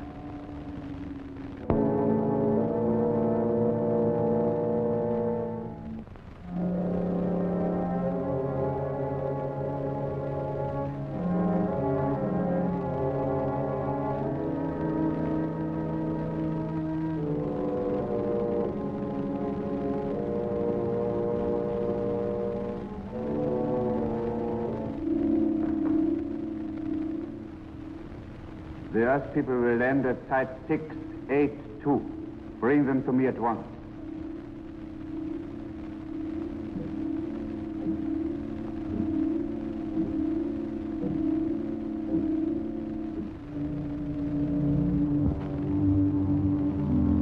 You were right, Dr. Zarkov. A new planet. It seems electronically alive.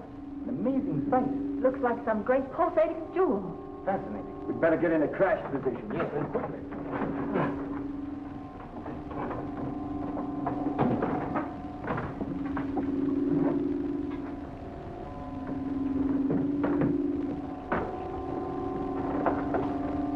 Your crash velocity indicator is infinity.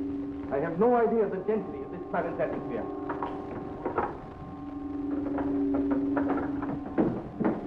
Set, Dale? Yes, Flash. Dr. Zarkov? All set. Good luck. Good luck, Casey.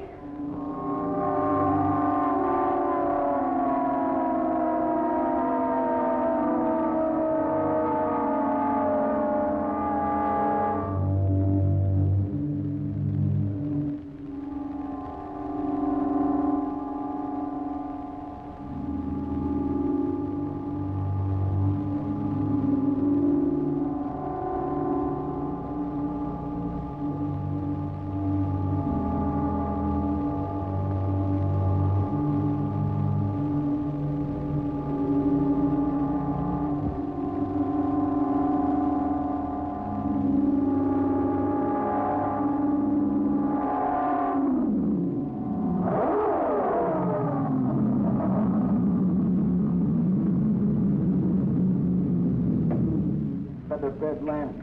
What do you make of that, Dr. Zarkov? A pleasant surprise, if only temporary. Got shivers. Get an oxygen rating from the airlock. Oxygen's okay. You might as well have a look around.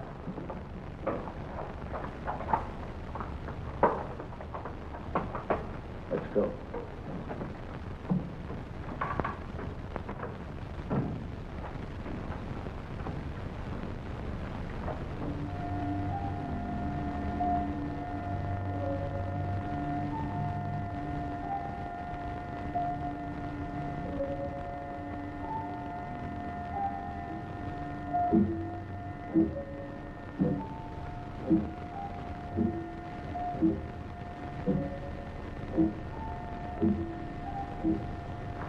Put down your gun. It is useless. It's been electronically deactivated. You will come with us. Where? You will come with us. Now look! Better go with them, Nash. Not much choice. Follow.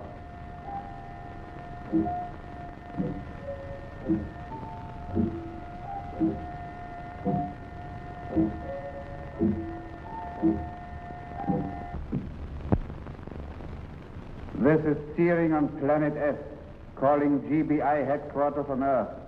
This is steering on Planet S, calling GBI headquarters on Earth. I will speak with Commissioner Torgensen. I will speak with Commissioner Torgensen. This is steering on Planet S. I will speak with Commissioner Torgensen. I'm pulling on audio. Someone calling on the Skyflash waveband. It's Commissioner Torgensen. Listen very carefully, Commissioner. Do exactly as you're told. In precisely 24 hours, you will assemble at Intergalactic Skyport 100 of the Earth's outstanding scientists and technicians. I will give you their names in a subsequent message. They are to be put aboard a spaceship and await further instructions. Who is this? Where are you calling from? This is he who holds the power of life and death over your planet. Ask no further questions, obey orders. That is my command.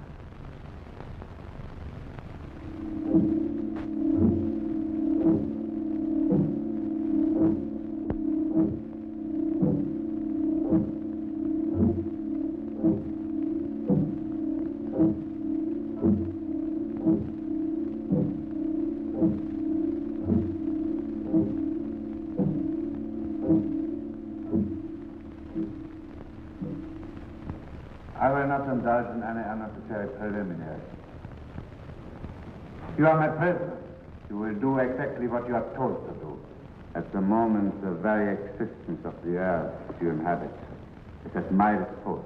Who are you?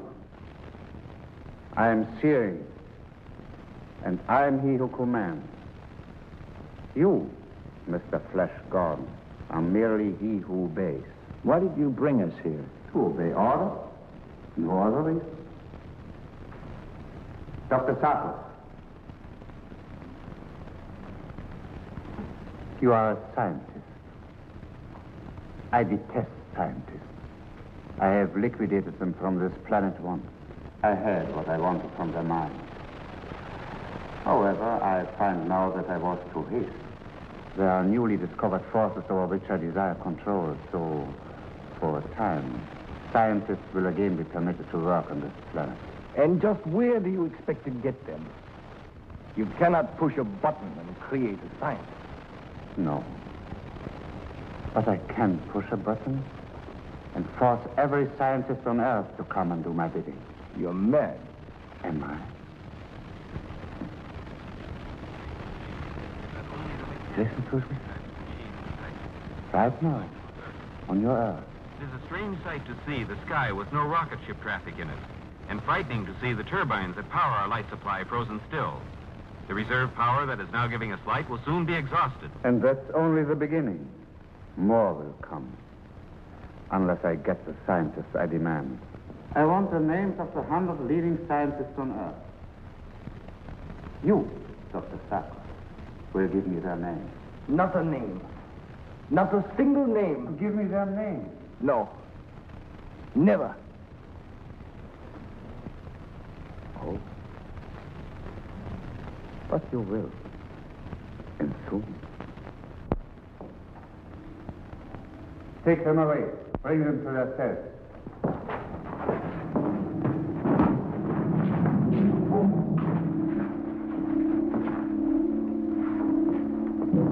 Remember, Zarkov, 100 names. 100 names.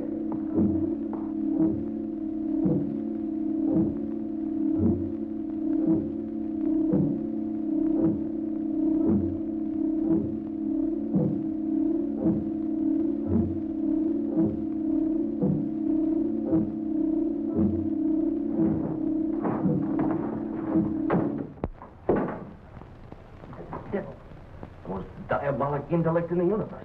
What are they going to do to us? Take it easy, Dale. What does he want the scientists for, Doctor? It's obvious. To take control of the entire galaxy. He already has the power to paralyze all the machines, immobilize every power plant on Earth. A distortion ray? Something of the sort, I judge. It evidently breaks into the electronic field, stops every battery, every magneto dead in its tracks.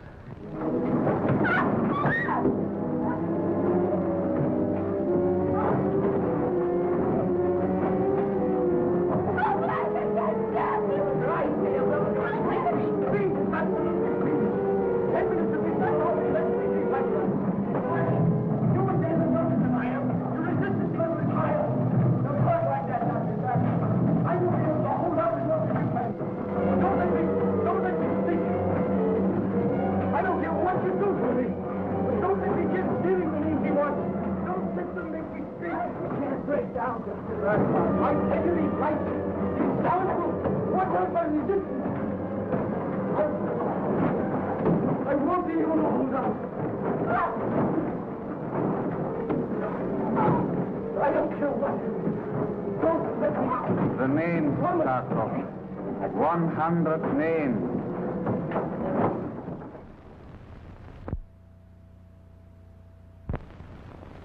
What? It's okay, Dale. What happened? You fainted. Where's Dr. Zarkov? Took him out a few minutes ago. He was in bad shape. Seemed completely hypnotized. Will he talk, Flash? Will he give Steering the name of the scientist? Yeah, I'm afraid he will. We've got to stop him, Flash. Dale, I've got an idea. I may be all wrong. What is it? Remember in the throne room when I hit the guard? I flipped him square on the button, and he didn't even move an eyebrow. When my fist landed, it felt like I was hitting hard clay. Not Robots? Maybe. What do you think, Dale? They could be robots, Flash, but I think they may be androids. Androids? You mean men made into machines? That's right. We ran up against something like that 2 years ago on our turrets, remember? And my plan may work after all. Keep your fingers crossed. Guard! Hey, guard! We will start with the field of astrophysics, Dr. Zarkov. I want the names of the 5 leading astrophysicians on Earth. Guard! Guard! Take me to Searing. I'll give him names Dr. Zarkov never heard of. Take me to Searing. You stay here. Listen, if Searing will release the girl, I'll promise to work with him. Make sure that Dr. Zarkov is giving him the right names.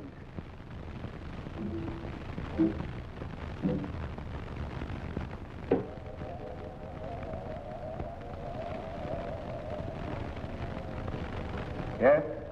7482. Prisoner Flash Gordon requests interview.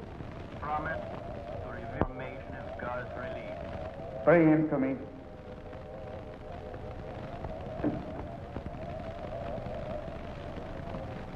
Begin, Dr. Zarkov. The names of the 5 leading astrophysicians on Earth. Dr. Frank Inbrook. Dr. Emile Lacarte. Dr. George Winkelman.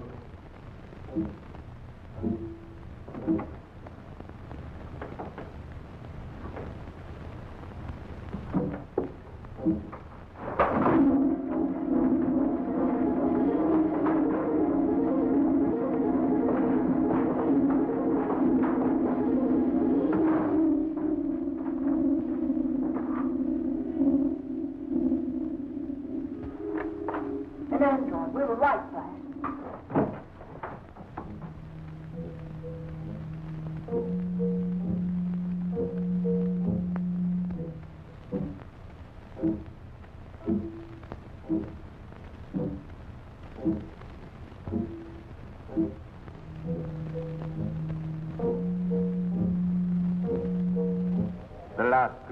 Dr. Zarkov.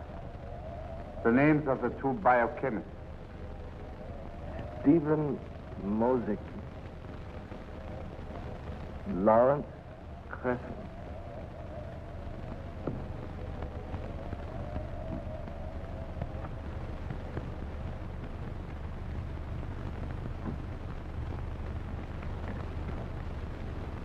Searing on planet S. Calling GBI headquarters on Earth. Commissioner Torgensen, I have your order. Come in, Commissioner Torgensen. GBI headquarters on Earth. Come in. I have your order. Is Commissioner Torgensen? Have my preliminary orders been obeyed? The spaceships are ready. Good. I will now give you the names of the scientists I require. It will be your responsibility to see that each and everyone is aboard the spaceship within 24 hours. And suppose they refuse? They will not refuse. Remind them that the fate of the galaxy depends upon their prompt and unquestioning submission to my order. Here are the names. Get them right. I will tolerate no mistakes. Dr. Frank Innsbruck, Dr. Emile Lacarte, Dr. Herbert Watson, Herzberg, Dr. Tom Waker, Dr. Martin Paul, Dr. Howard Hammond, Dr. Jeffrey Beard. Phil, we've got to act fast. I'm going to try to work my way to a point behind Syrian. In exactly 20 counts, push the statue over. Push it over? Did I say 20 counts from now? Dr. Antonio Gambrini, Dr. Pierre Poignac, Dr. Alfred Taylor, Dr. Francesco Tomaso, Dr. Edith Byrne, Dr. Patrick Relly, Dr. Sven Jørgensen, Dr. George Winterman, Dr. Patricia Mean,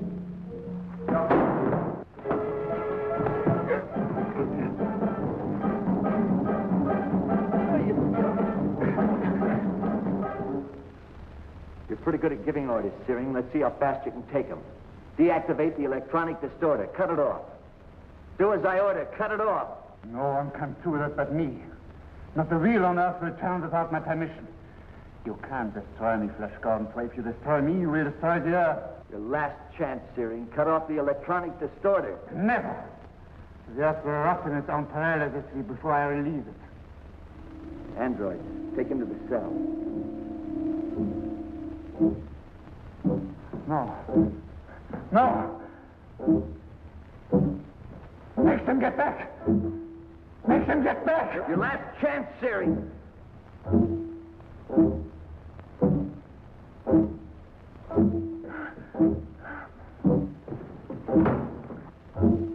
Stand where you are.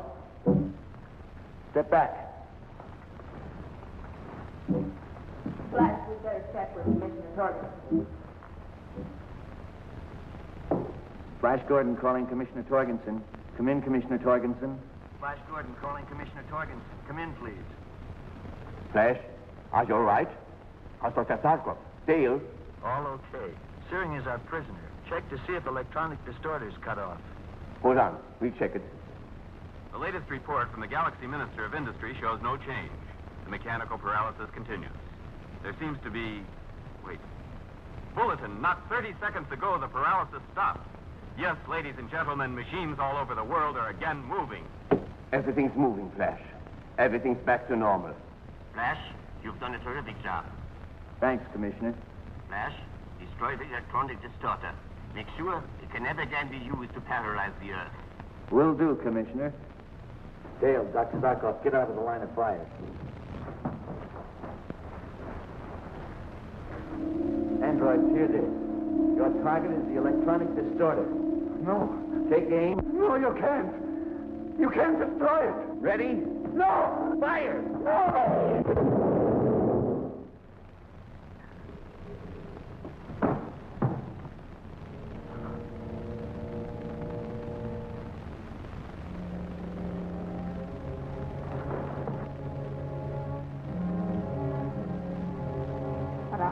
horrible way to die. He died as all who would rule with force and injustice, violently.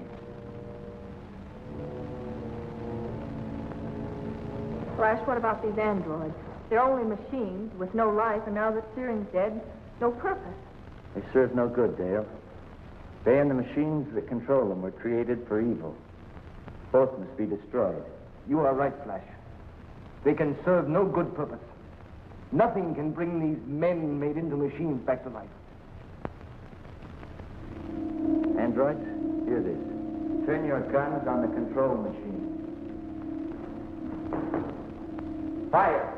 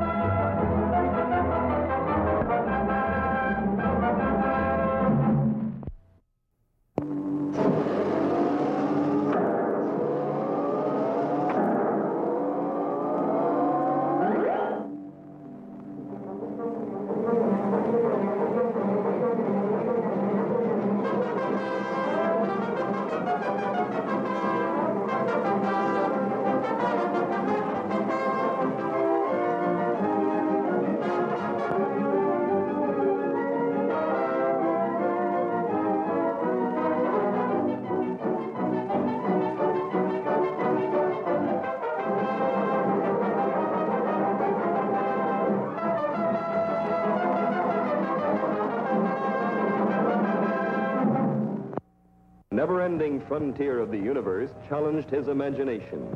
Millions of tiny, dead planetoid worlds like this one were merely charted and passed by for the great and rich planet worlds beyond that beckoned with the promise of adventure, exotic sights, and new sensations.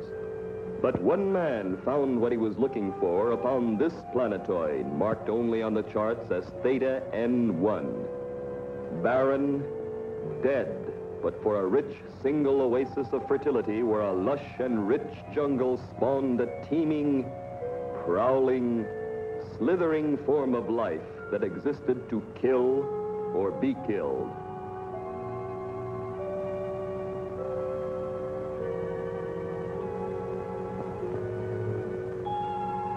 It was here that Dr. Fabian Prentice found what he thought he was looking for in the grab bag of space.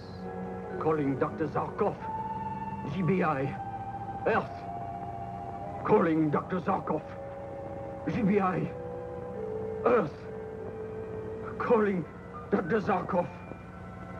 GBI. Earth. Calling Dr. Zarkov. GBI. Earth. Calling Dr. Zarkov. GBI. Earth.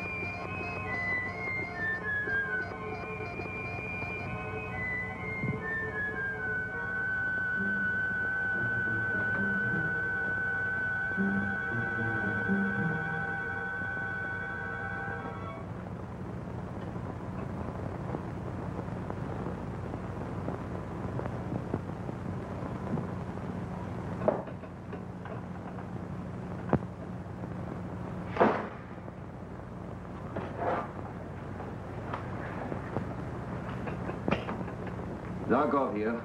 I have a space call for you, Doctor. Who is it? Where from? You won't say. Want me to put a locate on it? Never mind, I'll take it. Hold on. Dr. Zarkov. Speaking. This is Prentice. Fabian Prentice. Prentice? You are a voice out of the past. Where did you disappear to all these years? I'm in. I need your help. Where are you? Planetary. Theta and 1. Can you come? At once. Theta N1. Do you need anything? Food, medical supplies? Yes. Electrocilium. Electrocilium? But that's for body grafting. I can't explain. I need it. Please, bring it. Please. Zarkov! Zarkov! Don't cut off! Please! I beg you! Zarkov! Zarkov! Take it easy, Prentice. I'm still here. Don't worry, I'll bring it if it's that important to you. But I can't for the life of me figure out what you want electrocilium for. How soon can you be here? In about 3 hours. Thank you, Zarkov. You're saving my life. You're sure he will come? Yes. Yes, Master. He will come. Dale? Dale? Coming, Dr. Zarkov.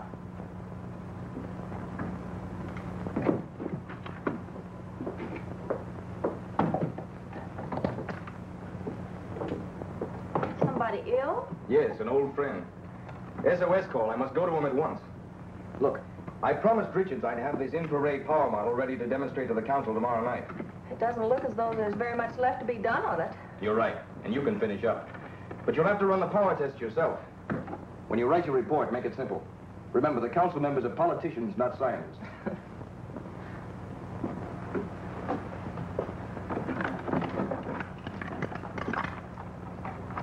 Why, you're gone. I thought you said your friend was ill. I have a hunch he may be in trouble, too. Just playing it safe. Well, don't worry about the machine. I'll take care of it. When will you be back? Tomorrow night, at the latest. Bye-bye.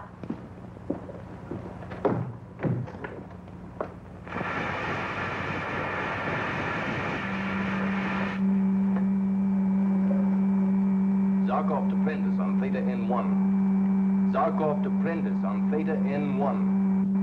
Zarkov, Prentice here. I'll give you a sound beam to follow for your landing. Your signal coming in. Thank you.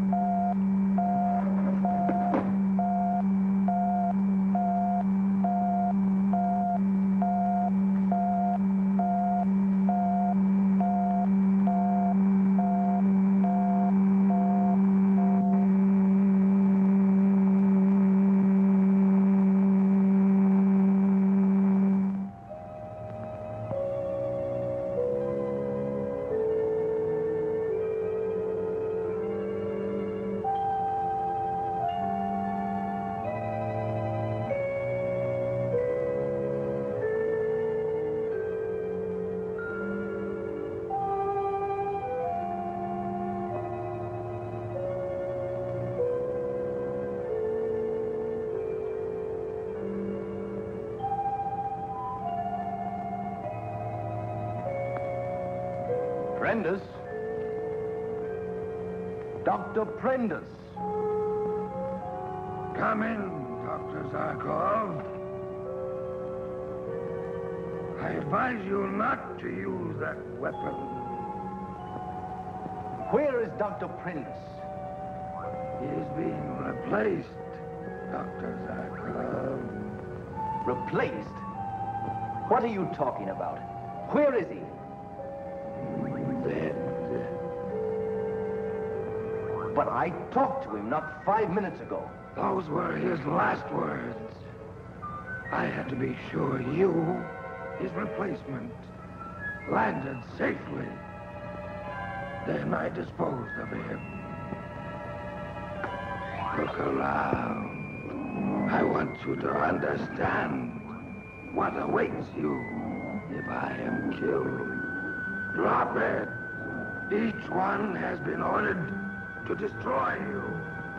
If I die by your hand.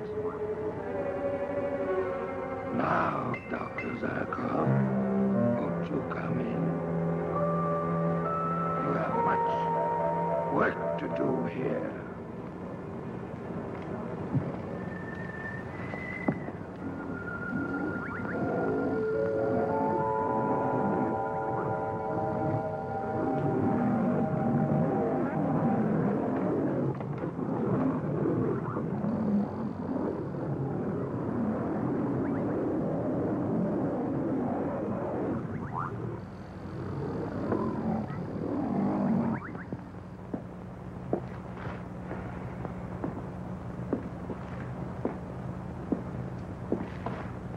Flash, where can he be?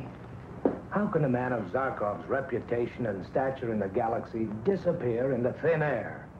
Not a word to anyone where he was going. Not even to Dale. Beats me. He goes to visit a sick friend with a gun.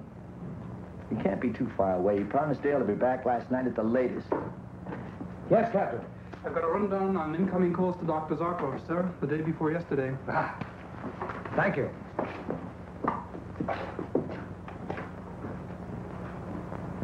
Blitzman from the Mars Astro Laboratory. Krantz from the Mineral Research Foundation. Yeah, this last one. A space call. Name and location refused. Yeah, that's the call, all right. The one that brought him out. But where? Name and location refused.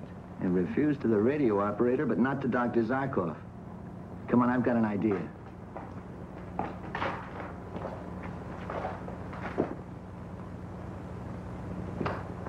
Any news? Not yet, Dale. Have you touched anything on his desk since he left? Well, yes, I've been using the doctor's formulas to make power tests of this machine. I only hope you haven't destroyed our one possible clue. What are you looking for on a blank sheet of paper? Here, I found it. Now watch this. Theta N1. And that's a dead planetoid. Theta, and here's Theta N1. Distance, 2,000 miles beyond the moon. Orbital speed, 30,000 miles per hour. I don't know what he's doing there. Come on, Dale. I'll bet that's where we'll find him, if he's still alive.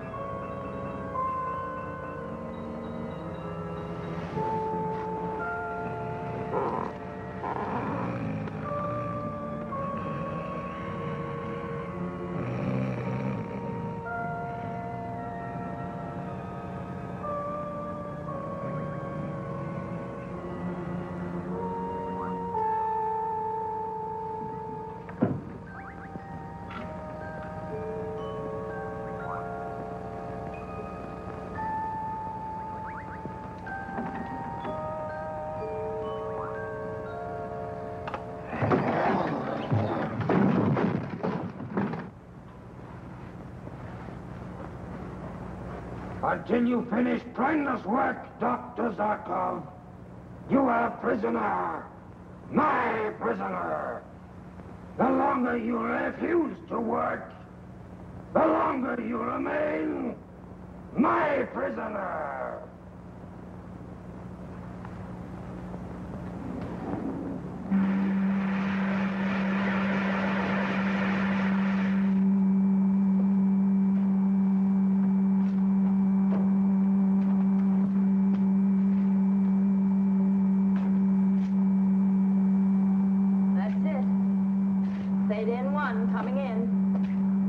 Prepare for a landing.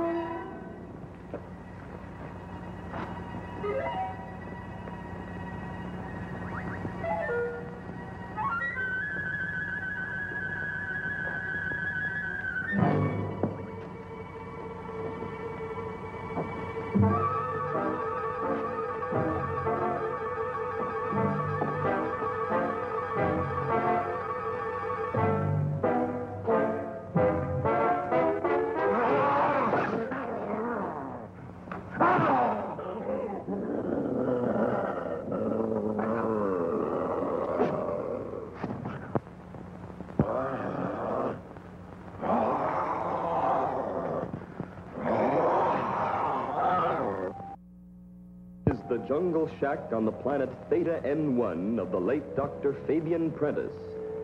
Ill, half out of his mind with fear, Dr. Prentice summoned Dr. Zarkov to help him. But when Zarkov arrived, he found Prentice murdered. Master of the jungle, the Lion Man's mighty roar of command summons the beasts of prey.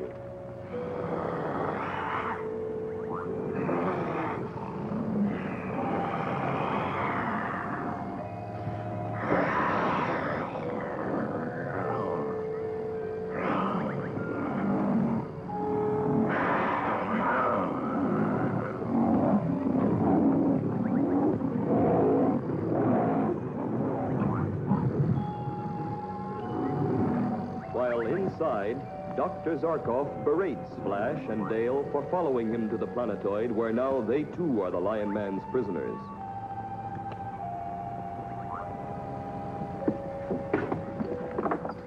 It's bad enough that I had to walk into the trap, but why you had to follow me? Well, I always say 3 heads are better than 1 in any old trap.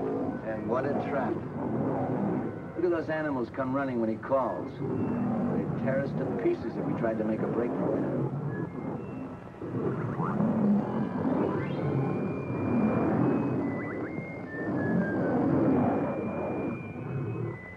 I'll do that.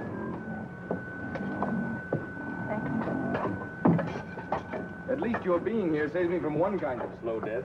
From what? My own cooking. Even boiled water tastes like cyanide when I put my culinary hand to it. Well, in your absent-minded way, I wouldn't be surprised if you were boiling cyanide. Maybe you've got a point there. Speaking of poison, do we set a place for our host? No. He eats with the animals. You are wrong, Dr. Zarkov. From now on, I eat with you.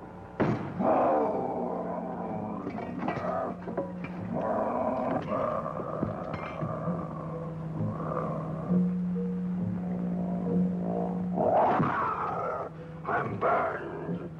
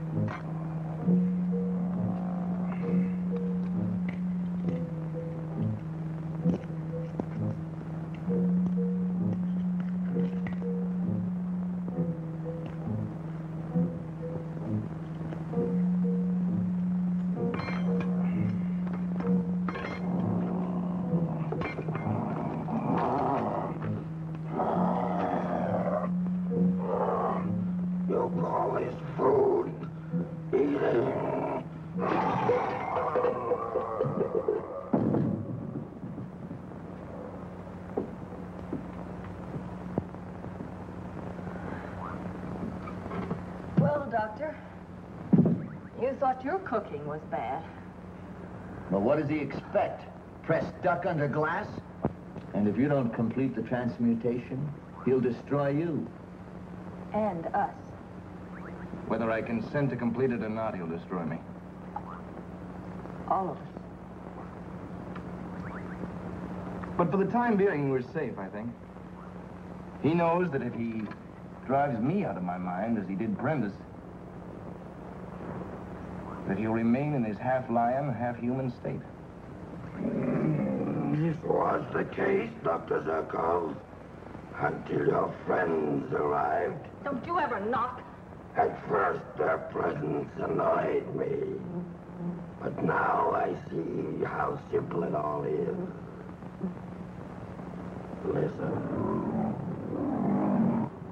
They're hungry. Now, Dr. Zarkov, are you ready to continue my transmutation?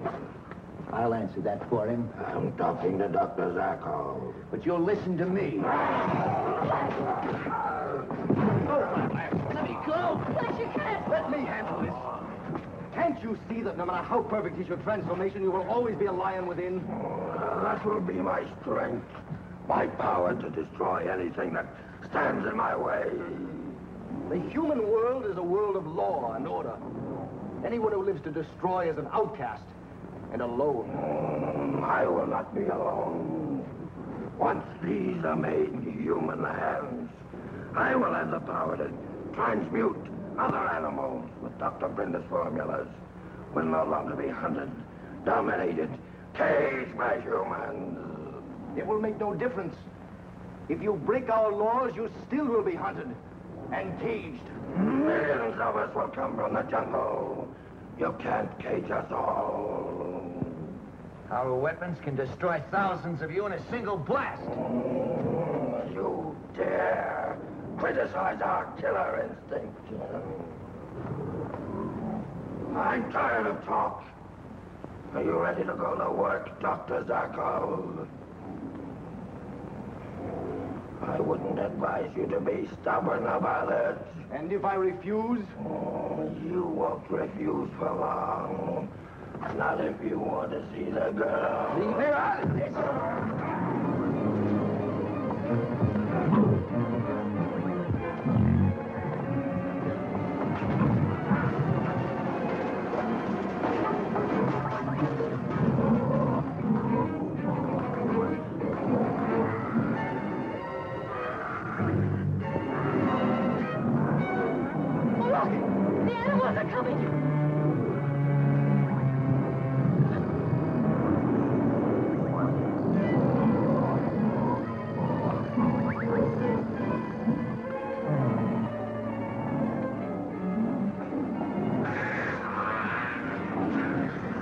Get the animals out of here, I'll break your arm.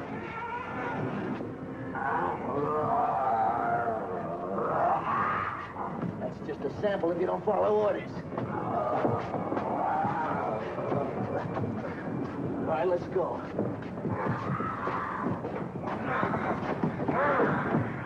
All right, tell them to stay clear of us. We're heading down the path and back to the ship, do you understand? They'll never let you through. If they don't, I'll finish you before they get to us. Now tell them.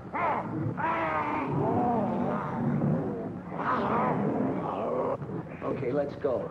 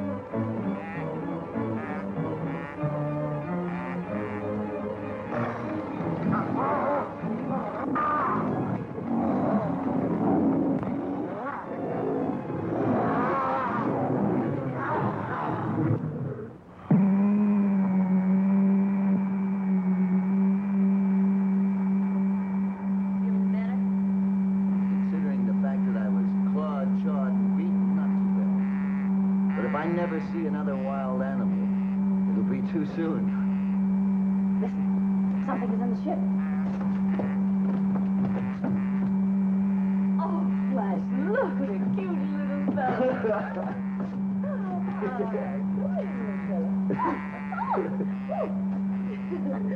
Hey, Dale, get it off. Dale? Flash, you're not afraid of a lion, but you're afraid of a monkey. I won't hurt you. Oh, little fella. Oh, let's take him home. Let's take him back to Earth, huh? You want it? Yes.